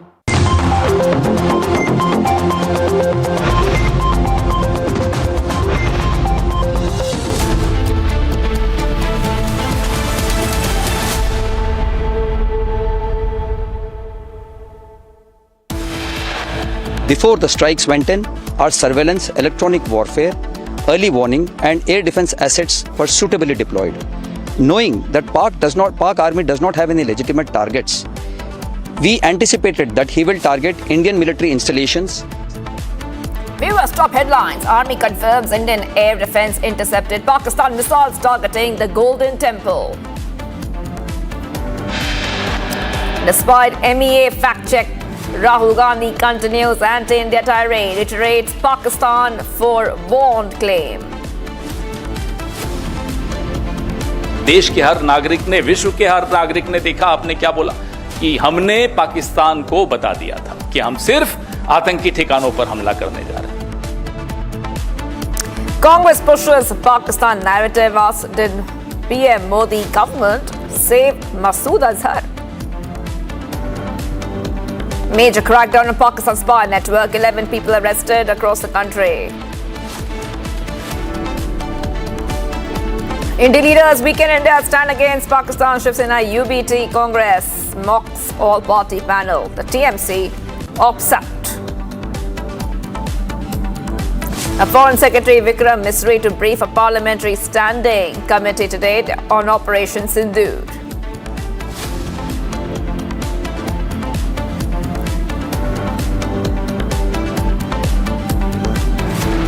Good afternoon, we're live and breaking. I'm Shivangi Shukla getting you the latest coming in. Big crackdown on the Pakistan spy network. During questioning, YouTuber Jyoti showed no remorse. I repeat, YouTuber Jyoti has shown no remorse after being arrested on charges of espionage.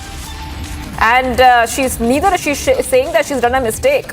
She thinks she exercised her freedom of speech. Now, post Pahalgam, she has put out videos claiming no fault of Pakistan. Jyoti Malhotra was put through a ideological indoctrination over a course of period or time before she was given directives for these narrative push. YouTuber defends Pakistan post. And Jyoti displayed no guilt during quizzing. This is source-based information coming in, viewers. This is the information coming in as the investigation continues days after the arrest of the Hisar-based YouTuber Jyoti Malhotra on charges of espionage. And this is coming in, viewers, as we are trying to understand, and also the police trying to understand that who was that Pakistan handler that Jyoti was coordinating with.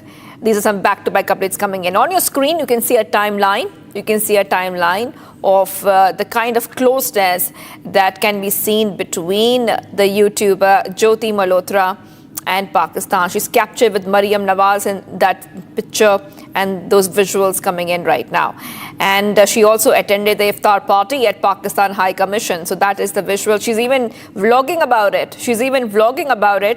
She entered the iftar party at Pakistan High Commission. All right, let's go straight across to my colleague who's joining us right now. Akil is in Hisar and he's tracking these developments very closely. Our viewers saw how close Jyoti Malhotra was with Pakistan and Pakistan officials openly, in fact. And she even vlogged about it. Now the questioning is getting quite intense for her. If you could take our viewers through what the sources are telling us about her questioning and how is she responding to them? Well, that's right, Shivangi. If you see at this point in time, it's a bigger question for the Hisar police to divulge that information in that direction. Because if you see what has happened, how could Jyoti Malhotra, who had earlier no access, within just 2.5 years can get easy access to some of the key politicians, national level politicians in Pakistan. So who is basically aiding that access to Jyoti Malhotra? That's question number one, which is basically the Hisar police and the other central agencies are basically trying to get to know the details. The important part is that what were those financial details?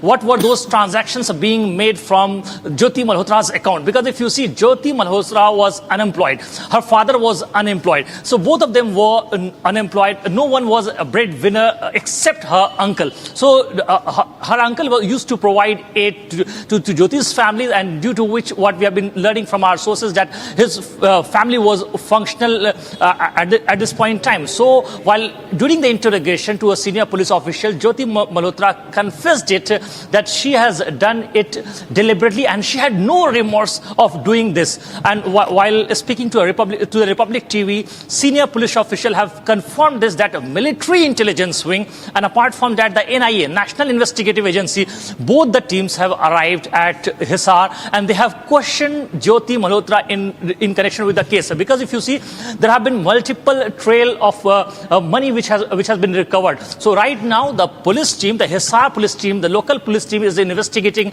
that from where did those money basically come from and who basically gave that money to Jyoti Malhotra. Did she work for someone, and or was there any shaky links in between from where that money was basically provided to Jyoti Malhotra? Because we also confronted Jyoti Malhotra's father, Mr. Harish Malhotra, regarding the money transaction details. He said that he has got 2 accounts. He had no idea that whether his daughter has got some accounts or not. So at this point in time, he's not basically clearly mentioning on that front that from where did this money come from. So on the two aspects, the Hisar police is investigating the entire case. One is on the financial aspect. I just want our viewers to have a look at these pictures which are coming in on the screen right now. And these pictures tell us what happened a few weeks ago. Yes, that is right. Now, this is the viral video which you see on the left hand of your screen, viewers. This is just day after the Pahalgam attack, where a video of a man carrying a cake to the Pakistan High Commission had gone viral everywhere on the internet. And we also on Republic TV had confronted him. We had trailed him, and he just ran inside the Pakistan High Commission. Now, this man is the same man that Jyoti was seen with at the Pakistan High Commission. Is this a coincidence? This is a big update coming in, viewers. A big update coming in. We are getting some more updates coming in on Republic TV. Jyoti Malhotra was put through ideological indoctrination over a course of period before she was given directives for this narrative push. Jyoti had no access to any military investigation as per initial info. She was clearly, I repeat, she was clearly being developed as an asset for Pakistani narrative push. This is source-based information coming in. This is what the top police officials are saying, that Jyoti treated herself as an asset for Pakistan. This is what they're saying. And like I was telling our viewers, Akil, we also saw that video of that man carrying cake into the Pakistan High Commission just a day after the Pahalgam attack. And with the same man at the Pakistan High Commission, she even went for iftar party at the Pakistan High Commission. The question is that, was she being treated like an asset? The police is saying, according to our sources, that she was being treated like an asset by Pakistan, by pro-Pakistan narrative push. Well, that's right. If you see in the espionage world, in the spy world, you don't basically get a source to deliver the entire message within a week or within a year. It takes several, even decades to basically get to know to the details that what actually transpired. We have been seeing and watching this for a very long time. Several movies have been made over the years, over the decades. In this case, what we have been witnessing, that the Hisar police has confirmed this to us, that she was being targeted, a soft targeted to peddle a narrative, a different kind of narrative narrative, a pro-Pakistan narrative was being planned by the Pak officials, in which they have used some vulnerable social media influencers, YouTubers, to basically peddle their agenda. Because if you see what has happened in the month of March 2023, on Pakistan Day, during an iftar party, these YouTubers were invited. 6 to 7 YouTubers were part of this iftar party, where 5 of them have basically deflected from the agenda that basically Pakistani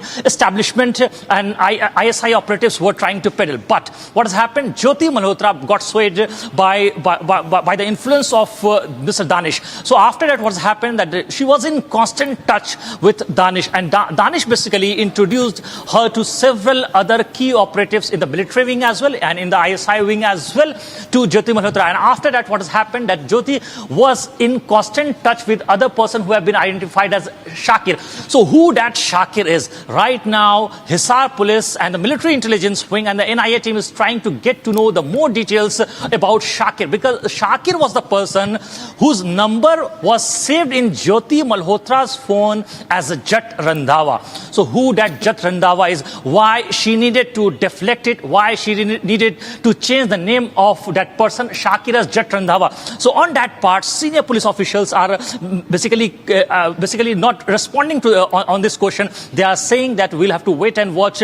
Once the forensic report will come out, that what basically transpired at that point in time between Shakir, Jyoti Malhotra, and the third key person is Danish. So if you see, I also spoke to a senior official and I asked him a direct question regarding that: was there any relationship between Danish and Jyoti Malhotra? He kept mum on this part. That he said, the senior official said that on this part we cannot comment because the investigation is on. So there are still many loopholes inside it, and once those details will come out, then only we will get to know that what actually transpired between Danish, Shakir, and Jyoti Malhotra, the 3 key fulcrums of this entire investigation. That is right, Akhil. I'll be coming back to you. Keep reporting for us, and we are also getting some more breaking updates. Haryana Police and Central Investigative Agencies have taken major action against a Pakistani spy network in New district by arresting Tarif, son of Hanif, from the Kangarka village in the subdivision, in the Tavlu subdivision. This arrest comes just 2 days after the arrest of Arman from Rajaka village. That is right. So back-to-back updates. The arrested spy has now confessed that this is after his 3rd visit to Pakistan. He was asked to do more by Pakistani officials, for which he would be paid lakhs. He said that he was asked to go to Sirsa and collect videos and photos about the Air Force. I want to go ahead and play out the reactions we're getting on this story first. जाने के बाद तीसरी बार फिर मैं वहां से जब आया ना, आने के बाद फिर उसके जब मेरे पास बाद में कॉल आई, फिर उसने कहा कि अब तो है जो सिम से काम नहीं चलेगा, अब तो वीजा नहीं लगेगा तेरा। जब मैं वीजा ले गया तो अब कुछ हमारे लिए कुछ करना पड़ेगा और उसके लिए हम तुझे लाखों रुपए देंगे, जहां भेजेंगे वहां जा सकता है। अब मैंने वहां तो उनके सामने हाँ भर ली, फिर ठीक है जैसे कहा मैं वहां चला जाऊंगा। उसने कहा कि सिरसा जाना है और एयरफोर्स है जो उसके बारे में उसकी फोटो वीडियो कुछ हमें देनी पड़ेगी। मैं भी ठीक है, फिर मैं वहां से आ गया। आने के बाद मैं घर आ गया। पाकिस्तान जाने के बाद तीसरी बार फिर मैं वहां से जब आया ना, आने के बाद फिर उसके जब मेरे पास बाद में कॉल आई, फिर उसने कहा कि अब तो है जो सिम से काम नहीं चलेगा, अब तो वीजा नहीं लगेगा तेरा। जब मैं वीजा ले गया तो अब कुछ हमारे लिए कुछ करना पड़ेगा और उसके लिए हम तुझे लाखों रुपए देंगे, जहां भेजेंगे वहां जा सकता है। अब मैंने वहां तो उनके सामने हाँ भर ली, फिर ठीक है जैसे कहा मैं वहां चला जाऊंगा। उसने कहा कि सिरसा जाना है और एयरफोर्स है जो उसके बारे में उसकी फोटो वीडियो कुछ हमें देनी पड़ेगी। मैं भी ठीक है, फिर That is right, viewers. I'll just once again translate for our viewers what exactly has the accused Tarif said. He says, after my 3rd visit to Pakistan, when I returned, the Pakistan Commission official said, just working with visas won't be enough. Now you will have to do more. We will pay you a lot of money for this. Are you ready to go anywhere? And he says, I said yes to that. And he was then sent to go ahead and collect some videos on behalf of Pakistan. This is a huge confession coming in. Haryana Police and Central Investigative Agencies have taken major action against this Pakistani spy network in New by arresting Tarif, the one who just spoke right now and confessed confessed. And remember, this arrest comes just 2 days after the arrest of Arman on charges of espionage. The arrested spy has now confessed that after his third visit to Pakistan, he was asked to do more by Pakistani officials, for which he would have to be paid lakhs and lakhs of rupees. He said that he was asked to go to Sirsa and collect videos and photos about the Air Force.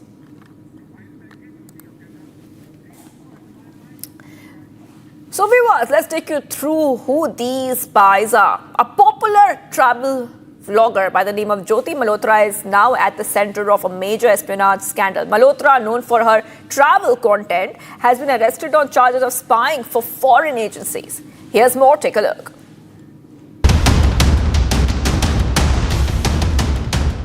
Jyoti Malhotra, a popular YouTuber, has been taken into custody by Indian intelligence agencies under suspicion of espionage. Malhotra is accused of transmitting sensitive national security information to foreign intelligence agencies. The 29-year-old influencer, who has garnered a significant online following, was arrested from Hisar. Authorities allege that her work went beyond just creating lifestyle content to the extent that she was interacting with foreign entities, especially Pakistani officials. The Hisar police have in fact informed that Malhotra was likely being prepared as a long-term asset by the Pakistanis. They confirmed that she visited Pahalgam in January 2025, 3 months before the attack, and Pakistan in March 2025. During the conflict, she was in touch with the PIOs. ठीक है, तो जो personal non Greta जिसको declare कर दिया गया, तो during the conflict वो she was in touch, but she did not have any direct access as such with any very important direct access नहीं था उसके पास किसी मिलिट्री या डिफेंस के इन्फॉर्मेशन को लेके जो हम इस स्टेज पे कहीं कि उसने उसको दिया है. But definitely she was in touch with the PIOs और यहाँ के जो कुछ और भी जो अभी उसके हमने लैपटॉप और मोबाइल जो है वो हम उसको अभी सीज करने की कोशिश कर रहे हैं कहाँ पे है. और वंस वी सीज इट और उसको हम फोरेंसिक एनालिसिस करेंगे तो उससे भी काफ़ी सारी चीज़ें क्लियर होंगी कि क्या क्या इन्फॉर्मेशन उन्होंने एक्सचेंज की है. She attended an iftar party at the Pakistan High Commission. कभी कोई आ रहा है कभी कोई आ रहा है तो हर जगह मतलब आज की खातिरदारी दानिश जी साहब मैं तो हिल गई. दानिश जी की बेगम wife. She was captured with Maryam Nawaz Sharif. ਕਾਲ ਜੀ ਸਤਿ ਸ਼੍ਰੀ ਅਕਾਲ. ਕਿਵੇਂ ਹੋ ਜੀ ਮੈਮ? ਮੈਂ ਬਿਲਕੁਲ ਠੀਕ, ਤੁਸੀਂ ਕੈਸੇ ਹੋ? ਮੈਂ ਬਹੁਤ ਵਧੀਆ. ਤੇ ਸਰ ਨੂੰ ਮੈਂ ਉਸ ਦਿਨ ਮਿਲੀ ਸੀ, ਬਹੁਤ ਚੰਗਾ ਲੱਗਿਆ ਜਿਹੜੇ ਤੁਸੀਂ ਇੱਥੇ ਅਰੇਂਜਮੈਂਟ ਕੀਤੇ ਹੋਏ ਹੈ ਸਾਡੇ ਲਈ ਉਹ ਕਾਬਿਲੇ ਤਾਰੀਫ ਹੈ. She was spotted with Pakistani diplomats. अब यहाँ से जाने का समय हो गया है और दानिश जी को स्पेशल शुक्रिया. इन्होंने देखो सबको अटेंड कर रहे हैं, खाना भी नहीं खाया और रोज़ा है इनका. खाना खाइए आप आराम से, बहुत अच्छा लगा जी. चले बहुत शुक्रिया. The optics could not be more clear. Malhotra's case has invited a series of arrests across states, cases of those who are the enemies within. And the probe into the Pakistan spy network is only widening. All right, let's go straight across to my colleague who's joining us right now for more on the spy network, which is being looked at, focused on and investigated, and a huge crackdown which is happening by all our investigative agencies which are working around the clock. Okay, let's go straight across to Soumya who's joining us live. So, Soumya, central investigative agencies and Haryana police have arrested and cracked down and identified Tarif. Now, I also translated for our viewers a short while back. He said that he was being paid money in lakhs to do the dirty work of Pakistan. If you could take our viewers through what the investigation is looking like right now and what are the police and agencies looking for and any of the confessions they want him to talk about and share. Yes, Shimangi, a big crackdown on this spy network, a big crackdown on this spy network. It has been busted by the central agencies along with the local police here. Now, at the moment, we are here in New, where two major developments have happened. One, the arrest of Arman that took place last week on 16th of May, and now the major new development is the arrest of another man named Mohammed Tarif. And now his story dates back to 2018, when for the first time he visited the Pakistan High Commission here in the national capital and had gone there for the application of visa. Now the officer concerned back then was, his name was Asif.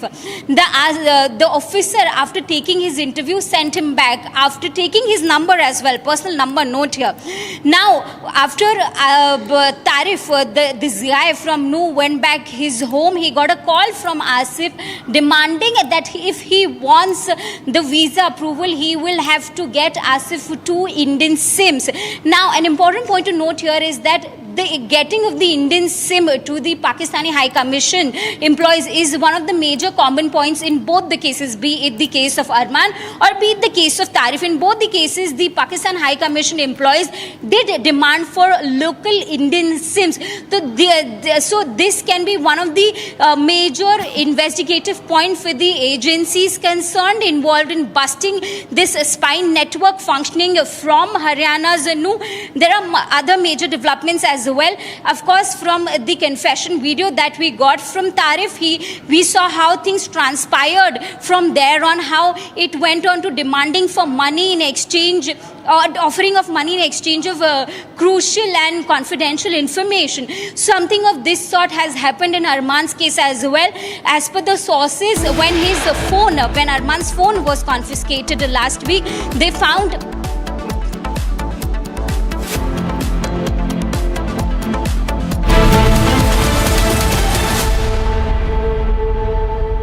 विमल में गुलिस्तां की ये कुछ लजीज फरिश्ते जब साथ घुले तो जी ललचाए और दिल कहे कि स्वाद की इस जुबान में खुद को ऐसा डुबाऊं कि निकल ना पाऊं। विमल की जुबान कुछ है ही ऐसी, मानते हैं ना? विमल, बोलो जुबां केसरी। दादी के हाथों का जादू और खुशबू से महकता घर, माँ की मुस्कुराहट और खाने की सुगंध। MDH गरम मसाला, क्योंकि हर रिश्ता है स्वाद से जुड़ा।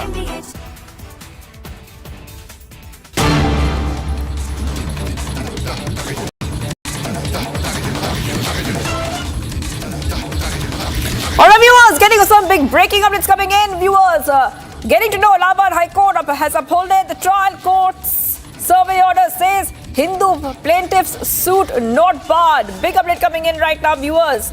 Big update. Sambhal Masjid Rao. Allahabad High Court upholds trial court survey order, says Hindu plaintiffs suit not barred. Okay, this is big coming in because we are waiting for that that verdict in the revision petition in the ongoing dispute between Jama Masjid and the Hari Har Mandir in Sambhal district. And this is the big update coming in as we keep getting you back-to-back updates. In the latest coming in, viewers, we have just come to know that Allahabad High Court has now gone ahead, delivered its verdict in the Sambhal Jama Masjid dispute. This is one of the observations which have come in. Allahabad High Court upholds trial court survey order, saying that Hindu plaintiff's suit is not barred. There's some back-to-back updates coming in right now on Republic TV. Now, this is coming in, viewers, as we know that this case centers around the civil revision petition filed by the Jama Masjid Management Committee challenging the maintainability of a suit that led to a survey order by the Sambhal Civil Court. There's some back-to-back updates coming in and getting some reactions as well, where we are seeing that the mosque side petition has been dismissed in Sambhal issue. Our argument was that court cannot appoint survey commissioner ex parte, stay is vacated. So these are some of the big updates coming in here on Republic TV, viewers, and this is coming in as Allahabad High Court has spoken and delivered a key verdict on Sambhal Jama Masjid dispute. Back-to-back updates coming in right now, viewers, on Republic TV, and we're also coming to know that there has been a lot of to and fro when it comes to the legality of this case. Already earlier, the Supreme Court on April 29th had granted 2-week time to the Committee of Management Shahi Jama Masjid, Sambhal, to file its response on the status report. जो मुस्लिम पक्ष है वो इस पूरे मामले में सर्वे के खिलाफ हाईकोर्ट गया था। विवादित ये पूरी मस्जिद का मामला है। कोर्ट ने इस पूरे मस्जिद कमेटी के सिविल रिवीजन याचिका को खारिज कर दिया है। इस पूरे मामले में लगातार बहस हुई थी और आखिरी बहस 13 मई को हुई थी पूरी, जिसके बाद कोर्ट ने आज की डेट रिजर्व की थी, फैसला रिजर्व किया था आज सुनाने के लिए, और अब कोर्ट ने फैसला सुना दिया और अपने फैसले में स्पष्ट तौर पर संभल जामा मस्जिद के सर्वे पर मुकदमा चलेगा। इस मामले में जो मुस्लिम पक्ष ने याचिका दी थी उसे खारिज कर दिया है। 176 दिन पहले जब ये प्रक्रिया शुरू हुई थी स्थानीय कोर्ट के आदेश के बाद, तो हमने हिंसा की तस्वीरें संभल में देखी थी और जिसके बाद एक पूरी लीगल प्रोसीडिंग हमने संभल की कोर्ट में देखी। अब ये प्रयागराज की हाईकोर्ट में पूरा मामला चला गया। तब महत्वपूर्ण ये हो जाता है कि अब इस मामले में कोर्ट ने फैसला इंतजामिया पक्ष जो है मुस्लिम पक्ष उसके खिलाफ सुनाया है और हम सर्वे की तस्वीरें होती हुई वहां पर देखेंगे।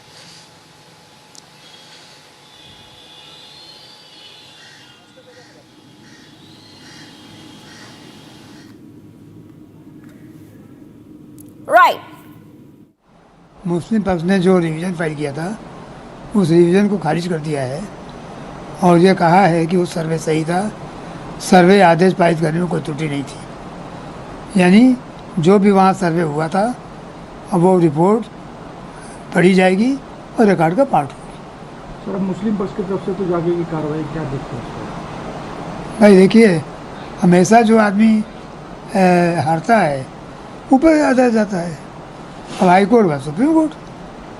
तो जब मुस्लिम पक्ष सुप्रीम कोर्ट जाने के लिए बैठा, आप तैयार हैं पूरा उसके लिए? अब वो आएगा नहीं आएगा तो उनकी इच्छा है, पर वो आता है तो हम स्वागत करने के लिए मैं तैयार बैठे हैं, कोई दिक्कत नहीं।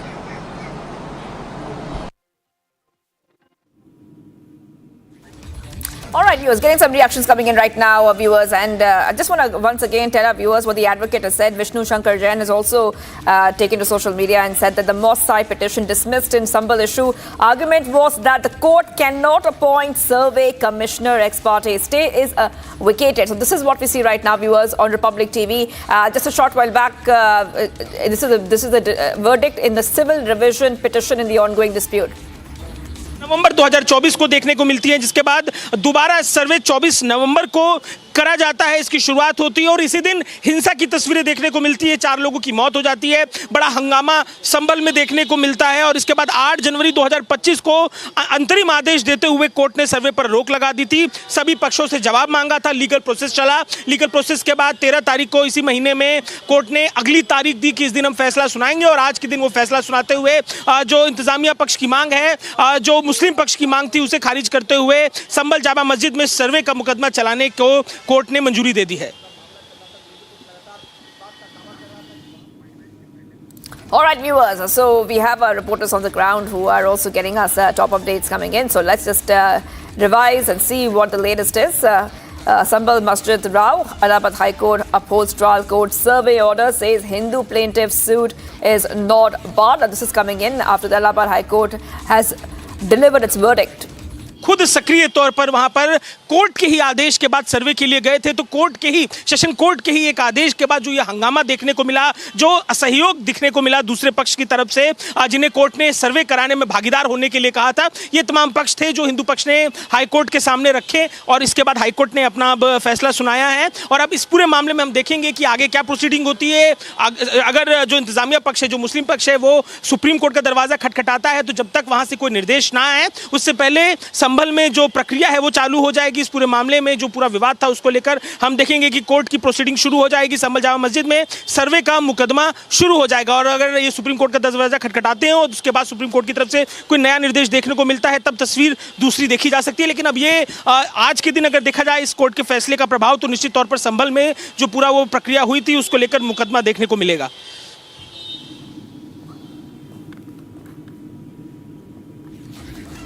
All right, so our reporters on the ground are getting us back-to-back updates coming in right now, and you just heard what he's saying. He's explaining the case as a huge update is coming in, where we see the Allahabad High Court upholds trial court survey order, says Hindu plaintiff's suit is not barred, and like I was telling our viewers, the Allahabad High Court has delivered its verdict in a civil revision petition in the ongoing dispute between the Jama Masjid and the... इतिहास की अगर बात करें तो जो एक बड़ी आबादी, जो एक आज के दिन उस इलाके की बहुसंख्यक आबादी है, उस आबादी की मौजूदगी से पहले वेदों में, तमाम वेदांतिक साहित्यों में जिक्र संभल और उन कूपों का देखने को मिलता है। तो कोर्ट में हिंदू पक्ष ने ये सब भी पक्ष बातें रखी। इसके अलावा जो पिछले दिनों हमने दीवार की पुताई का विवाद भी देखा था, उस विवाद का भी पक्ष रखते हुए तमाम हिंदू पक्ष के लोग देखने को मिले। बावड़ियां मिली हैं, अलग अलग जगह कूप मिले हैं जिनका जो वर्णन है अलग अलग धर्म ग्रंथों में देखने को मिलता है। तो ये तमाम एविडेंस थे। लेकिन अब महत्वपूर्ण ये हो जाता है कि पिछले दिनों जो हमने विवाद देखा था, उसके बाद कोर्ट ने जो इंतजामिया पक्ष के आह्वान के पैरवी के बाद कोर्ट ने इसमें रोक लगाई थी। कोर्ट ने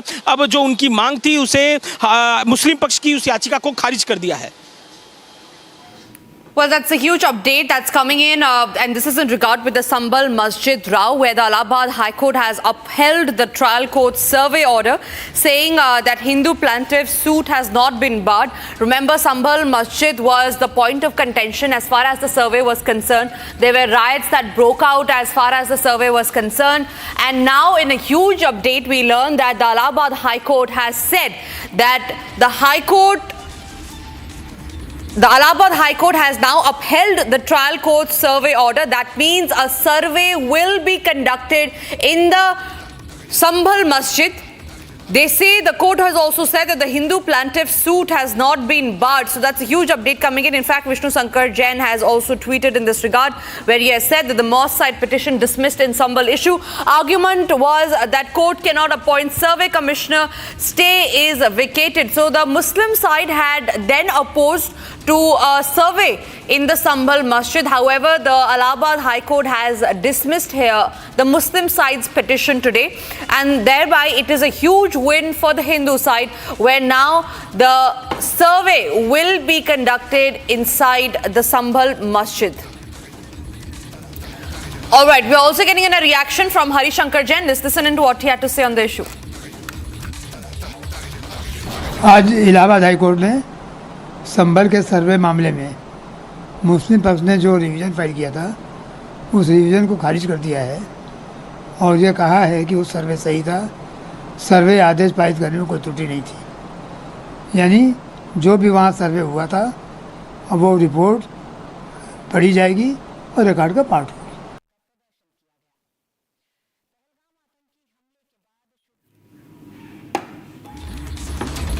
All right, so that was Hari Shankar Jain welcoming the Allahabad High Court's order, saying that it is a welcomed move and that this will give out certain revelations as far as the Sambhal Masjid is concerned.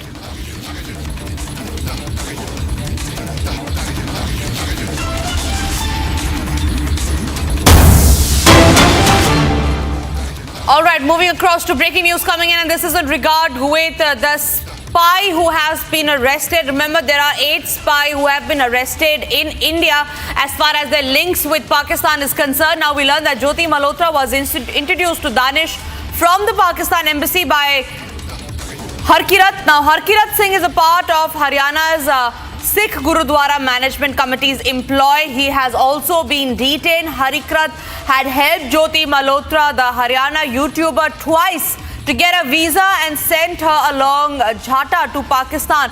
Now, Harkirat's phone has been seized and investigation is on. Harkirat will also be asked to join investigation after the electronic device have been investigated. So the plot is slowly and steadily unraveling. More and more names are now tumbling out of the case, where we learned that there were not just 8 people who were staying in India, 8 Indians who were there in India, but were actually helping the Pakistan. We're also being joined by my colleague Akhil. He's reporting from Hisar. Akhil, take us through what is the relation between Jyoti Malhotra and this person named Harkirat, where we learned that Harkirat actually helped Jyoti to get in touch with the Pakistani embassy. See, if you see at this point in time, the information which we are getting from Haryana police is that Jyoti Malhotra, who is a native of Haryana's Hisar district, was in close touch with Harkirat Singh. Harkirat Singh is a part of the Sikh Gurudwara committee in Haryana. So he basically aided Jyoti Malhotra to reach to the Pak High Commission. And after that, once she reached to the Pak High Commission, when she was invited along with 6 to 7 others YouTubers at for a iftar party at Pak High Commission. So what has happened that there were 6 to 7 other YouTubers, and they were trying to influence those YouTubers to be the part of the same narrative, the soft peddling agenda that Pakistan establishment tried to run. So what has happened that Danish, the main person in this entire case, who was seen as the kingpin, who was basically expelled by the Indian government on May 13, he basically in collusion with another person who has been identified as Ehsan. So both the persons basically try to provide an easy route for finding a visa. So Ehsan basically helped Jyoti Malhotra get the visa, and after that the entire process of logistics and staying of Jyoti Malhotra in Pakistan was basically provided by Ahmed. Once Jyoti Malhotra arrived at Pakistan, after that what has happened, she was introduced to 2 other persons who have been identified as, one person has been identified as Shakir.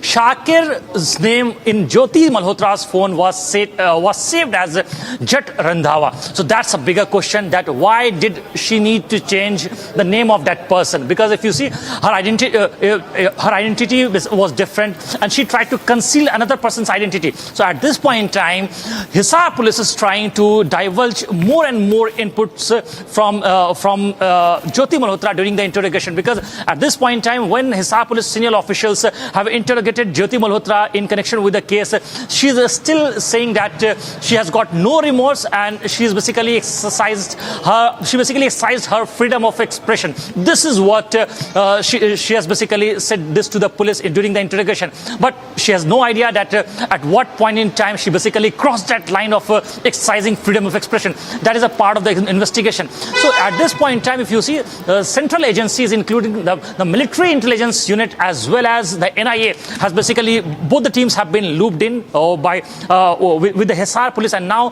they are investigating the entire matter, and they are basically questioning the key persons, key players who have been involved in this case so far. Back to you. Absolutely, Akhil. Thank you very much for sharing those details. Now, viewers, just to take you back through what is the profile of this YouTuber called Jyoti Malhotra. Now, she is a popular travel vlogger by the name of Jyoti Malhotra. She is now at the center of a major espionage scandal. Now, Jyoti Malhotra, known for her travel content, has been arrested on charges of spying for foreign agencies, especially the ISI. Here's a detailed report on that.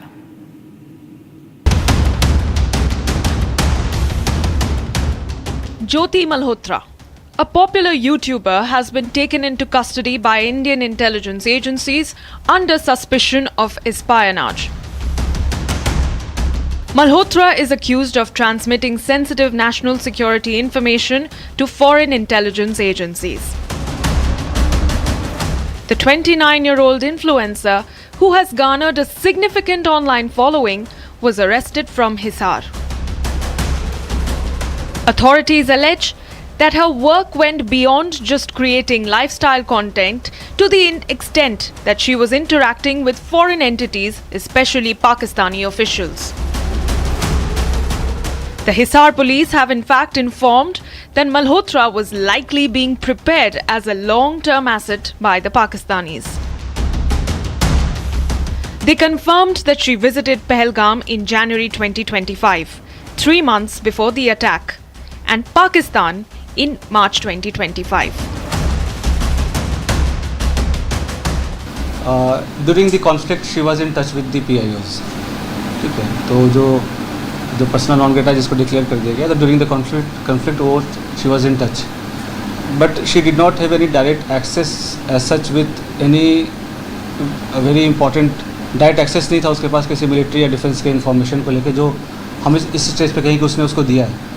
But definitely she was in touch with the PIOs, और यहाँ के जो कुछ और भी जो अभी उसके हमने लैपटॉप और मोबाइल जो है वो हम उसको अभी सीज़ करने की कोशिश कर रहे हैं कहाँ पे है. और वंस वी सीज इट और उसका हम फोरेंसिक एनालिसिस करेंगे तो उससे भी काफ़ी सारी चीज़ें क्लियर होंगी कि क्या क्या इन्फॉर्मेशन उन्होंने एक्सचेंज किया है. She attended an iftar party at the Pakistan High Commission. कभी कोई आ रहा है, कभी कोई आ रहा है, तो हर जगह मतलब आज की खातिरदारी दानिश जी साहब, मैं तो हिल गई. दानिश जी की बेगम wife. She was captured with Maryam Nawaz Sharif. ਕਾਲ ਜੀ ਸਤਿ ਸ਼੍ਰੀ ਅਕਾਲ। ਕਿਵੇਂ ਹੋ ਜੀ ਮੈਮ? ਮੈਂ ਬਿਲਕੁਲ ਠੀਕ, ਤੁਸੀਂ ਕੈਸੇ ਹੋ? ਮੈਂ ਬਹੁਤ ਵਧੀਆ। ਤੇ ਸਰ ਨੂੰ ਮੈਂ ਉਸ ਦਿਨ ਮਿਲੀ ਸੀ, ਬਹੁਤ ਚੰਗਾ ਲੱਗਿਆ। ਜਿਹੜੇ ਤੁਸੀਂ ਇੱਥੇ ਅਰੇਂਜਮੈਂਟ ਕੀਤੇ ਹੋਏ ਹੈ ਸਾਡੇ ਲਈ, ਉਹ ਕਾਬਿਲੇ ਤਾਰੀਫ ਹੈ। She was spotted with Pakistani diplomats. अब यहाँ से जाने का समय हो गया है और दानिश जी को स्पेशल शुक्रिया। इन्होंने देखो सबको अटेंड कर रहे हैं, खाना भी नहीं खाया और रोज़ा है इनका। खाना खाइए आप आराम से, बहुत अच्छा लगा जी। चलिए, बहुत शुक्रिया। The optics could not be more clear. Malhotra's case has invited a series of arrests across states, cases of those who are the enemies within. And the probe into the Pakistan spy network is only widening. Shifting our focus to more breaking news. And this is in regard with the Pakistani spy network. Remember, 8 people have already been arrested. We're getting in fresh details of this accused in Nu has already been arrested. His name is Arman, where we learned that Arman had gone to Dubai earlier this year. He had taken, in fact, 1.5 lakh rupees from the family, saying that he's being sent to Dubai by his institution for a job opportunity.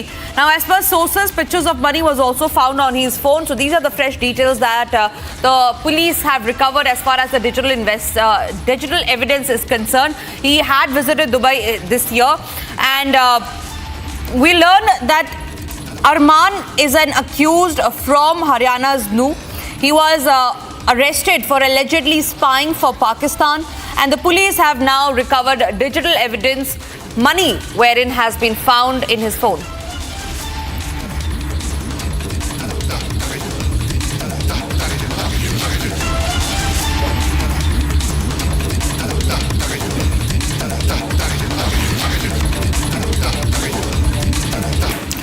Moving on, West Bengal Chief Minister Mamata Banerjee today took a swipe at the central government, alleging that the Trinamool Congress was never informed about the delegation visiting the key partner countries of India after Operation Sindur.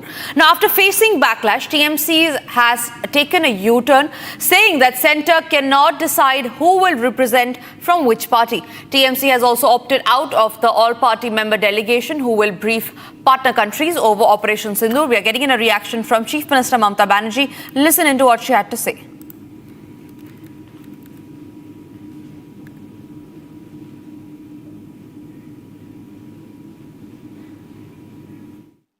I said that they cannot decide the name. If they request us, the mother party, the party will decide the name. This is the customary, this is the system. We are totally with the central government regarding external affairs policy, and we are fully supporting them. We don't have any hesitation to say that. Meanwhile, the members of the NDA have slammed the Trinamool Congress for opting out of all-party delegation. Listen into what they had to say. आदरणीय प्रधानमंत्री जी ने इसमें कोई भेदभाव नहीं किया, पक्षभेद नहीं किया है, क्योंकि सभी लोगों को हमारे भारत की जो बात है, हमारा भारत की जो सोच है और पाकिस्तान का जो दहशतवाद है, पाकिस्तान ने बार बार ये ऐसा आतंकवादियों को पाला पोसा बड़ा किया है, उनको सपोर्ट दिया है।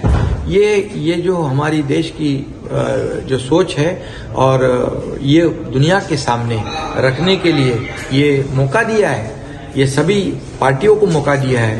ये मोदी जी ने कोई भेदभाव नहीं किया, उसका स्वागत करना चाहिए, न कि उसके खिलाफ सवाल उठाने चाहिए। और इसलिए ये हमारे जो डेलीगेशन जाएंगे वो हमारे भारत की बात पूरी दुनिया के सामने रखेंगे और पाकिस्तान का जो पर्दाफाश करेंगे, पाकिस्तान दहशतवाद आतंकवादियों को जैसे इतने सालों से बढ़ावा दे रहा है, ये बात रखेंगे। मुझे लगता है आहिस्ता आहिस्ता राजनीतिक दलों के चेहरे बेनकाब भी हो रहे हैं कि क्यों राष्ट्र हित से ज़्यादा उनको पार्टी का हित नजर आता है। TMC has now called off participating in the all-party delegations meeting. What do you have to say about this? This is very unfortunate. The meeting is being organized to put the India's position all over the world after Pahalgam episode. We are trying to tell the truth behind this episode, how Pakistan is guilty and managing and patronizing the militants in Pakistan. This is not a political issue, this is a national interest issue. I strongly condemn TMC's decision. कुछ लोग जो है वो country की victory पर भी confusion की mystery खड़ा करने के आदी हो गए हैं। कुछ लोग जो है वो देश की जीत पर भी जो है वो दुर्भावना का गीत जो है वो उनका दस्तूर बन गया है। इस दस्तूर को जो है उन्हें दुरुस्त करना होगा, और वरना जो जनता उनको दुरुस्त कर ही रही है। आज जो है वो कश्मीर से लेकर कन्याकुमारी तक, कच्छ से लेकर कटक तक, हर हिस्से में अगर आप देखें तो हमारी सेना के शौर्य पराक्रम को नतमस्तक होकर के देश सलाम कर रहा है। और आज पूरे देश का जो है वो सेना पर और नरेंद्र मोदी जी पर भरपूर भरोसा है, और इसी का नतीजा है कि दुश्मनों में भय है। आज जो है भारत जो है वो तिरंगे की जो है वो शौर्य यात्रा निकाल रहा है, और पाकिस्तान जो है वो टेररिस्ट की शौर्य यात्राएं निकाल रहा है। ये स्पष्ट रूप से आपको फ़र्क दिखाई पड़ रहा है। और जो पाकिस्तान जो आतंकवाद की फैक्ट्री है, उससे अमन का फर्टिलाइज़र नहीं पैदा हो सकता, ये बात सभी लोग जानते हैं। और इसीलिए जो है वो इस हकीकत को पूरी दुनिया ये जानती है कि पाकिस्तान टेररिज्म की टकसाल और टेरिटरी है। और उस हकीकत को हमारे जो सांसद हैं, हमारे जो जनप्रतिनिधि हैं, वो लोगों के साथ संपर्क और संवाद के साथ उसको दोहराएंगे, क्योंकि आतंकवाद केवल मेरे मुल्क की या केवल भारत की प्रॉब्लम नहीं है, बल्कि संपूर्ण मानवता की और पूरे विश्व की प्रॉब्लम है।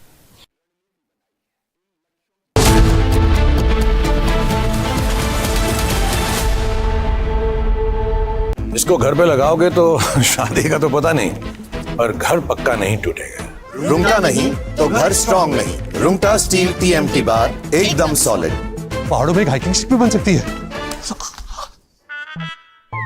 MDH की हल्दी मिर्ची धनिया करे कमाल। ये रंग दे, ये खुशबू दे, ये तीखा, ये कम पड़े। क्या निराला MDH masala. My father is a Pashtun from Ghazni, a Pathan.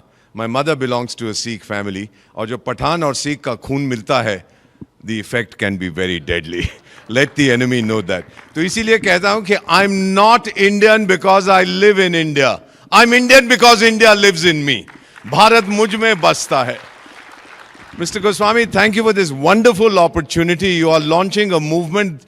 I'm old enough to know that it will be analyzed. People will do their doctorate in the Nationalist collective that you have launched today. You'll go down in history as an outstanding son of India. Thank you for being an Indian, sir. To the young people sitting here and who are watching this program, बेटा 200 साल से ज्यादा विदेशी ने मेरी किस्मत लिखी है, अब मैं लिखूंगा उसकी किस्मत, और अपनी किस्मत आप लिखेंगे। अपने हाथों से आप उसकी किस्मत लिखिएगा, इस देश की किस्मत बनाइए। बड़ी जल्दी बता देता हूं, हम तो चाणक्य की संतान हैं।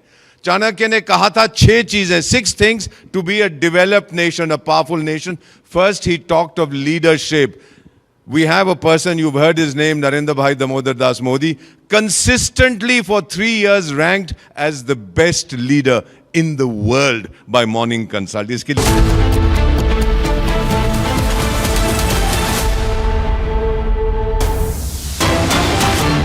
Breaking news now coming in. Accused spy Shehzad who has been arrested from Moradabad will now be produced in Lucknow's NIA court shortly. The UP ATS will demand police custody of accused Shehzad from the court. So that's the latest breaking news that's coming in. A man from Uttar Pradesh who is involved in the espionage for Pakistan's inter-services intelligence, that is ISI, has been arrested in Uttar Pradesh by the anti-terrorism squad yesterday. Now, the accused identifies as Shehzad, was a resident of Rampur district, was taken into custody from Moradabad, and this happened on Saturday. Now, we learn that accused Shehzad will be presented in Lucknow's NIA court shortly, and the UP ATS will demand police custody of the accused.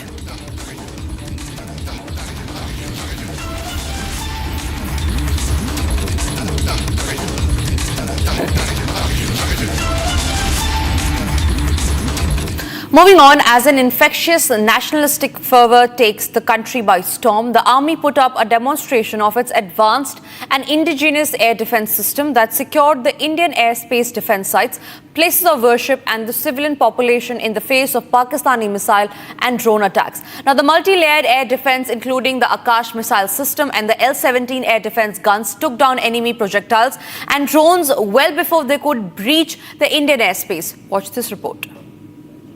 Indian Army! Zindabad! Indian Army! Zindabad! As the nation stands with the forces post-Operation Sindur, the Indian Army showcased its formidable air defense that stood strong in the face of enemy raids.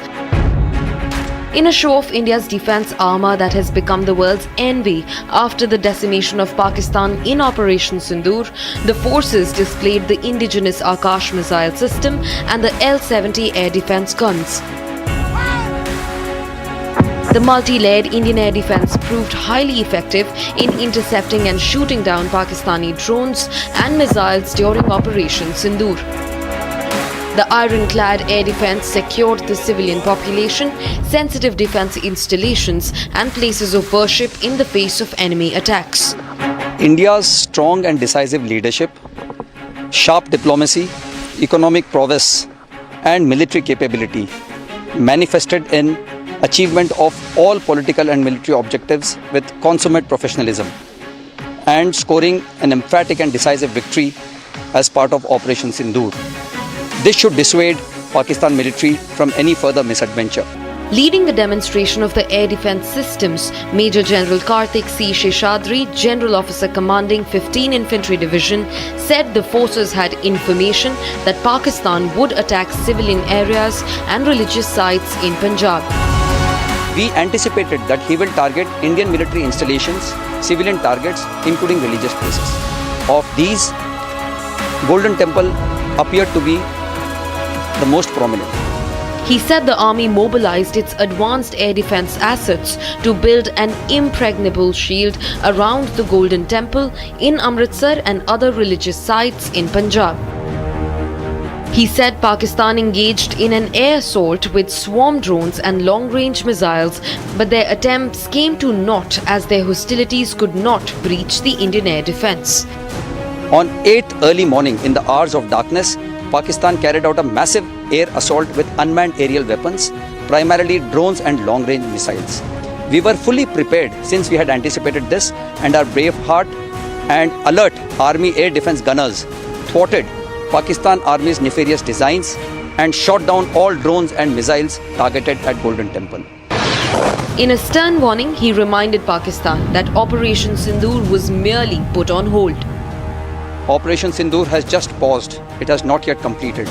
Its full force manifestation with deadly violence is still pending. A soldier detailed how the Indian air defense guns were well positioned to take down Pakistani projectiles. Once we got our orders, we moved swiftly into our designated operational areas and were prepared for all contingencies to provide security and safety to Amritsar and the regions of Punjab. Presently, we are standing in a well-concealed and well-protected gun position of the Panther gunners close to the international border. They are prepared for all and any kind of threats that the enemy might throw at us, which includes drone attacks, air attacks, and counter-bombardment and any other hybrid threats. We stand vigilant, we stand alert, and are ready to thwart any nefarious designs that the enemy might throw at us. The showcasing of the Indian air defense that fared admirably during Operation Sindur sends out a clear message to the world about India's defensive offense capability. सहन में है बदला, दिल में है जज्बा और आंखों में गरूर है। आतंकवाद को जड़ से मिटाने के लिए हिंदुस्तान ने चला दिया ऑपरेशन सिंदूर है। भारत माता की जय! भारत माता की जय! भारत माता की जय! Can do!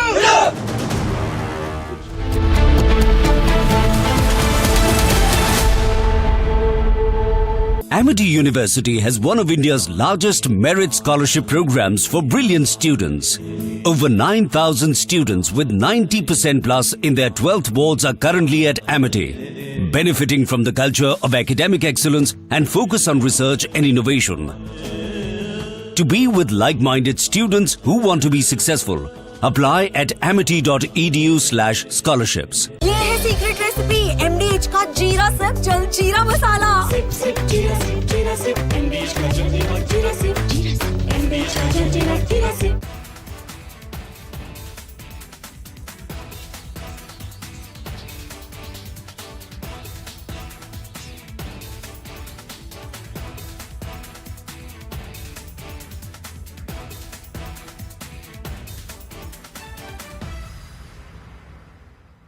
Guru Murthy had said, in the first 3 generations, there are stirrings of that emotional appeal to our youth, and I am so privileged to be seeing a generation or Generation Z or millennials which will have the love of the country coming up afresh. Maybe it is destiny. Maybe because of first 6 to 7 decades, our country was trying to put food on the plate, build houses, coming out to be an economic, from the ashes of the economic dust the colonial masters had left us, come to survive. But as we strive, as we are today the 4th largest economy in the world, nationalism, nationalist culture has to be rejuvenated or revived.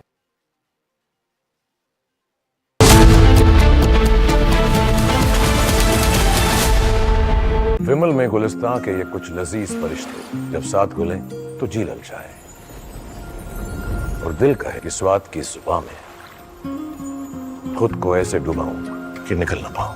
विमल की जुबान कुछ है ही ऐसी, मानते हैं? विमल बोलो जुबान कैसी? MDH की देगी मिर्च, देगी मिर्च का तड़का, अंग अंग फड़का। MDH की देगी मिर्च। जय हिंद। Thank you. ये नारा आपका, ये उद्घोष रावलपिंडी और बीजिंग पहुंच चुका है। Thank you. Ladies and gentleman, I come from the batch of 1971 और मुझे बहुत फख्र है कि हमारा वो बैच था जिसे आज़ादी के 1 महीना पहले कमीशन दी गई। ठीक है, युद्ध के बादल छाए हुए थे, ठीक है, और मार्च में याह्या खान ने अपना क्रैकडाउन किया था बांग्लादेश के अंदर।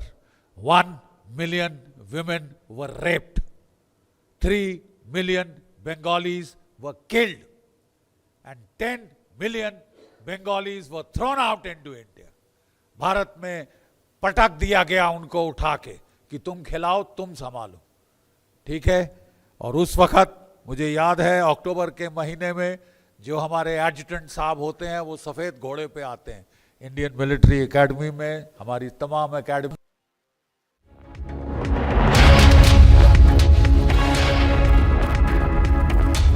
What an important moment it is.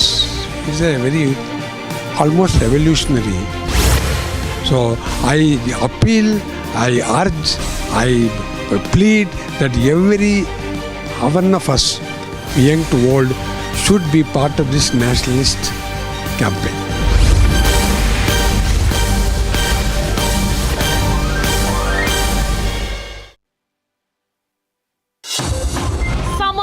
Here. Is your home ready for the heat? Keep your roof cool and your home comfortable all summer with Roof Cool and Seal.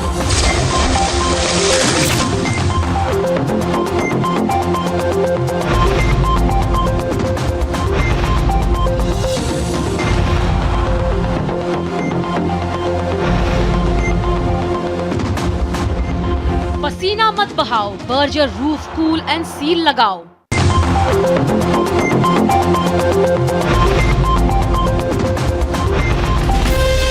From Asia's largest news headquarters, setting the agenda for Bharat.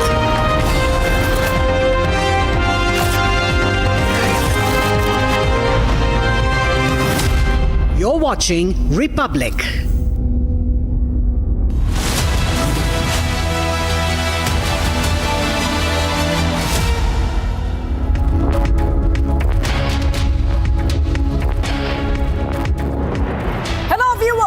Very good afternoon. afternoon. We are live in breaking. I'm Shivangi Shukla getting you the latest coming in. Multiple Pakistan spies have been arrested by India. They're interrogated and they're being investigated, and all the details are right here on Republic TV. But as usual, the headlines first. Let's get started. Big win for Hindu side. Allahabad High Court upholds trial court survey order.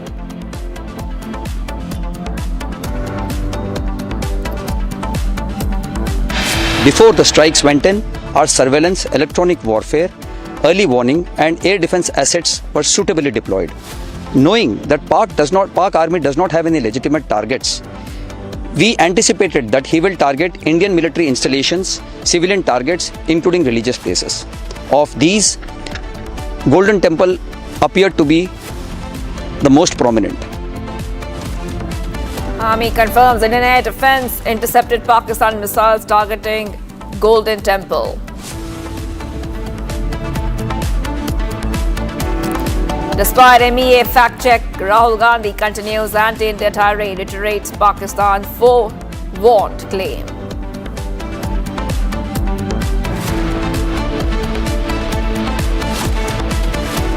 Major crackdown on Pakistan spy network, 11 people arrested across the country.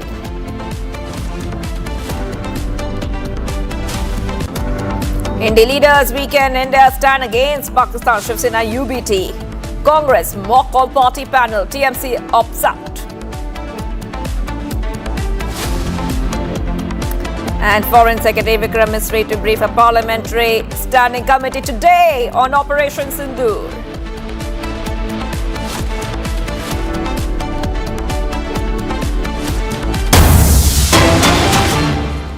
Accused spy Shehzad arrested from Allahabad will be produced in Lucknow's NIA court shortly. UP ATS will demand police custody of accused Shehzad from the court. Big update, viewers. Uttar Pradesh and Terrorism Squad has apprehended and suspected ISI agent operating out of Moradabad. Accused identified as Shehzad is the son of Abdul Wahab, resident of Azad Nagar and Rampur Tanda. He's alleged to have been deeply involved in activities detrimental to India's interests. This is a huge update coming in. We will also be trying to get across to reporters as well to understand more background on this spy and how he was trying to compromise our nation's interest. Shehzad has been under surveillance for the longest time following intelligence inputs suggesting illicit connections. For many years, he reportedly posed as a cross-border smuggler, transporting goods such as cosmetics, clothing and spices between India and Pakistan. It was during these trips that he is believed to have established contact with these handlers. Police say he subsequently began working for the Pakistan agency, allegedly providing sensitive information, crucial, I repeat, crucial to India's security. And we go across to Jatin joining us live more on this. Jatin, big crackdown on Pakistan aids. Shehzad has been apprehended by the UP ATS, and there is a huge trail being investigated. What are we learning of? Yes, go ahead, Jatin.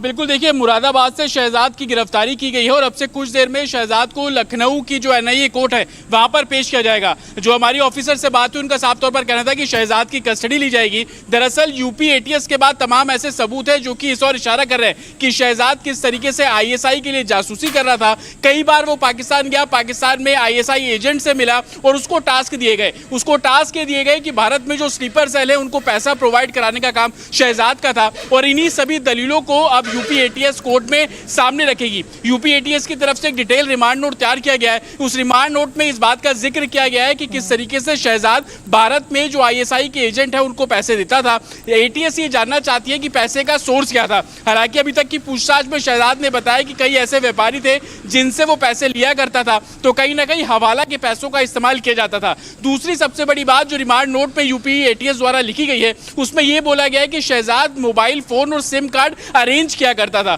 तो UP ATS ये जानना चाहती है कि अभी तक कितने लोगों को शहजाद ने मोबाइल फोन दिए, सिम कार्ड दिए और उसके अंदर किन किन की आईडी इस्तेमाल की गई। ये तमाम ऐसी बातें हैं जो कि अभी इन्वेस्टिगेशन का हिस्सा है। और जिस तरीके से आईएसआई के लिए वो काम कर रहा था, किन किन लोगों के संपर्क में आया, किस एनक्रिप्टेड ऐप का इस्तेमाल करता था, ये तमाम ऐसी बातें हैं जो कि अभी जांच का विषय है। हालांकि शहजाद को रामपुर में इस वक्त मेरी मौजूदगी है, सीधा उसको लखनऊ ले जाया गया है, जहां पर उससे कल रात भी पूछताछ की गई और अब से कुछ देर में एनआईए कोर्ट में शहजाद को पेश किया जाएगा और कम से कम 5 दिन की कस्टडी जो है वो यूपी एटीएस मांगेगी और उसमें देखना होगा कि कोर्ट का क्या कुछ रुख रहने वाला है। लेकिन अभी तक की इन्वेस्टिगेशन पैसे प्रोवाइड कराने को लेकर खुलासा कर रही है, अभी तक की इन्वेस्टिगेशन सिम कार्ड को लेकर खुलासा कर रही है और अभी तक की इन्वेस्टिगेशन ये भी बता रही है कि पाकिस्तान से वो कुछ सामान लेकर आता था जिसमें कपड़े होते थे, मसाले होते थे। तो क्या वो कोई कोड वर्ड की ओर इशारा कर रहे हैं? ये तमाम ऐसे सवाल है जिनको लेकर यूपी एटीएस को लीड मिली थी। उस बिना पर रामपुर यूपी एटीएस की टीम पहुंचती है, मुरादाबाद शहजाद को ले जाया जाता है, जहां पर उससे पूछताछ की गई, कुछ सबूत कन्फ्रंट कराए गए, जिसके बाद ऑफिशियली गिरफ्तारी जो है वो शहजाद की मुरादाबाद में डाली गई और अब सीधा लखनऊ लेकर टीम पहुंची है और कुछ ही देर में कोर्ट में पेश किया जाएगा। कई सवाल हैं जिनके जवाब खंगालने बाकी हैं और यही कारण है कि यूपी एटीएस इस पूरे मामले में कस्टडी मैक्सिमम डेज की मांगेगी। 5 दिन की अभी तक हमें जानकारी दी गई है, देखना होगा कि कोर्ट कितने दिन की कस्टडी देगा। Back to studio. That is right, Jatin. And Jatin, you have also spoken to Shehzad's mother, who said that he was evicted from the family years ago. Okay, we're getting some more breaking updates coming in. I think there's a breaking update first. So let's go to the breaking first that we're getting for our viewers. Okay, India not a dharamshala, cannot host refugees from all over. Supreme Court rejects Sri Lankan Tamils plea. That is right. India is not a dharamshala that can entertain refugees from all over the world. Supreme Court orally has observed while refusing to interfere with the detention of a Sri Lankan Tamil national. Okay, this is the big update coming in right now, viewers on Republic TV, and we'll try to give you more updates on this. But this is a very sharp update we have got right now on Republic TV. And this is coming in as we're learning that India is not a dharamshala. This is cannot host refugees from all over. Supreme Court has rejected Sri Lankan Tamils plea. India is not a dharamshala that can entertain refugees from all over the world. The Supreme Court has orally, I repeat, orally observed this.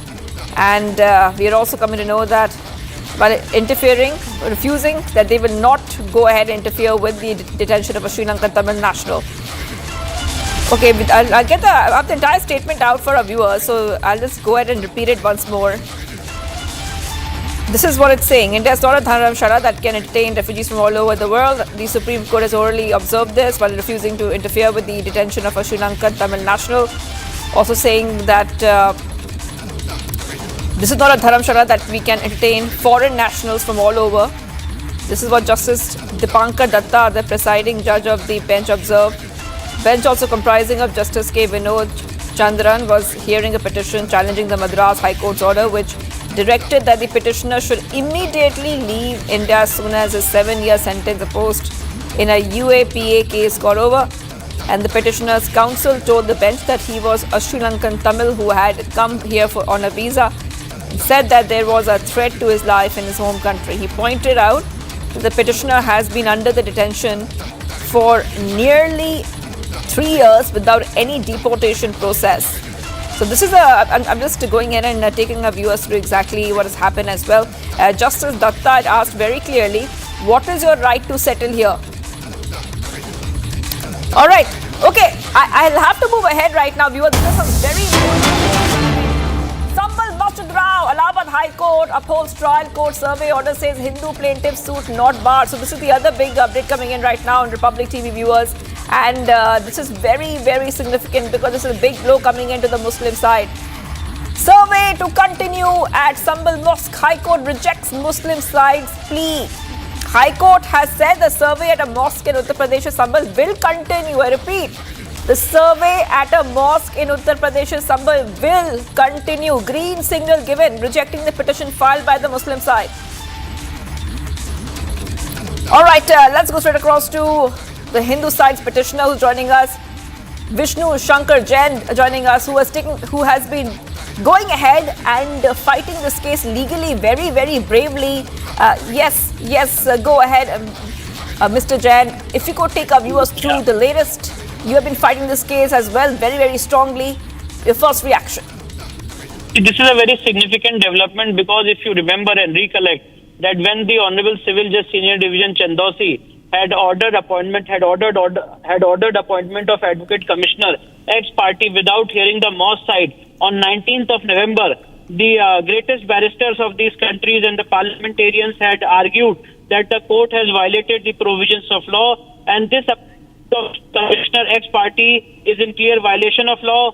They had also argued that how can it be possible that you file a petition on the same day order of survey is passed, and they raised the question. So far as the procedure is concerned, they raised the question. So far as the credibility and the process which was followed was concerned, and today all those things have been rejected by the Honorable Allahabad High Court. The revision petition which was filed by the Moss Committee challenging the order of Civil Judge Senior Division Chandosi of 19th of November 2024 has been rejected by the Honorable High Court, and I was from that time continuously saying that they are only fear-mongering and they are making in public wrong propositions of law.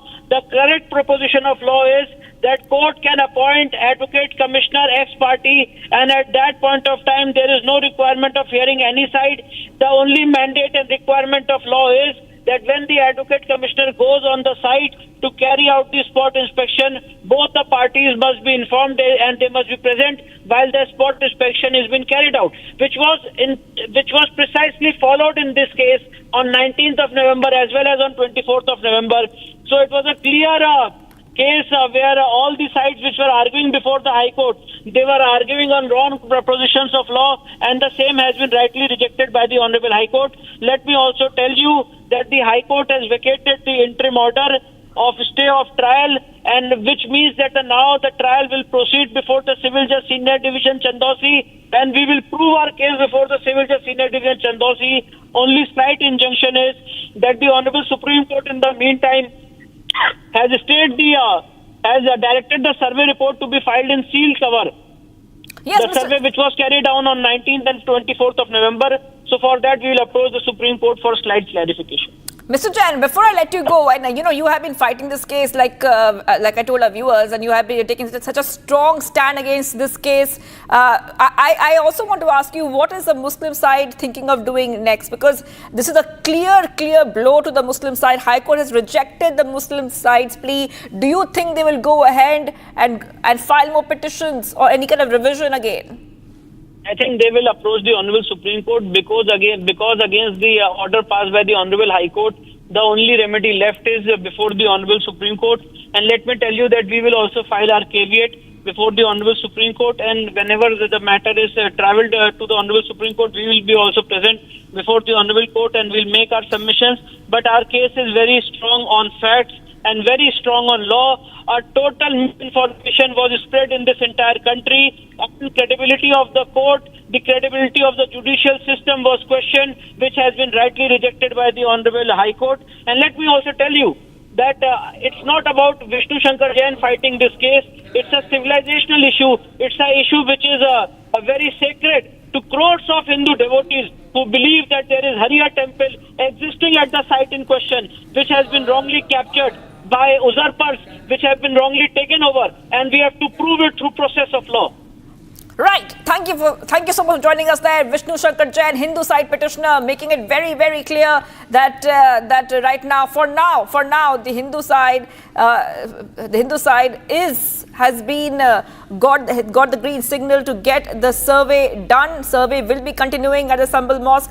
High Court rejected the Muslim side's plea. This is the latest in the story. Big win for the Hindu side. We have to move ahead right now, viewers, because we're getting some more breaking updates. Let's go ahead to the big breaking updates coming in. More details and repeat regarding YouTuber Jyoti Malhotra. Top CID officials have said that they received information that YouTuber Jyoti visited Puri's Jagannath temple and posted a video regarding it on Instagram. She also visited Chilika and Konark. In fact, she was in touch with the YouTuber from Odisha. Odisha police in touch with Haryana counterpart. Big update coming in right now on Republic TV, viewers, and this is coming in as we keep getting you back-to-back updates. And this is regarding Jyoti Malhotra.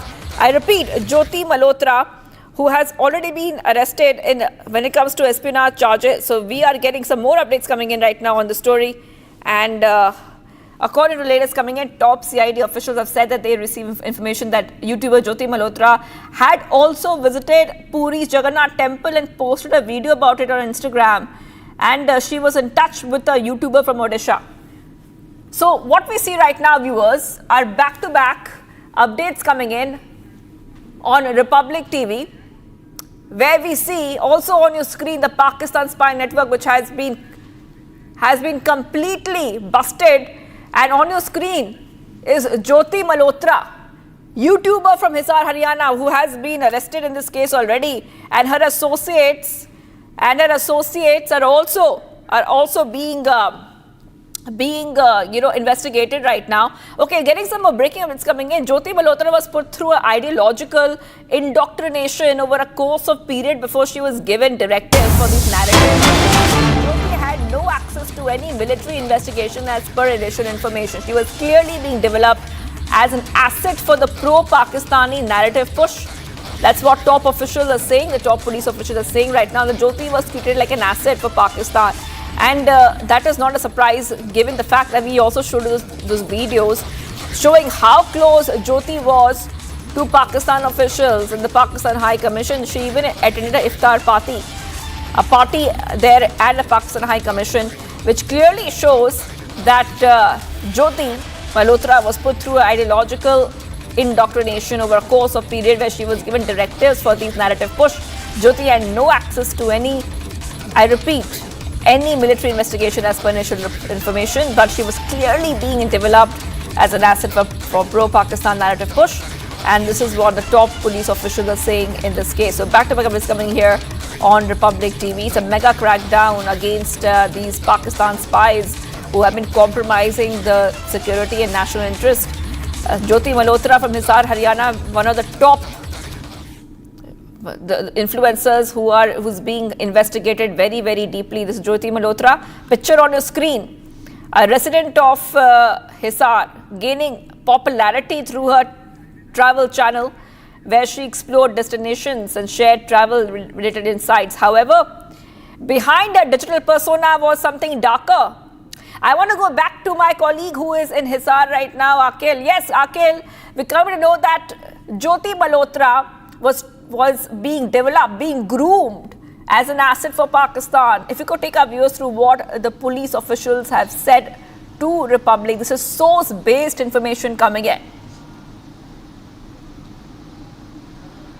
Well, that's right. If you see, Jyoti Malhotra was in severe need of money, severe need of cash, because she was if you see, unemployed, and her father was also unemployed. So what we are getting from our sources that at that point in time, when she was unemployed for the last 2 to 3 years, she was not able to get a job, and she could barely earn 12 to 14,000 rupees. So that was not enough for her to basically meet her means. So after that, what has happened that she tried another ways to acquire some money. So she started basically her YouTube channel to become a social media influencer, and then she came in contact with one person who has been identified as Danish. So basically, initially what has happened that if you see, Harkirat was the person who came in contact with Jyoti Malhotra. Harkirat was a person who was basically the part of Haryana Sikh committee. So he took Jyoti Malhotra to the Punjab to the Pakistan High Commission, and after that Jyoti came in contact with Danish, and after that what has happened that both of them were in constant touch. They were exchanging messages. There were several calls which have been found. So after that, what we are learning from our sources that for the last 2.5 years they were in constant touch, and due to which they got established source into the Pak High Commission. And after that, what has happened that Jyoti tried to visit Pakistan, and she requested Danish for a visa, and after that Danish aided her visa process, and then she got in touch with two different persons who have been identified. One person has been identified as Shahbaz, and second person has been identified as Shakil. So the second person's number has been saved in Jyoti's phone as Jat Randhawa. So why she needed to to deflect it, why she needed to save that contact as a different person, that's a matter of investigation. While speaking to the Republic TV, senior police officials from the Hisar police has confirmed this, that they are looking at the forensic report at this point in time, because there were several details. The CDR details have been recovered from Jyoti's phone. The text messages have been recovered. The videos and the messages that have been transferred from Jyoti's phone to Danish phone has already been recovered. So they are analyzing all the details of those messages. So once that messages will be decoded, then things will become clearer that how she was being used by the park operatives in that direction to peddle some misinformation from the park side. Back to you. Soon on the story, because this is something that we are focusing on very, very clearly, where there's a big crackdown on any of these Pakistan spies. Big crackdown. They are in focus by our investigation agencies, and continues with the investigation. Now we have to move ahead. A district court has remanded Siraj. I'm getting some more breaking news coming in as the investigation is continuing. It's not just the Pakistan spies, but even the terror suspects have been arrested. Now this is a district court remanded Sirajur Rahman and Saeed Samir of Secunderabad on 2 terror suspects arrested to 14-day remand. The 2 accused would be shifted to Vizag Central Jail. Counterintelligence Police to file a petition in court for police custody for further investigation. Big update coming in right now, viewers. District Court remands Sirajur Rahman and Saeed Samir of Secunderabad. 2 terror suspects arrested to 14-day remand. Now the 2 accused would be shifted to Vizag Central Jail. Counterintelligence Police to file a petition in court for police custody for further investigation. Hyderabad terror suspects sent to 14-day remand. And if you could just go ahead and tell our viewers a little bit more about what's happening here. This is a local court remanding 2 suspected terrorists allegedly linked with a foreign-based outfit to 14 days of judicial custody. And this is one of the accused, Saeed Samir, accused of a terror plot. Saeed Samir. And I want to go straight across to my colleague who's joining us, Aneri. Aneri, specific intelligence inputs found both of these, arrested them, and now they have been remanded for 14-day remand for both of them. If you could take our viewers through the latest coming in. Well, that's right, Shivangi. What we are seeing is that a big development. Well, earlier in the morning, we had broken this, that how 2 accused who have been suspected of collecting materials, incriminating materials, and they had a plot. They were planning to carry out bomb blast in the 2 Telugu states, that's Andhra Pradesh and Telangana. Well, now what we are being told is that the magistrate court in Vizag has now given 14 days of remand, so they will be shifted to Vizag Central Jail. Both the accused have been picked up by the police officials. The counterintelligence team of Andhra Pradesh and Telangana both were keeping a close eye on their activities since a long time, and following these activities, now the police officials have picked up these 2 accused. And what we are being also told is that now the police officials will also be filing a petition for a police custody so that they can further interrogate these 2 accused who were allegedly planning to carry out a bomb blast in Telangana and Andhra Pradesh. Well, what we are being told is that Saeed Samir, who was residing in Hyderabad, and one person, Siraj, was residing in Vijayanagaram. So this case is basically filed in Vijayanagaram following the inputs which they had got from Vijayanagaram. The Telangana police, the counterintelligence had carried out searches, and then following which they had also found some incriminating materials, explosive materials from their residences, and now they have now been remanded for 14 days. However, now the police officials will also be filing a petition for police custody as well. So we'll have to see what comes out of that. But yes, they will be shortly shifted to Vizag Central Jail. That is right. I'll be coming back to you for more on the story, Aneri, because the crackdown on terror continues all across the nation. We have to move ahead right now, viewers, because we will now put a focus on all the other stories we're tracking in the next segment, Bharat in 5 minutes. Let's get started.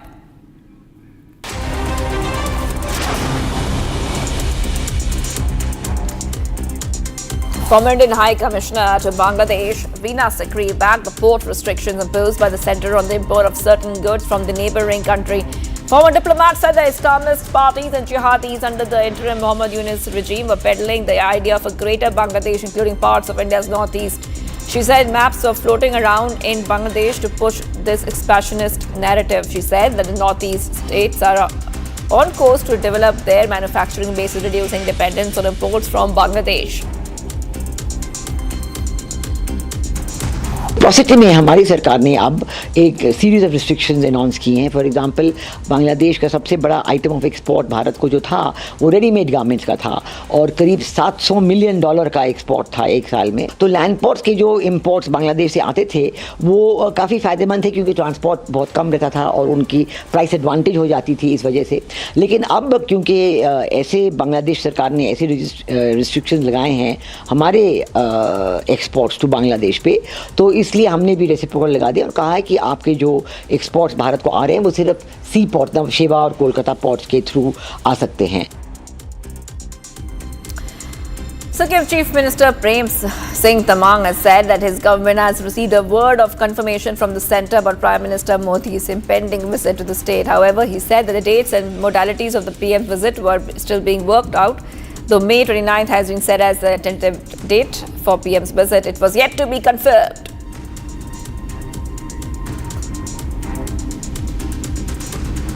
माननीय प्रधानमंत्री जी अब the दिल से सिक्किम का जो स्वर्ण जयंती है उसमें आने के लिए पूरा तैयारी है और कंफर्मेशन मिल चुका है सिक्किम सरकार को और बहुत सारी मीटिंग भी हो चुका है, वीडियो कॉन्फ्रेंस के मार्फत भी हो चुका है. 29 तारीख को इसका तय है और उनको भव्य स्वागत करने के लिए हम लोग ने पाल्स स्टेडियम में करीब 1 लाख सिक्किम में जनता के द्वारा हम लोग उनको स्वागत करेंगे.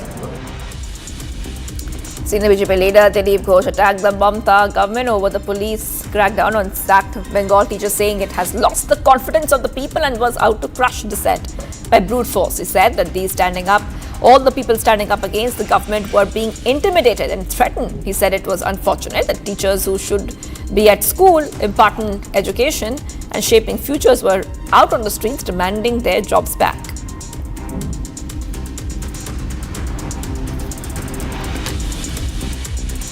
ये तो डराने का तरीका है ना. जो टीचर स्कूल में बैठ के पढ़ाना चाहिए उनका नौकरी क्यों गया? आपने पैसा लिया, चोरी किया, घोटाला किया, अब वो रास्ते में बैठे हुए हैं. इतना दयनीय स्थिति है. स्कूल में टीचर नहीं है, पढ़ाई नहीं हो रही है. कहीं एक टीचर था, वही घंटी बजाते हैं, वही ऑफिस खोलते हैं, आज वो भी नहीं है. तो हमारे बंगाल के जो बच्चे हैं उनका भविष्य क्या होगा? So parts of Bengaluru literally went underwater after heavy rain slashed the city. Visuals showed rainwater gushing into the Silkboard metro station, throwing passenger services haywire. The extensive flooding yet again showed up the ineffective drainage system in the city.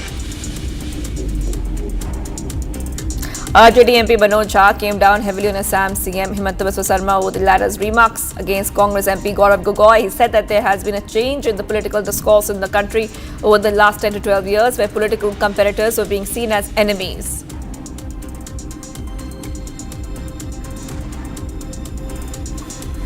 इस goodwill mission में नामित एक व्यक्ति के बारे में एक सूबे के चीफ मिनिस्टर का ये बयान है.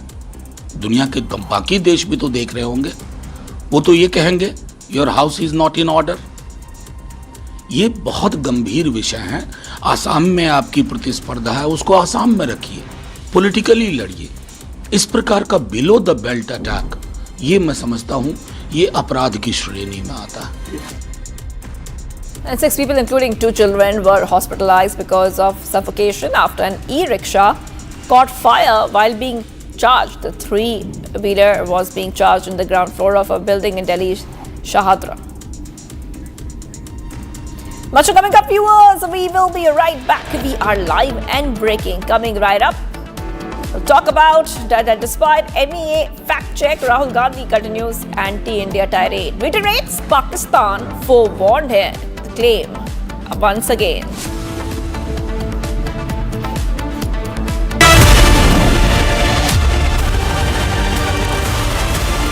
विमल में गुलिस्तां की ये कुछ लजीज फरिश्ते जब साथ घुले तो जी ललचाए और दिल कहे कि स्वाद की इस जुबां में खुद को ऐसा डुबाऊं कि निकल ना पाऊं। विमल की जुबान कुछ है ही ऐसी, मानते हैं ना? विमल, बोलो जुबान केसरी। आधे बाउल दही में 4 चम्मच MDH चटनी पुदीना मसाला डाला, स्टर करो, पुदीना चटनी तैयार। MDH चटनी पुदीना मसाला।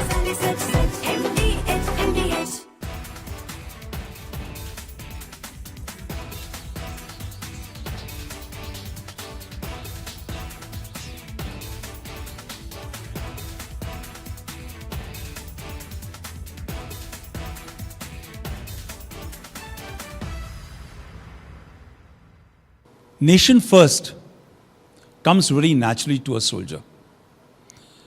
When Captain Vikram Batra, Captain Manoj Kumar Pandey decide to walk into the hail of bullets, knowing fully that the arms of death await them, they don't walk in with the idea of glory which will follow.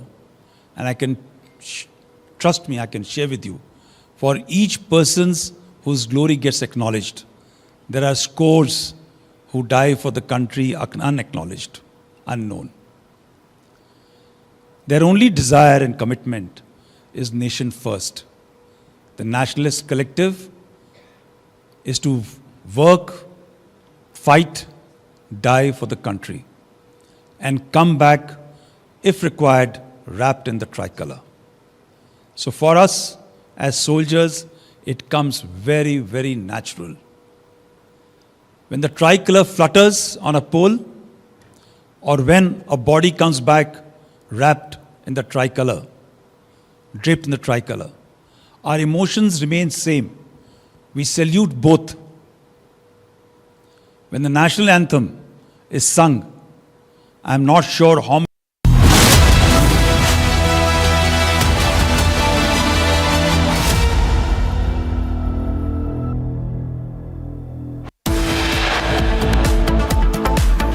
A big win for Hindu side. Allahabad High Court upholds trial court's survey order.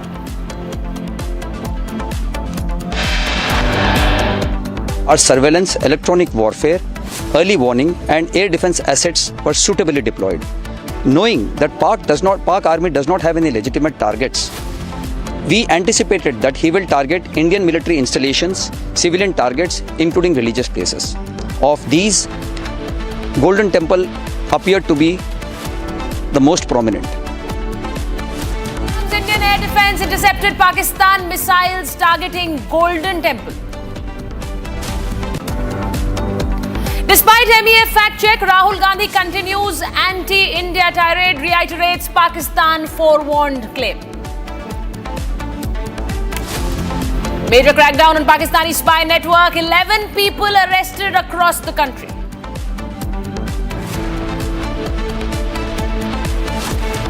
Indie leaders weaken India's stand against Pakistan. Shiv Sena UBT Congress mock all-party panel. TMC opts out.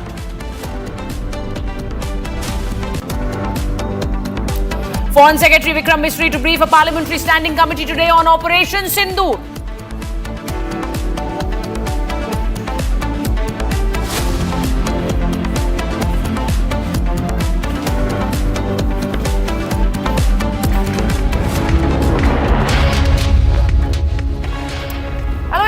You're watching Republic TV. I'm Sucharitha Kukreti and we'll begin with the big news that's just coming in. UK High Court denies Nirav Modi's bail plea in PNB fraud case. The UK High Court has denied bail to Nirav Modi, the main accused in the USD 1 billion Punjab National Bank fraud case, rejecting his latest application during a hearing on Thursday, May 15th. This marks the 10th failed attempt by Nirav Modi to secure bail since his detention in 2019. So the big news that's coming in, no relief for fugitive Nirav Modi. UK High Court denies bail to Nirav Modi yet again. This is in the PNB fraud case. The UK High Court has denied bail to Nirav Modi yet again. He's the main accused in the 1 billion USD Punjab National Bank fraud case. He has been trying for bail in the UK courts. He's been denied bail in the UK courts, and this is his 10th attempt trying to seek bail, but yet again, no relief for fugitive Nirav Modi. So as I said, the main fugitive in the PNB fraud case, Nirav Modi, has been trying to get a bail in the PNB fraud case, but he has had no relief from the UK High Court. And again, this was his 10th attempt at a bail. The UK High Court has denied bail to Nirav Modi. Those visuals that you're seeing of Nirav Modi from an earlier occasion, where he's trying to duck cameras, where he's trying to hide his face. He's been hiding. There has been no response from Nirav Modi and his lawyers. Let me speak to my colleague Rhythm joins us for more on the phone line.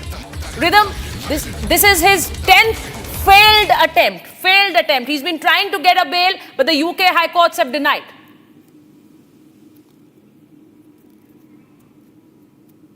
Rhythm, are you able to hear me?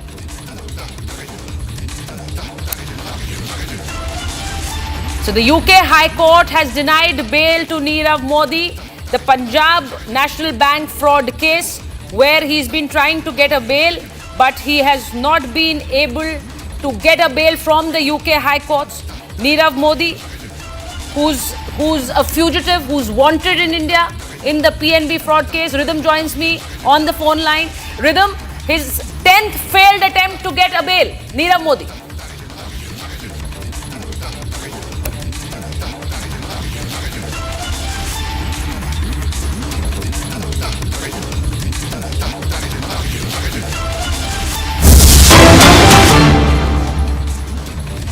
And the other big news that's coming in, All Indian Cine Workers Association has officially written to Honorable Prime Minister Shri Narendra Modi and the Information and Broadcasting Minister Ashwini Vaishnav, demanding a zero tolerance for terror supporters and a complete ban on Turkey and Azerbaijan in the Indian film industry to protect India's integrity and sovereignty. So the Indian Cine Workers writes to the Prime Minister. They've been protesting against the shoots in Azerbaijan and in Turkey. Now they've written a letter to the Indian Prime Minister saying that there should be zero tolerance for terror supporters, mainly Azerbaijan and Turkey, who openly stood by Pakistan during this escalation that India and Pakistan faced in the days gone by. And the Cine Workers Association now clearly demands that they should be banning all shoots in Azerbaijan and Turkey. Okay, now Suresh Gupta, President of AICWA, joins us on phone. Mr. Gupta, you've said this earlier, you are reiterating it again, saying that there should be no shoots in Azerbaijan and Turkey. Are you getting support from your own community on that? AICWA ने officially boycott कर दिया था, ban कर दिया था Turkey और Azerbaijan country में काम करने के लिए फिल्म इंडस्ट्री को जी। और ऑफिशियली हमने prime minister of India honourable Shri Narendra Modi ji को पत्र लिखकर ऑफिशियली इसे प्रतिबंध लगाने की मांग की है, ताकि उन्हें कोई भी वीजा ना मिले टर्की और अजरबैजान कंट्री को इंडिया में काम करने के लिए, और यहाँ के लोग वहाँ जाके काम ना कर पाए। इसके लिए इनके वीजा को तत्काल प्रभाव से रद्द करे और फ्यूचर में कोई भी वीजा ना दे। और पूरी फिल्म इंडस्ट्री इनके अगेंस्ट में है, टर्की अजरबैजान कंट्री के खिलाफ में, और कोई भी काम करने को तैयार नहीं है। और कई प्रोजेक्ट अभी लाइन अप थे, सभी लोगों ने कैंसिल कर दिया है और लोगों ने हॉलीडेज भी जाने के लिए मना कर दिया है। कोई और कंट्री जाएंगे, लेकिन टर्की आतंकवादी कंट्री में नहीं जाएंगे। जो भारत के खिलाफ में पाकिस्तान कंट्री को स्पॉन्सर करता है, उस कंट्री को पूरी तरह से बॉलीवुड और रीजनल फिल्म इंडस्ट्री ने बॉयकॉट कर दिया। इसलिए AICWA ने officially letter prime minister and information broadcasting को लिया है कि AICWA फिल्म इंडस्ट्री ने स्टैंड ले लिया है, और सरकार भी स्टैंड ले, इनके सारे सोशल मीडिया अकाउंट बैन करें इंडिया में, इनके shows, web series, film show, इनको वीजा ना दे और इनको काम करने में प्रतिबंध लाए, ये ऑफिशियली डिक्लेयर करें। जी गुप्ता जी, क्या आप हमारे दर्शकों को बता सकते हैं कि क्या कितना आपको लगता है कि बिजनेस भारत की फिल्म इंडस्ट्री से इन दोनों देशों को जाता है? कितनी शूट्स वहां पर हो रही हैं, क्योंकि उनको एक नुकसान महसूस हो जब ये विड्रॉ होगा? अभी आपने देखा होगा रेस 2 मूवी वहां शूटिंग हुई, सलमान खान की मूवी, सलमान खान अपना अभी से बहुत सारी मूवी बड़ी बड़ी शूट हुए हैं वहाँ जी। तो ये हजारों करोड़ का जो नुकसान वो टर्की को झेलना होगा, हजारों करोड़ में, कि कुछ मूवी बनती है तो उसका बजट हजारों करोड़ में होता है बॉलीवुड का जब वो बाहर करने जाता है। तो अभी 2012 के बाद देखोगे ना आप, आमिर खान और सलमान खान और शाहरुख खान और सभी लोगों ने बड़े बड़े बैनर्स लेके वहाँ मूवी टर्की में किए, तो टर्की को हजारों करोड़ का लॉस होगा। स्टेज परफॉर्म होते हैं, सिंगर परफॉर्म करते हैं, वहाँ आर्टिस्ट परफॉर्म करते हैं, वहाँ के लोग यहाँ काम करने आते हैं, तो ऐसे ये हजारों करोड़ का नुकसान टर्की को झेलना होगा ये सब बॉयकॉट के बाद। बिल्कुल सुरेश जी, बहुत बहुत धन्यवाद। Suresh Gupta was speaking to us on behalf of the AICWA, All India Cine Workers Association, very clearly saying that we want a complete ban on shoots in Azerbaijan and Turkey. There will be no support to terror supporters, the countries that stood by Pakistan, Azerbaijan and Turkey. There should be no shoots there. And moving in, breaking news coming in, YouTuber Jyoti Malhotra will now be questioned by the NIA. Jyoti Malhotra, a travel blogger from Haryana, also known as Jyoti Rani, is a Pakistani spy. She was arrested on Saturday for allegedly spying for the neighboring nation and leaking information about India during Operation Sindur. The woman from Hisar was arrested by the Haryana Police's anti-espionage wing, it marking the third arrest in the state related to spying. Now, Jyoti Malhotra has visited Pakistan twice. Her first visit was in 2023 when she got a visa arranged by the commission agents. She visited the country again 2 months ago and posted multiple videos and reels about her travel to Lahore's Anarkali Bazaar, the Katas Raj Mandir, the complex in Pakistan's Punjab province, and her bus journey across Pakistan. So those visuals and her visuals of meeting Maryam Nawaz have also gone viral. So she was in Pakistan and now she will be questioned by the NIA is the big news that we are giving you. The Military Intelligence Wing and the NIA will jointly question Jyoti Malhotra, who's been arrested on charges of espionage.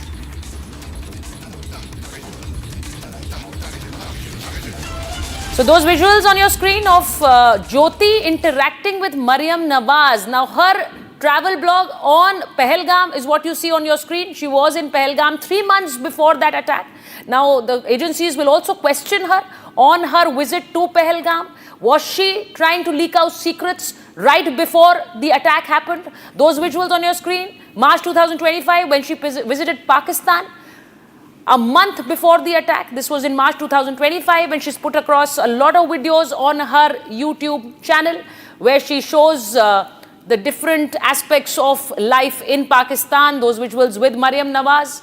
And what is being questioned is how did she have access to Maryam Nawaz? How did she interact with were the agents in the Pakistan High Commission able to give her access to Maryam Nawaz? That visual on your screen is from the Pakistan High Commission where she was invited on the Pakistan National Day. Now, she was showing across Pakistan High Commission and she's seen interacting with agents in the Pakistan High Commission, one of them on your screen right now.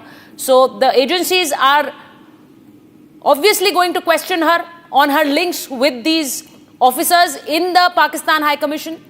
One of them who was asked to leave the country within 24 hours. And I'm joined by Akhil, who's live with us from Hisar. Akhil, she's going to be questioned by the NIA. We also have reports that there was a team that went to her house to gather information. What is the latest that you have for us?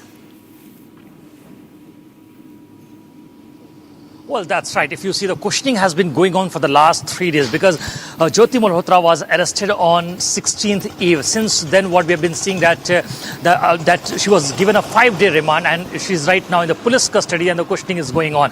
And if you see, the NIA team visited Hisar and they have questioned Jyoti Malhotra in this regard. And apart from that, if you see, Military Intelligence Wing has also questioned in this regard. So as of now, what we are seeing on ground zero, that in this case, the investigation is on full pace because if if you see what has happened, that Jyoti Malhotra was a person basically who has got access to several key profile politicians in Pakistan. So how did she was able to manage that contact, and how did she was able to manage that access inside the core hierarchical position of Pakistan's politics? So that's a major question for the Hisar police and the intelligence agencies over here. The second key aspect in this investigation is, which is very important, is the financial part, because if you see, Jyoti Malhotra was unemployed, her father was unemployed, but from where did she get a lot of money to, which basically paved her way through traveling to approximately 9 to 10 countries? Because if you see, in the last 2.5 years she traveled 9 to 10 countries. So from where did she get this money? So that's also the part of the probe. And right now what is happening, that the Hisar police senior officials, while speaking exclusively to the Republic TV, has confirmed that at this point in time they have collected the CDRs, all the text messages and the video messages. Apart from that, the documents that Jyoti Malhotra shared with other officials in the Pak High Commission, that is also being examined. Because if you see, since March 2023, on Pakistan National Day, she was invited inside the Pak High Commission among other YouTubers, because she was not the one. There were 6 and 7 other YouTubers that were also invited. But she became also the victim of this entire incident, and then she started to peddle the Pakistan narrative. This is what we are getting to learn from our sources, because initially if you just go by the reports, right, she has so confessed the NIA is going to be questioning Jyoti very soon. Those visuals and pictures of her mingling with the agents and officers in Pakistan High Commission. Meanwhile, after denying knowing any information about his daughter, Jyoti Malhotra's Pakistan's visits, the father of the accused has now made a U-turn. Just listen in. इस वक्त हमारे साथ मौजूद हैं हरीश मल्होत्रा, जो कि ज्योति मल्होत्रा के जो हैं पिताजी हैं। अच्छा, ये मुझे बताइए, क्या ज्योति पाकिस्तान जाया करती थी? इस बात की आपको जानकारी थी? पाकिस्तान जाया करती थी, तो इनसे परमिशन लेके जाया करती होगी, वैसे तो कौन नहीं जाया करती होगी। फिर ये क्यों उल्टी सीधी बात कर रहे हैं? नहीं, कौन उल्टी सीधी बात कौन कर रहा है? पुलिस वाले जो उल्टी सीधी इसको पकड़ के ले गए हैं या कुछ भी कर रहे हैं, तो कुछ सबूत नहीं मिले, फिर क्यों पंगा कर रहे हैं? नहीं, कल तो आप कह रहे थे कि ज्योति पाकिस्तान गई, इस बात की आपको जानकारी नहीं थी। कल आपने जो मीडिया को इंटरव्यू दिया है, कहाँ गई थी? नहीं, कल आपने मीडिया को इंटरव्यू दिया, उसमें आपने साफ कहा है कि ज्योति जो है वो पाकिस्तान नहीं गई थी। मेरे को नहीं पता। अरे मेरे पास वीडियो रिकॉर्डिंग है, उसमें आपने कहा ज्योति पाकिस्तान नहीं गई थी। आज जो है वो आप अपना स्टेटमेंट बदल रहे हैं। मेरे को नहीं पता इस चीज का गई थी कि नहीं गई थी, मेरे को बताती नहीं वो। मेरे पास वीडियो क्लिप्स हैं, जिस वीडियो के अंदर मेरी रिपब्लिक के इंटरव्यू पे आपने साफ कहा है कि पाकिस्तान जो है वो नहीं गई थी। आज आप कह रहे हैं पाकिस्तान गई थी। स्टेटमेंट क्यों बदल रहे हैं? अरे सुनिए, हरीश जी ये बताइए, आप स्टेटमेंट क्यों बदल रहे हैं? हरीश जी, आप स्टेटमेंट क्यों बदल रहे हैं? सिर्फ ये बताइए ना, पहले आपने कुछ और कहा, अभी आप कह रहे हैं स्टेटमेंट बदल रहे हैं। क्या हो गया था? तो आपको पता था ये बात कि पाकिस्तान गई थी? बताइए ना क्या कहना चाह रहा। आपने कल कहा है ना, आवाज नीचे कीजिए, आपने कल कहा है ना वो पाकिस्तान नहीं गई थी, आज आप कह रहे हैं पाकिस्तान गई थी। क्या हुआ, पाकिस्तान गई थी? आपको पता था? अभी आप कह रहे हैं पाकिस्तान गई थी। क्या नहीं, आपने क्यों कहा ये बात कि वो पाकिस्तान गई थी? इस बात के बारे में आपको जानकारी नहीं थी? आपको जानकारी थी? क्या हुआ था बताइए, अब आप बताइए, बात तो करें आप।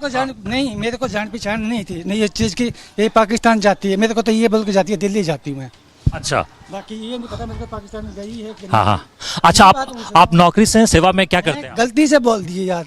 अच्छा, आपने गलती से बोल दिया? हाँ। तो आप अपना बयान बदल रहे हैं, ये कह रहे हैं? गलती से बोल रहा हूँ। हाँ, तो ये आप पुलिस पे इल्जाम क्यों लगा रहे हैं? आप कह रहे हैं पुलिस ने गलत रिपोर्ट दी। वो तो कहते हैं जी ये वहाँ गई थी, पाकिस्तान गई थी, हैं? पुलिस झूठ तो नहीं बोलेगी? पुलिस के पास डॉक्यूमेंट्स होंगे तभी तो बोल रही है पुलिस। पुलिस तो सही कह रही है, गई होगी, मेरे को नहीं पता। तो पुलिस सही कह रही है ना, आप ये कह रहे हैं पुलिस सही कह रही है? पुलिस सही कहती हो, कह रही है, ये मेरे को नहीं पता। नहीं, अच्छा, मुझे ये बताइए कि आपके पास क्या ज्योति के ट्रांजैक्शन डिटेल्स थे? ज्योति को पैसा कौन देता था? स्पॉन्सर कौन कर रहा था उसकी ट्रिप्स को? इंडोनेशिया जा रही थी, चाइना जा रही थी, पाकिस्तान? नहीं, हमारे को तो कोई पैसा मिला नहीं, ना कोई देता। हमारे भाई की पेंशन आती है, उसमें से हमारा गुजारा होता है। अच्छा, आपकी तनख्वाह लगभग मोटा मोटी आसपास कितनी होगी? कैसे इतना सैलरी उसके पास कैसे आया? वो कैसे इतने सारे ट्रिप्स? नहीं, हमारे पास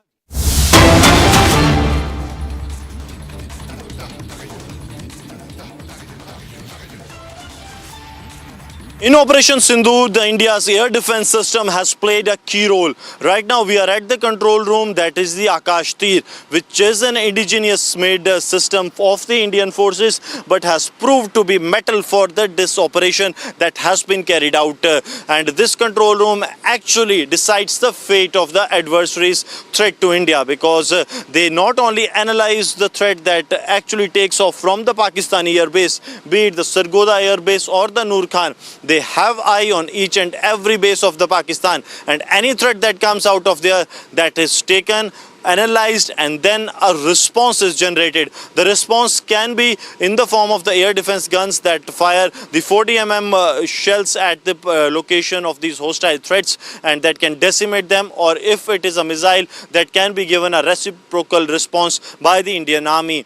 Here you will see that they are keeping a strict vigil on what is happening on ground, and using this radar system that is part of this entire Akash Tir system, they are keeping an eye on what is happening, and whenever they see any threat being thrown to the Indian side, they evaluate that threat and a befitting reply is given. Right now we are at the control room of the Akash Tir, joined by me as an officer from the Indian Army. Sir, how this has been helpful in the ongoing situation, especially the Operation Sindur, because we saw a barrage of threats coming from Pakistan. No one crossed the boundary, but there was a barrage of threats from across the border. First of all, I would like to mention that Akash Tir system, it is an automatic command and control system. This system has played a pivotal role in Operation Sindur, and we have successfully destroyed all the enemy drones, the aircrafts that have crossed the LC, and they have come into our own territory. We have successfully destroyed all of them. Whatever mission and objective that has been given to us, that was achieved by us due to the composure and the professionalism of our troops. Akash Tir, regarding the Akash Tir, I would like to mention that this is the nerve center of the air defense operations. Whatever gets airborne, whether in our territory or the enemy territory, we get the feed of that somebody has got airborne. And as soon as that data is received by the Akash Tir, now it does the threat evaluation of that thing, that whether this is hostile or friendly. The same data is sent to the weapon end, whether gun or a missile. Further, the guns, if they are told that this airborne object is approaching you, then they are given a go-ahead that you can go for it and you can shoot down that hostile enemy drone. And we have been successful in destroying 100% of the enemy drones that have taken airborne from the enemy. So you said 100% of the threats have been neutralized, but what we have seen that since now there is a peace prevailing on the borders, but are you on the alert mode like you have been during the initial days of the operation? Yeah, definitely. Actually, we are always in the state of readiness. Every time in peace time, if we are not at a forward location, we are back in our peace time locations. That time also we are preparing for war. So we are always ready and to get the enemy down. We have seen that probably for the first time this has happened to the India, that these kind of airborne threats have come into being, and no one has expected that this kind of a response will come to the adversary by the India's own air defense system. How capable this system is, because last time we saw it was in the Israel when their air defense system blocked every threat from adversary, and now is the Indian own air defense system that is proving to be a metal. Actually, this is not the new thing that has happened to us. We have been learning from our neighborhood and the Middle East as well, Israel and Palestine and even the Azerbaijan and Armenia. The same kind of situation they have faced in their war. So we have been continuously learning from their experiences. And our team of officers, Jawans, they used to visit them, and we have carried out a range of experiences. We have made a list of lessons learned from them, and we have used that in our Operation Sindur as well. We have used that in Operation Sindur as well. There are two more important components of this Akash Tir system. One is the radar system and other is the air defense guns that have been deployed here, and we take you to the radar and the air defense guns.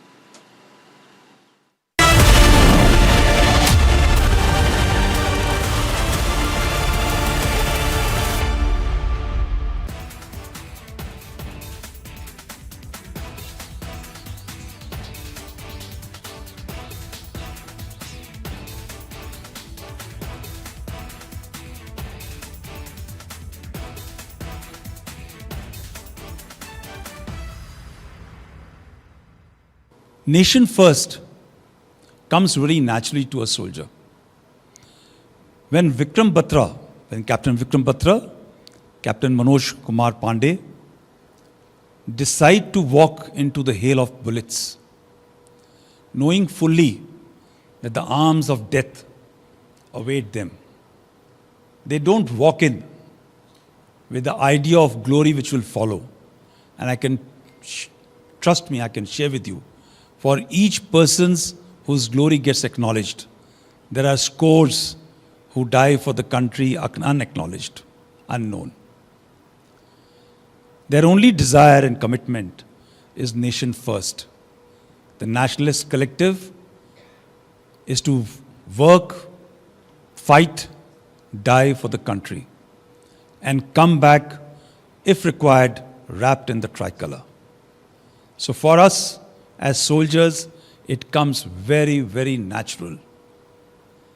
When the tricolor flutters on a pole, or when a body comes back wrapped in the tricolor, draped in the tricolor, our emotions remain same. We salute both.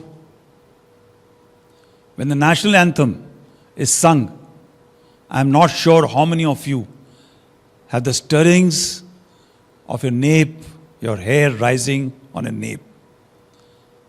Old man, 60 plus, 61 plus, it happens still for me every time I see the flag or I hear the national anthem. It gets me young.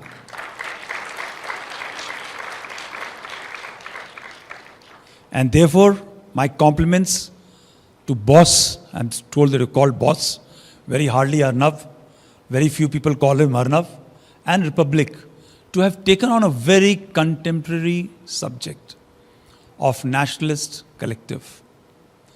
And why do I say this? While it comes very natural to us, the commitment to the nation as first and foremost to everything, to family.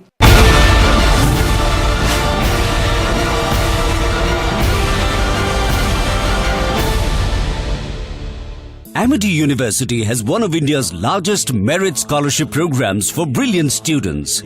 Over 9,000 students with 90% plus in their 12th boards are currently at Amity, benefiting from the culture of academic excellence and focus on research and innovation. To be with like-minded students who want to be successful, apply at amity.edu/scholarships. अब छोलिया हो या लोबिया, सफेद चने या काले चने, सब कुछ मजेदार बने। जब मैंने बीएसएफ ज्वाइन किया तो first posting was in Jaisalmer, desert of Thar, with I used to study only in geography. तो थार के डेजर्ट में जब मैं गया और भारत के सरहद की वो अंतिम लाइन देखा, जिसके पीछे तो 140 करोड़ लोग हैं, लेकिन उसके आगे पाकिस्तान था। उस समय ये लैंड बॉर्डर फेंस नहीं था। हमने जो नौकरी शुरू की तो उसके करीब 13-14 साल तक कंप्लीट 3200 किलोमीटर का लैंड बॉर्डर ओपन था। जब ये नौकरी ज्वाइन किया तो लोगों ने बोला किस फोर्स में जा रहे हो? We were told in academy कि भारत की सीमाएं जितने देश से लगती हैं उसकी सबसे क्रिटिकल बॉर्डर पाकिस्तान है और बांग्लादेश है। तुम्हारा डिप्लॉयमेंट इस फोर्स के अंदर होने जा रहा है। 1994 का दशक आया। India is the country of youth. We need the entire youth power to generate energy to progress our country. We have to rise today to remain one and fight our adversaries. Tomorrow's day will be yours. I would give a message to you from here that rise above all the differences and just be one nation first. Jai Hind.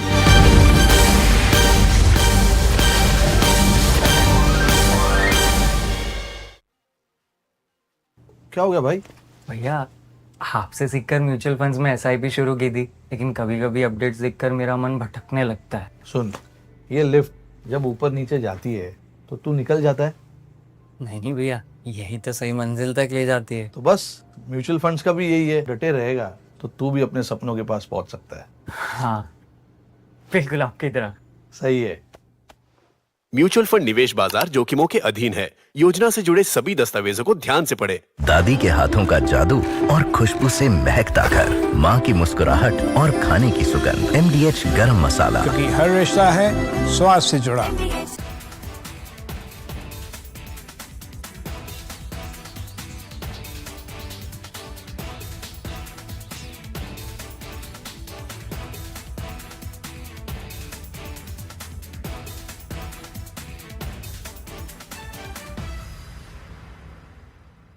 मेरे नगपति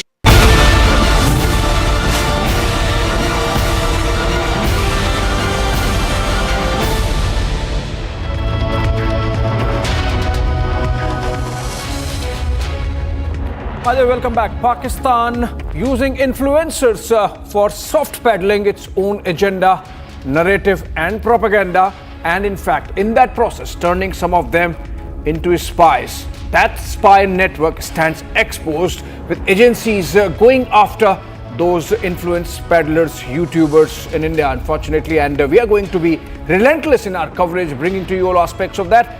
Let's begin with the headlines. UK High Court denies bail to Nirav Modi, the main accused in the US $1 billion Punjab National Bank fraud case.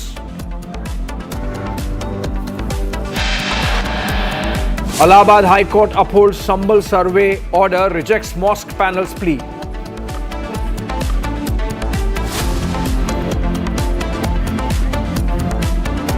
Before the strikes went in, our surveillance, electronic warfare, early warning and air defense assets were suitably deployed.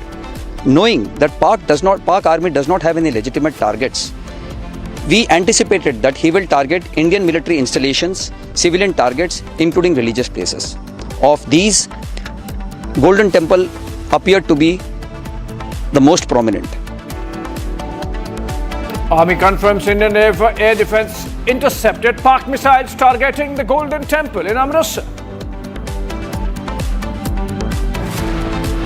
Major crackdown on Pakistan's spy network, 11 people arrested across the country.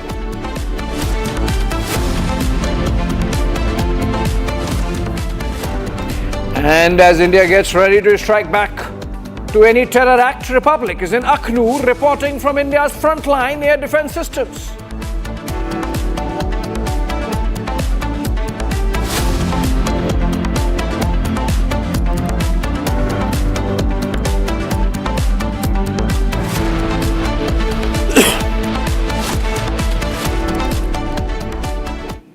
Alright friends, India's air defense systems played a key role during Pakistan's attack on key bases of Army and the Air Force during Operation Sindur. Integrated air command and control systems have done it all for India, starting from detecting targets to shooting them down. The Republic, in fact, is in Akhnur as we speak, tracking the latest.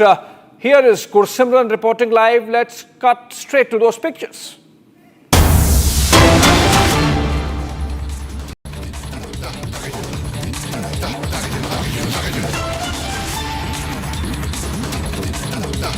System has proved that why it is the best of all. It was the Akash Tir integrated control and command system that has decimated all the plans of the enemy, and one of the key aspect and the key component of this was the early warning radar systems that have been deployed here, because this is a comprehensive control and command system, the integrated systems that work round the clock to avoid any of the threats from adversary and to give adversary a befitting reply. And also the air sentries have also been deployed here at one of the forward bases where this Akash Tir system has been deployed in the Jammu line of control, and this system has proved that why it is different from all. Reason being that it has not only decimated the 100% threats but also sent a message to the enemy that if they dare to come again, they will be met with the same reply. We have the officer from the Indian Army with us. Sir, किस तरह से इस air defence system ने उस दिन काम किया, क्योंकि हमने देखा कि थ्रेट इस तरह से आ रही थी कि तकरीबन 1-1.5 घंटे में लग रहा था कि पाकिस्तान ने अपने सारे जो एसेट्स हैं वो डिप्लॉय कर दिए हैं। जी उस समय आने वाले ड्रोन्स की संख्या काफ़ी थी, लेकिन हमारे जो ये डिप्लॉयड रडार्स हैं इन्होंने अपने टारगेट्स को बखूबी पकड़ा, सर्च किया और उसे डिटेक्ट किया। इस सर्च और डिटेक्ट टारगेट का डाटा हमने फायर कंट्रोल रडार्स में पास किया, और फायर कंट्रोल रडार्स के अपने साथ में लगे हुए वेपन सिस्टम से, जिसका रेट ऑफ फायर बहुत ही ही हाई है, उसके द्वारा सभी ड्रोन्स को एक एक करके मार गिराया।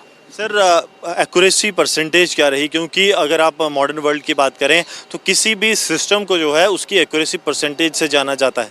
जी, मैं इस केस में हमारे एयर डिफेंस सिस्टम का एक्यूरेसी इन परसेंटेज 100% था। कोई भी ड्रोन अपने जो नापाक हरकतें थी उसको पूरा नहीं कर पाया। सर ऑपरेशन सिंदूर अभी भी जारी है, क्या एयर डिफेंस सिस्टम पूरी तरह से डिप्लॉयड है?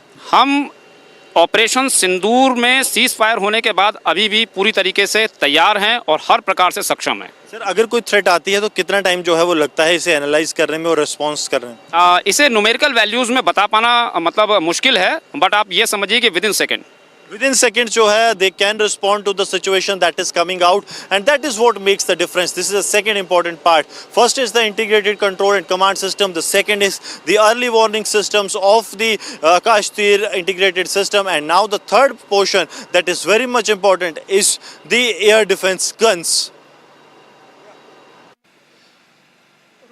L-70 in Operation Sindur, the India's air defense system has played a key role.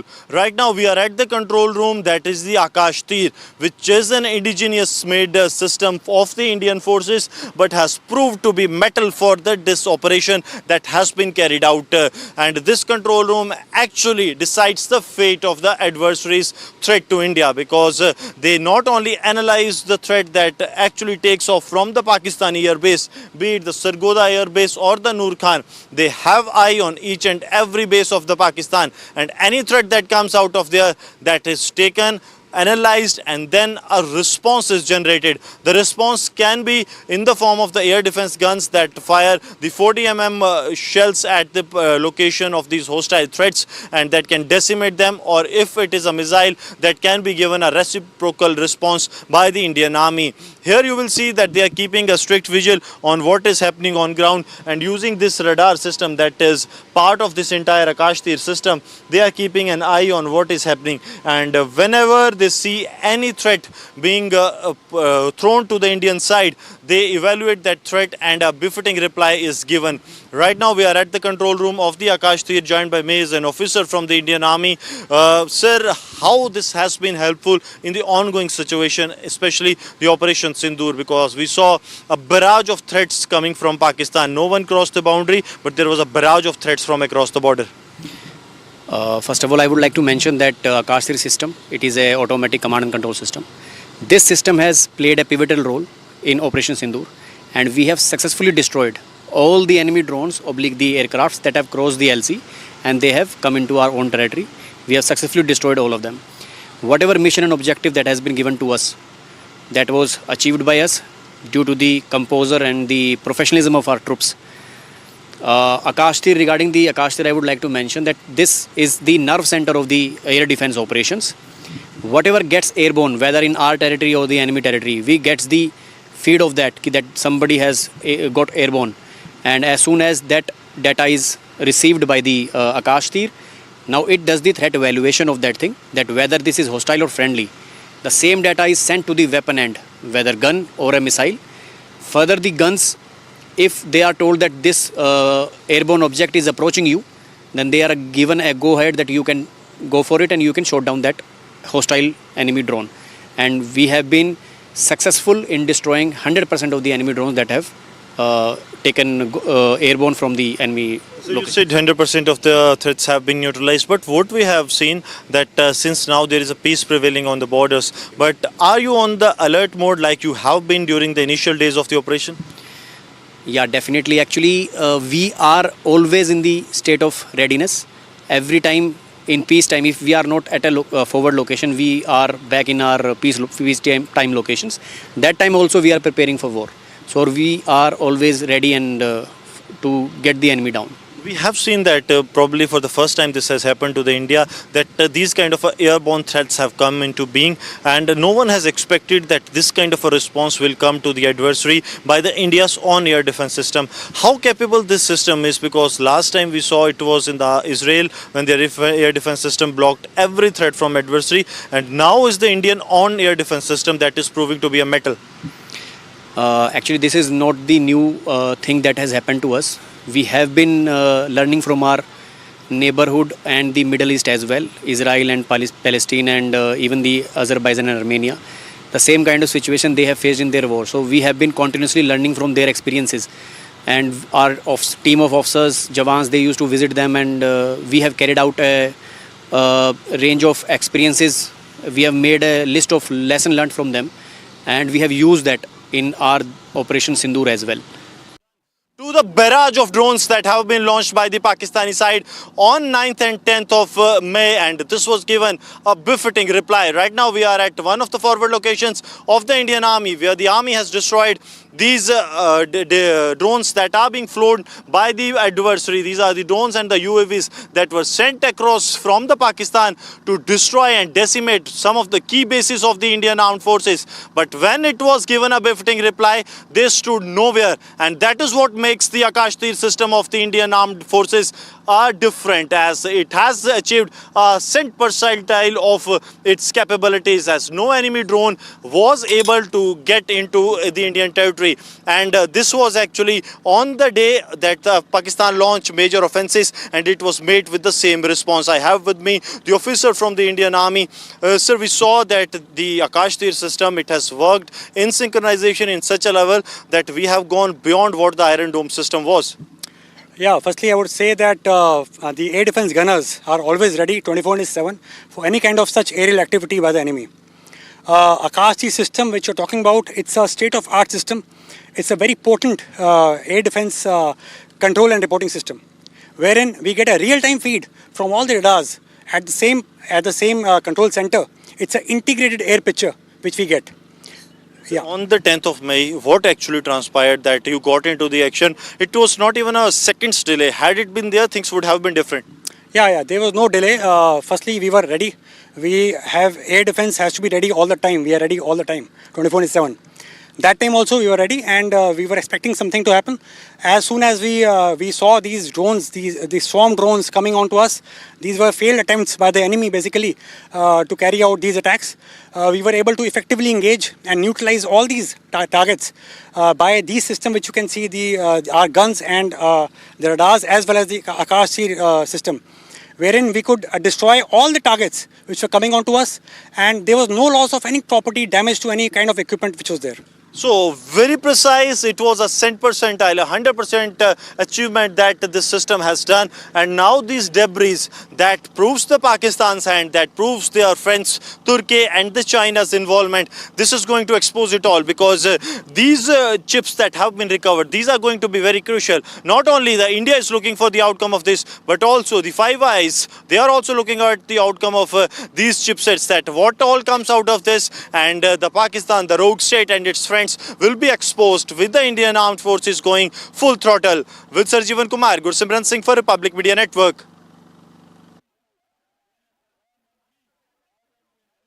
L-70 air defense gun system is one of the key features of the Akash Tir system, that is the integrated air control and command mechanism that works to thwart any attempt of the adversary. And right now we are at the AD guns. Yes, these are the AD guns of the Indian Defence Forces that have given adversary a befitting reply. And how they operate it, that is what we are going to show you.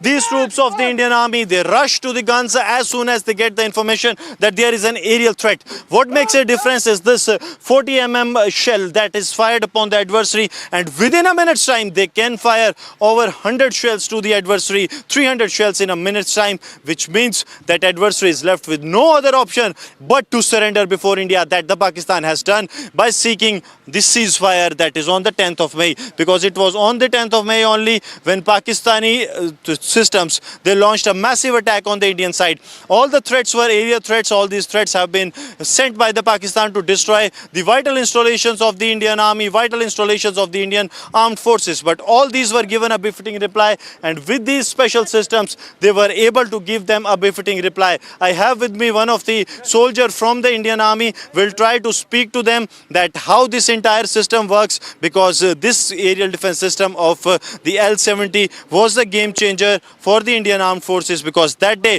when Pakistan launched a comprehensive threat to the Indian side, that threat was foiled. मुझे बताइए किस तरह से ये system जो है वो पूरा काम करता है, क्योंकि 40 mm के जो शेल्स हैं वो फायर किए जाते हैं। सर, ये अपने टारगेट को लॉन्ग रेंज पे इफेक्ट करके ट्रैक करके दुश्मन के भेजे गए एयर टारगेट को ट्रैक करता है और डिस्ट्रॉय करता है। और ये दिन और रात ऑल वेदर दोनों में काम करने में महारत हासिल है।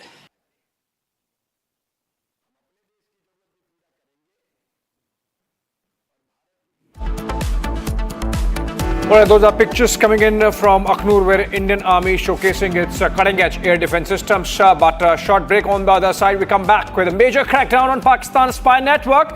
11 arrested across the country.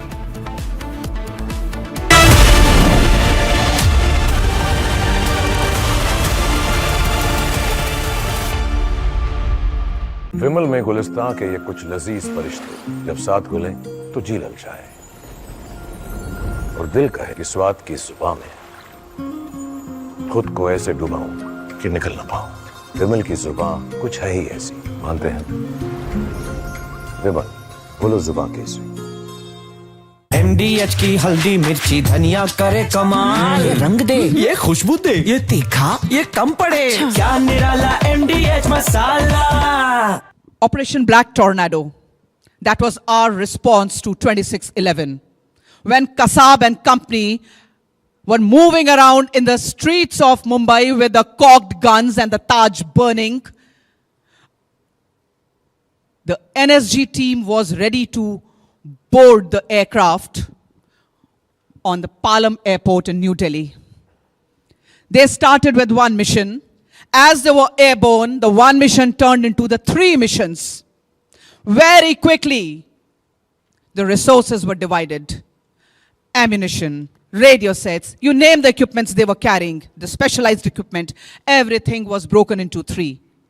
3 teams created with depleted manpower resources. There was no clamor for promotion. There was no clamor for leadership role. There was no clamor for who gets what. It was only mission first, nation first. Mid-year, 3 strategies were made. Shabad House had a heliborne op. Trident had a ground op. The NSG men with their masks came. Nation had faith in their black diamond.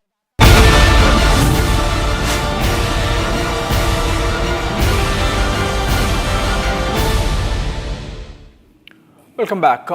More breaking news development on the political front in terms of Operation Sindur is concerned. We are told that a parliamentary standing committee is being briefed by Foreign Secretary Vikram Misri. These are in fact pictures coming in from Parliament House NXC building where the meeting is taking place. This is the Standing Committee on External Affairs, and these are all the leaders who are present in the meeting. You can see in the pictures members of Parliament, Aparajita Sarangi, Arun Govil. Before that you had Shashi Tharoor. And let's try to understand who all are present. In fact, as Foreign Secretary Vikram Misri briefs them, Gopi joins us live, Gopi Shah from outside the Parliament. Gopi, did you see some of these leaders getting in? And we have seen unfortunate politics panning out over Operation Sindur. You think this briefing is going to help all these leaders cutting across the political divide come to a unanimous understanding that India's armed forces played a stellar role, that India's diplomacy came up trumps, and that Pakistan really was put in its place?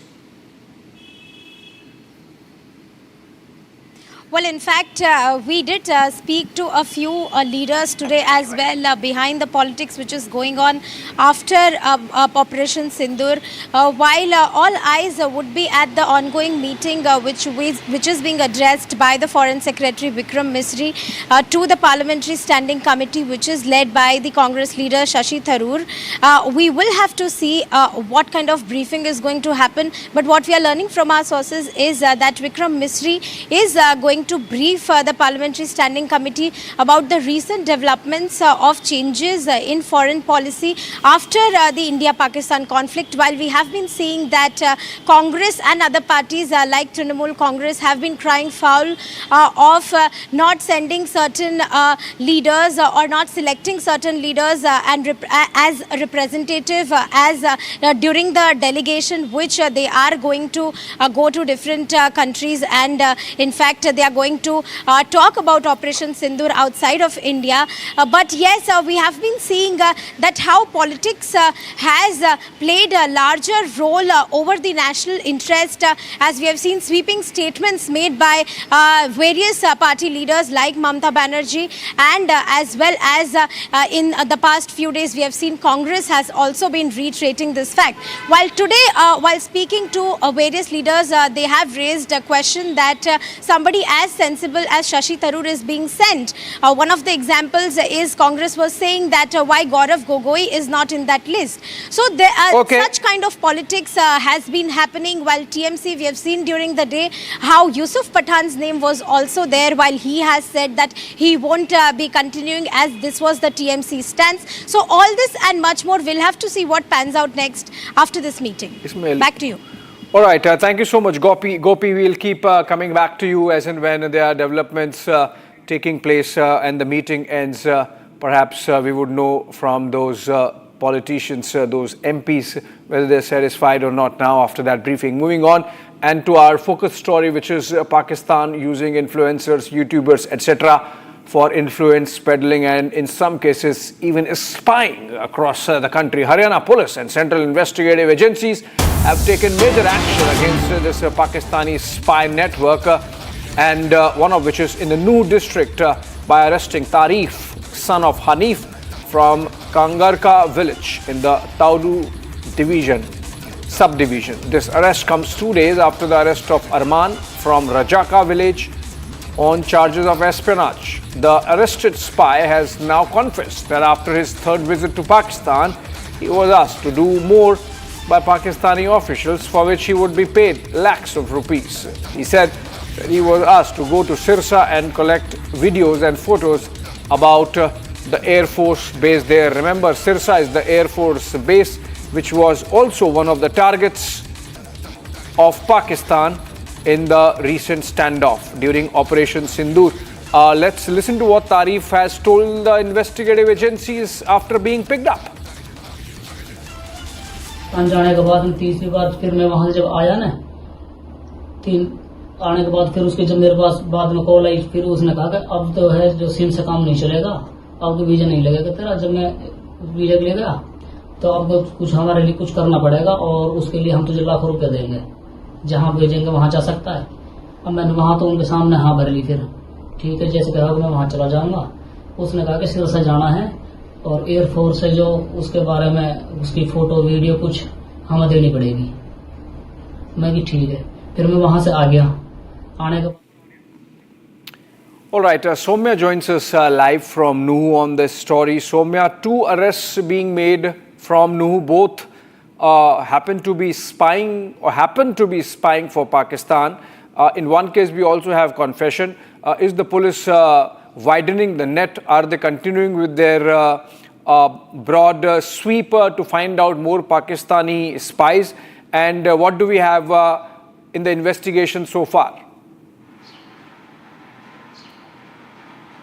Yes, it is for sure that it is a big crackdown as far as the spying and network functioning from the very roots here in Nuh that has been taking place, and it has been busted by the concerned officials, concerned authorities. On 16th of May, we saw the arrest of Arman, who happens to be the native of Nuh, and now in the major development, we have another arrest that has taken place earlier today from one of the areas very close to to New district here in Haryana, that is of Mohammad Tarif. And now there's one important link in both of the cases, and even the sources within the agencies are confirming that there is one common link between both the cases, and that common link is being investigated, and further information will be divulged as soon as the investigation in both the cases are complete. Now this is one point. Another point to note here is that in both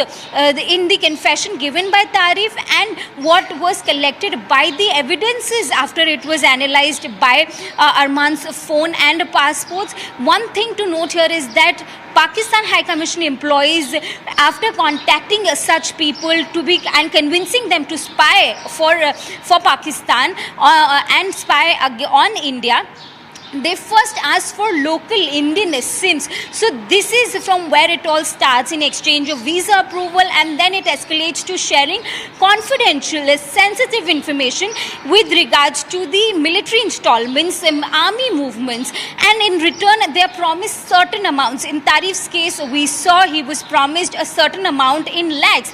In Arman's case, sources are saying that he even visited Dubai earlier this year, and when his phone was confiscated on 16th of May, the officials also found pictures of money. So these are the developments that we're picking up. However, we have to wait and watch as soon as the investigation wraps up to see how things pan out. Back to you.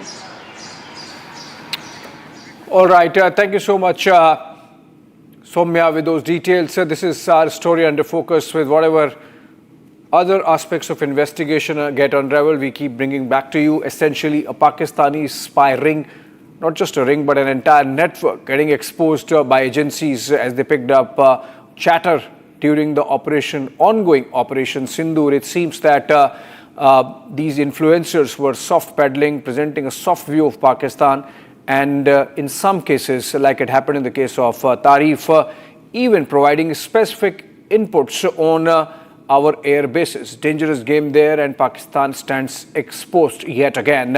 Moving on for now, let's look at some other stories from across the country. Bharat in 2 minutes. The Aam Aadmi Party came out in support of the centre's decision to send all party delegations overseas to expose Pakistan's global sponsorship of terror, while saying that her party stood in support of the centre in whatever steps it takes to expose and isolate Pakistan. AAP spokesperson Priyanka Kakkad said PM Modi should be present at all party meetings to brief opposition leaders on all concerns.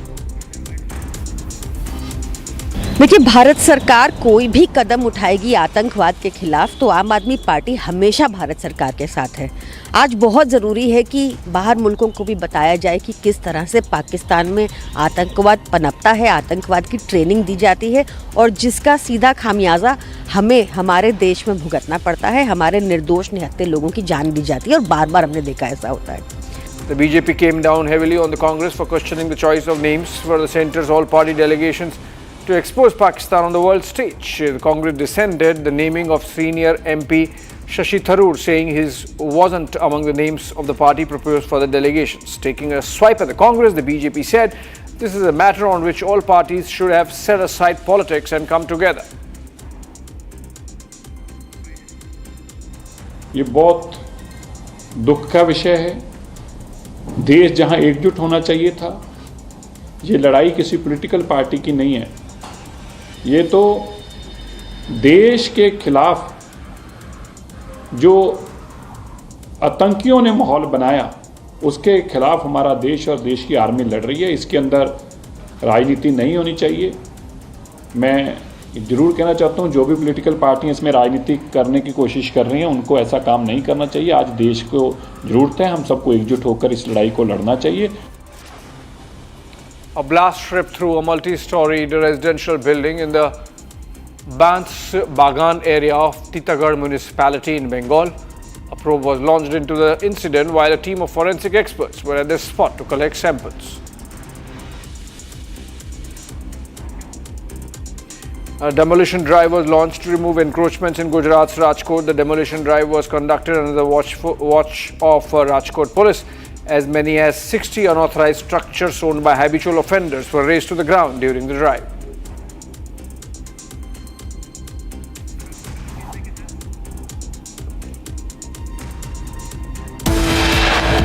Allahabad High Court upholds Sambhal survey order, rejects mosque panel's plea. And Army confirms Indian air defense intercepted Pak missiles targeted at the Golden Temple in Amritsar. All this and more on the other side of a short break.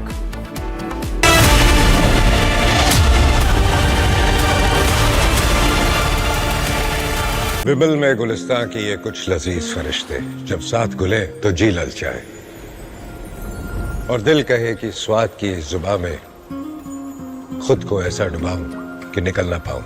विमल की जुबान कुछ है ही ऐसी, मानते हैं ना? विमल, बोलो जुबां केसरी। ये है सीक्रेट रेसिपी MDH का जीरा सिप जल जीरा मसाला। सिप सिप जीरा सिप MDH का जल जीरा सिप MDH का जल जीरा SIP.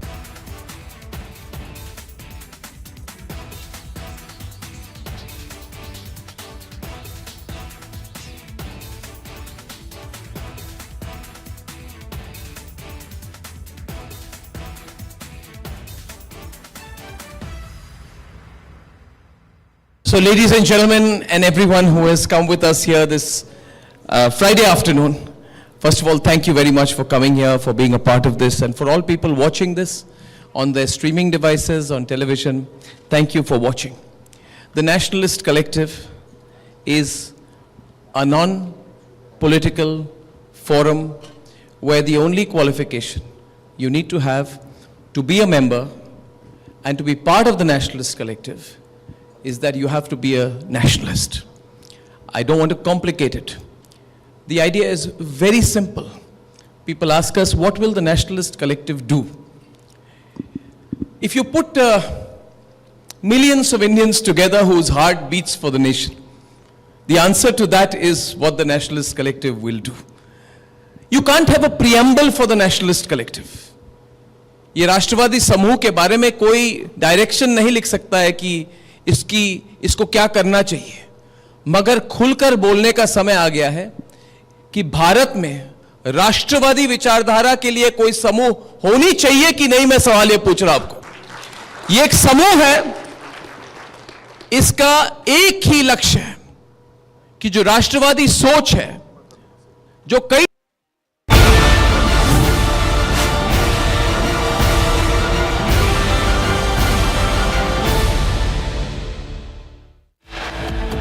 High Court denies bail to Nirav Modi, the main accused in the US $1 billion Punjab National Bank fraud case. Allahabad High Court upholds Sambhal survey order, rejects mosque panel's plea. Before the strikes went in, our surveillance, electronic warfare, early warning and air defense assets were suitably deployed. Knowing that Pak army does not have any legitimate targets, we anticipated that he will target Indian military installations, civilian targets, including religious places. Of these, Golden Temple appeared to be the most prominent. Army confirms Indian air defense intercepted Pak missiles targeted at the Golden Temple. A major crackdown on Pakistani spy network in India, 11 people arrested across the country.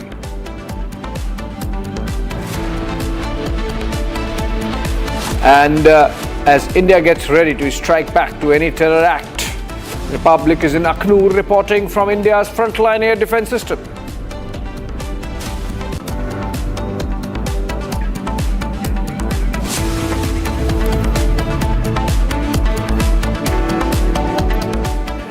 All right, back to the focus story this afternoon, which is Pakistani spy network spread across the country through influencers and YouTubers using them to not only present a softer picture of Pakistan, otherwise a terrorist state, but also use some of them for information and intelligence gathering. According to IB report accessed by Republic TV, it so transpires that Jyoti Malhotra visited 7 nations in the last few years.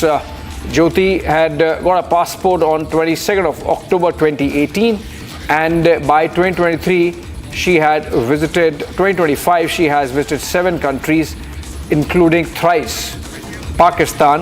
In 2023 was the first time that Jyoti visited Pakistan, and the last visit was in March 2025.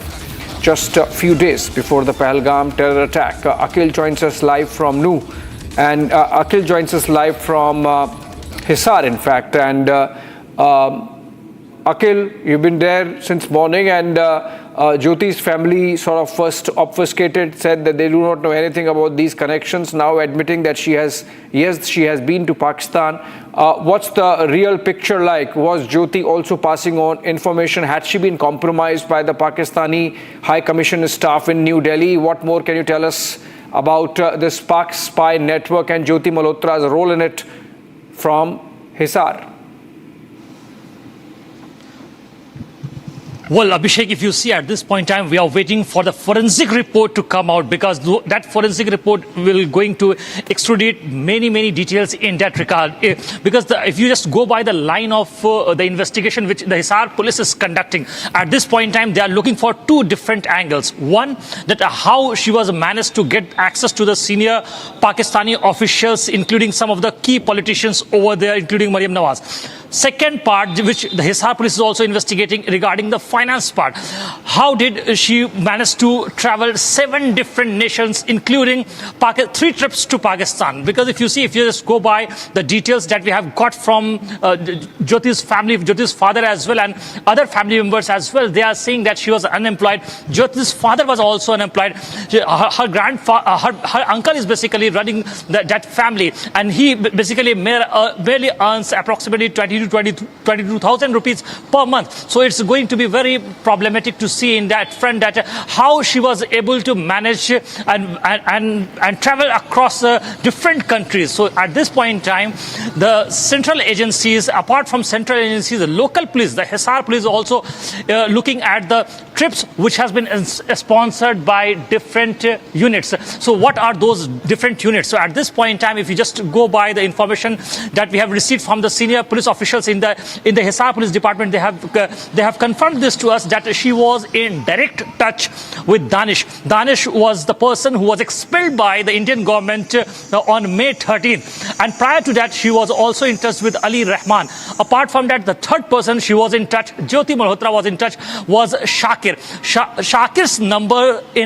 contact number in Jyoti Malhotra's phone was saved as Jat Randhawa. So why she needed to change the contact number of Shakir as Jat Randhawa? So these are the intricacies which the Hisar police is looking at it. And apart from that, if you see, Abhishek, at this point in time, the NIA has also been looped in. And apart from that, one more thing is that the information we are getting, that the military intelligence unit has also been roped in to look into the matter.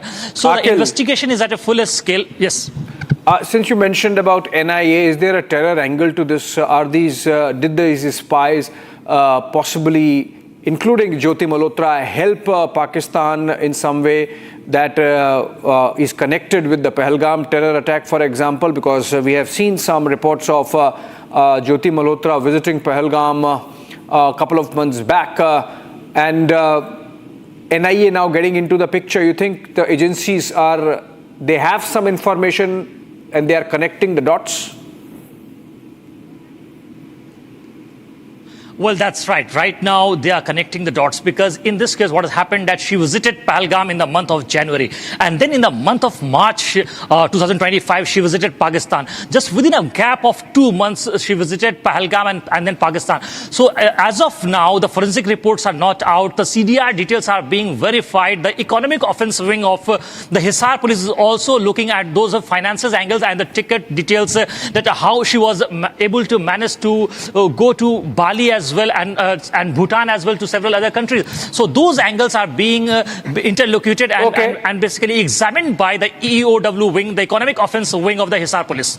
All right, from Haryana to Punjab, where Gurdaspur police has foiled a dangerous plot to compromise national security. 2 individuals, Sukhpreet Singh and Karanveer Singh, have been arrested for leaking sensitive information about Operation Sindur to Pakistan's ISI. Again, another spy ring busted, this time by Punjab police in Gurdaspur. The police acted on credible intelligence and recovered 3 mobile phones and 8 live cartridges from the possession of these 2, identified as Sukhpreet Singh and Karanveer Singh, both from Gurdaspur. Operation Sindur is still on, and Let's go to Lalit. Okay, first let's listen to a soundbite of Gurdaspur police explaining the operation, then we go live with the report.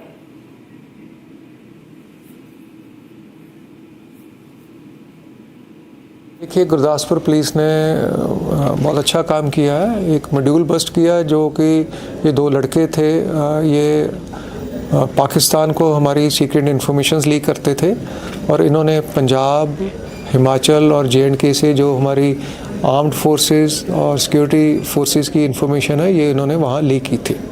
इनको पाकिस्तानी जासूस, ये हाँ, ये बिल्कुल पाकिस्तानी जासूस ही है जी। ये लोग जो इस चीज़ों में इन्वॉल्व होते हैं, ये पाकिस्तानी जासूस ही हैं। इन्होंने हमारे देश के साथ गद्दारी की। एक इंटेलिजेंस बेस्ड ऑपरेशन था जिसमें गुरदासपुर पुलिस को बहुत बड़ी सक्सेस मिली है और इन दोनों लोगों को अरेस्ट किया है और ये सीधे तौर से ISI से इन टच में थे। और ये स्पेशली जो हमारा पहलगाम अटैक होता है उसके बाद ISI इनको एक्टिव करती है और ऑपरेशन सिंदूर के बाद तो इनको ज़्यादा एक्टिव करती है कि आप ये इन्फॉर्मेशन हमें कलेक्ट करके भेजो। All right, Lalit joins us live from Punjab. Lalit, these are like deep tentacles of the Pakistani deep state. These people were hardened spies and directly connected with ISI is what the police is suggesting. It's a major breakthrough, Abhishek ji. If we talk about in the couple of 2 weeks, around a dozen of these type of people have been arrested all across from Punjab and Haryana. In the latest, if we talk about 2 persons, Karanveer Singh and Supreet Singh has been arrested from Gurdaspur. During the Operation Sindur, that time the movement of the army, they were giving all those information to the Pakistani based ISI handlers, and it has been thoroughly established that they were directly in touch with the ISI during the Operation Sindur.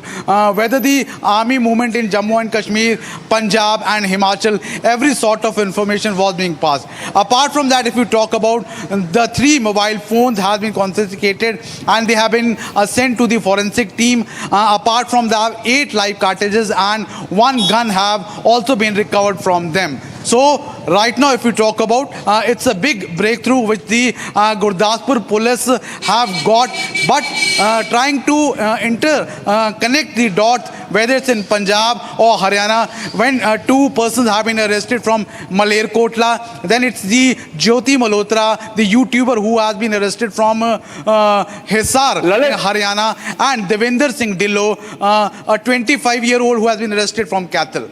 Lalit, that's indeed a major breakthrough with the kind of ammo that has been recovered, grenades, etc.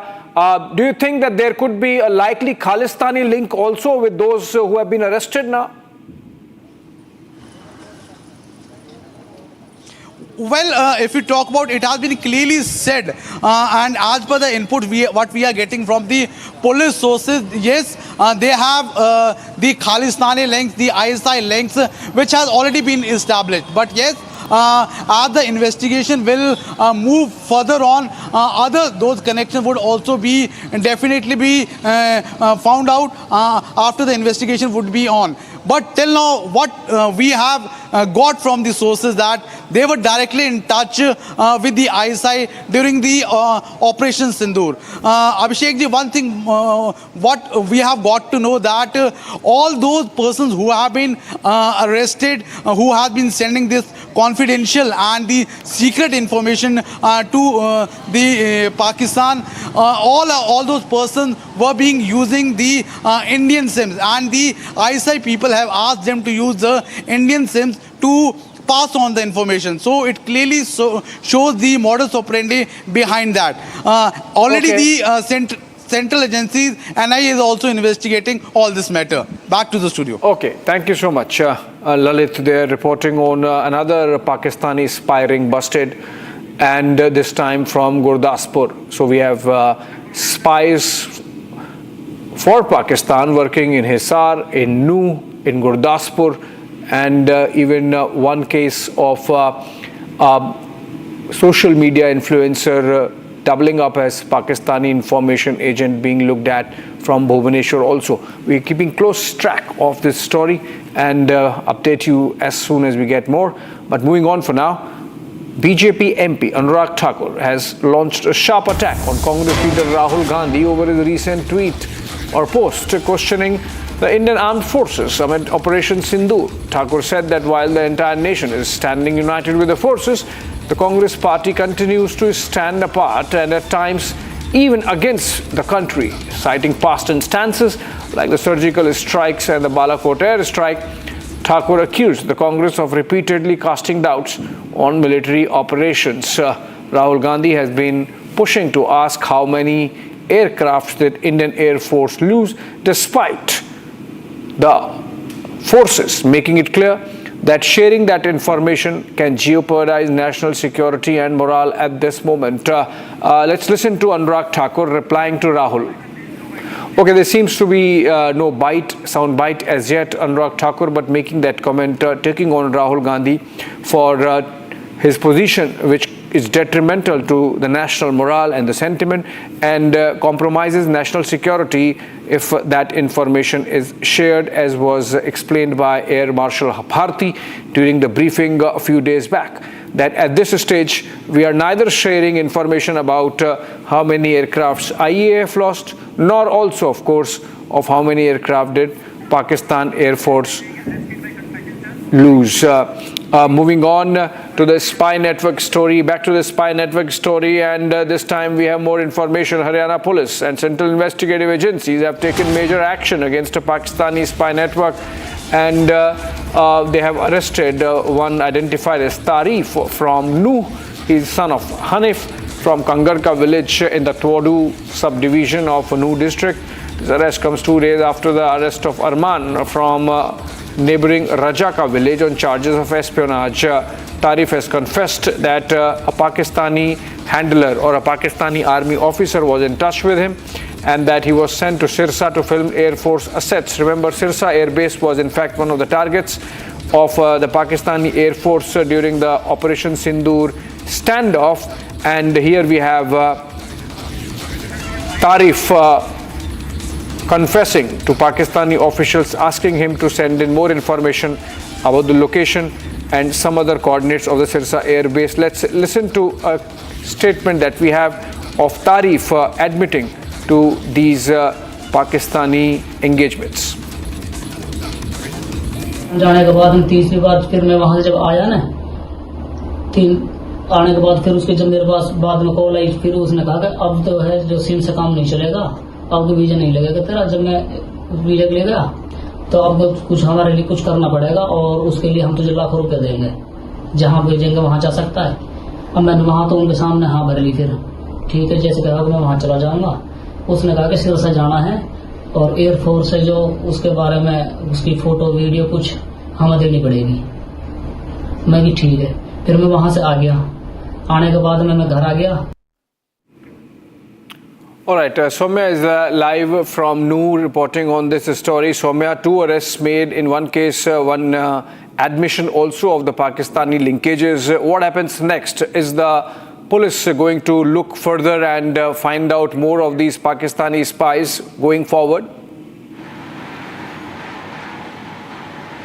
Yes, well, as I mentioned earlier, it's a big crackdown by the agencies, breeding spy network here in Nuh, and now that has been busted. It started here in Nuh. If we talk about this particular area, this particular district of Haryana, it started from the arrest of Arman on the 16th of May, and now the major development took place today after Tarif was arrested by the police here. Just few minutes back, he was made to appear in the CGM court, a local court here, and from there the police got 7 days of custody, 7 days of custody of Tarif. Now he is under the police custody of here. Now we can expect better investigation with regards to how these people were approached. Are there more people linked to Pakistan High Commission functioning from Haryana or maybe other parts of the country?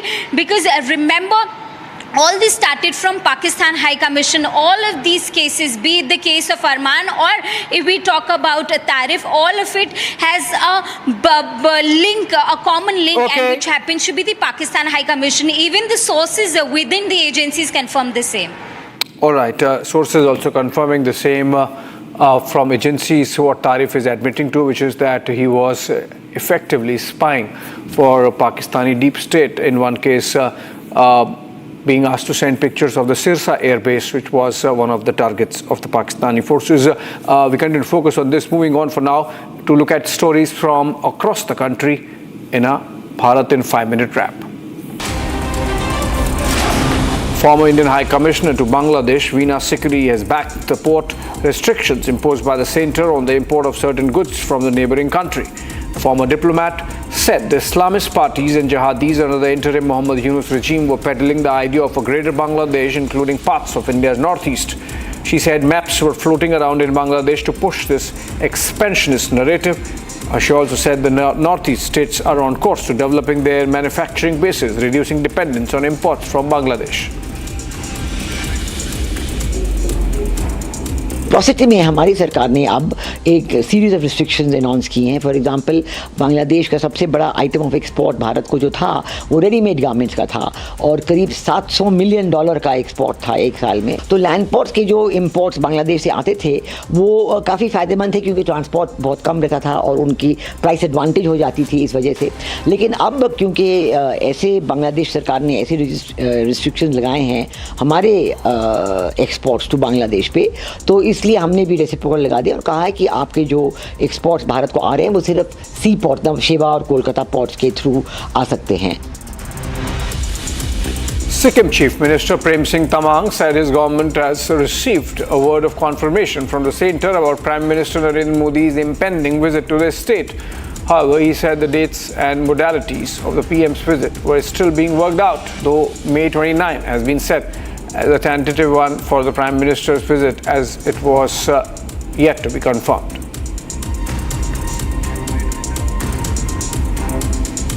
माननीय प्रधानमंत्री जी अपना दिल से सिक्किम का जो स्वर्ण जयंती है उसमें आने के लिए पूरा तैयारी है और कंफर्मेशन मिल चुका है सिक्किम सरकार को और बहुत सारी मीटिंग भी हो चुका है, वीडियो कॉन्फ्रेंस के मार्फत भी हो चुका है. 29 तारीख को इसका तय है और उनको भव्य स्वागत करने के लिए हम लोग ने पाल्स स्टेडियम में करीब 1 लाख सिक्किम में जनता के द्वारा हम लोग उनको स्वागत करेंगे. Senior BJP leader Dilip Ghosh attacked the Mamata government over the police crackdown on sacked Bengal teachers, saying it has lost the confidence of the people and was out to crush dissent by brute force. He said those standing up against the government were being intimidated and threatened. He also said it was unfortunate that teachers who should be at schools imparting lessons and shaping futures were out on the streets demanding their jobs back.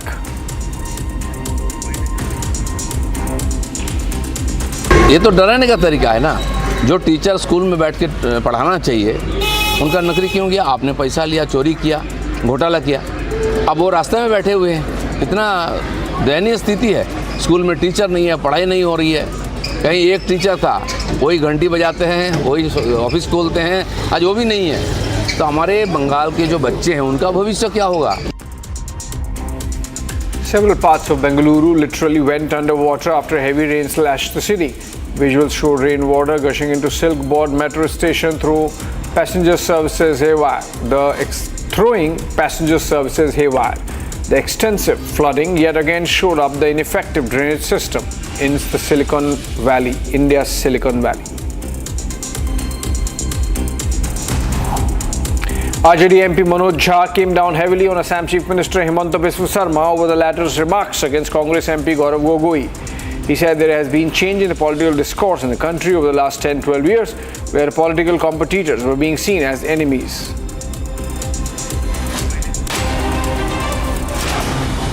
इस goodwill mission में नामित एक व्यक्ति के बारे में एक सूबे के चीफ मिनिस्टर का ये बयान है. दुनिया के बाकी देश भी तो देख रहे होंगे, वो तो ये कहेंगे your house is not in order. ये बहुत गंभीर विषय है. आसाम में आपकी प्रतिस्पर्धा है, उसको आसाम में रखिए, पॉलिटिकली लड़िए. इस प्रकार का बिलो द बेल्ट अटैक, ये मैं समझता हूँ ये अपराध की श्रेणी में आता है। 6 people, including 2 children, were hospitalized because of suffocation after an e-rickshaw caught fire while being charged. The three-wheeler was being charged on the ground floor of a building in Delhi's Shadra area.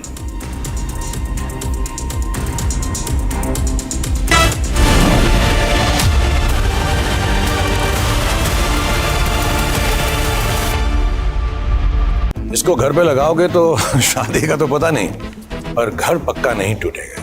Rungta नहीं तो घर strong नहीं। Rungta steel TMT बार एकदम solid. पहाड़ों में एक hiking ship भी बन सकती है।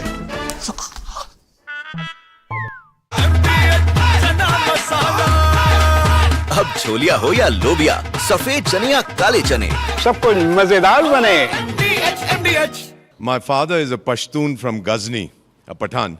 My mother belongs to a Sikh family. और जो पठान और सिख का खून मिलता है, the effect can be very deadly.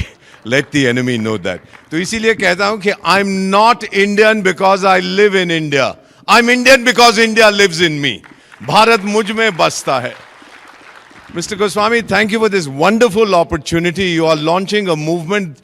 I'm old enough to know that it will be analyzed. People will do their doctorate in the Nationalist collective that you have launched today. You'll go down in history as an outstanding son of India. Thank you for being an Indian, sir. To the young people sitting here and who are watching this program, बेटा 200 साल से ज्यादा विदेशी ने मेरी किस्मत लिखी है, अब मैं लिखूंगा उसकी किस्मत, और अपनी किस्मत आप लिखेंगे। अपने हाथों से आप उसकी किस्मत लिखिएगा, इस देश की किस्मत बनाइए। बड़ी जल्दी बता देता हूं, हम तो Chanakya. Summer is here. Is your home ready for the heat? Keep your roof cool and your home comfortable all summer with Roof Cool and Seal.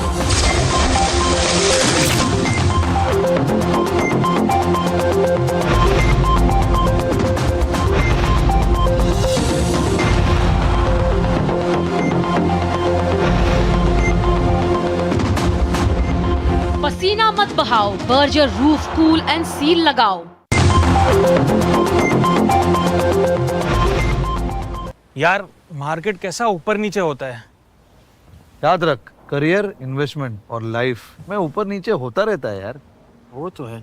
बस भाई डटे रहे, तभी तो अपने सपने पूरे कर सकता है। सही है। लाइफ और म्यूचुअल फंड्स में लॉन्ग टर्म सोचना सही है। सही है। हाँ। म्यूचुअल फंड निवेश बाजार जोखिमों के अधीन है। योजना से जुड़े सभी दस्तावेजों को ध्यान से पढ़ें। आधे बाउल दही में 4 चम्मच MDH चटनी पुदीना मसाला डाला, स्टर करो, पुदीना चटनी तैयार। MDH चटनी पुदीना मसाला।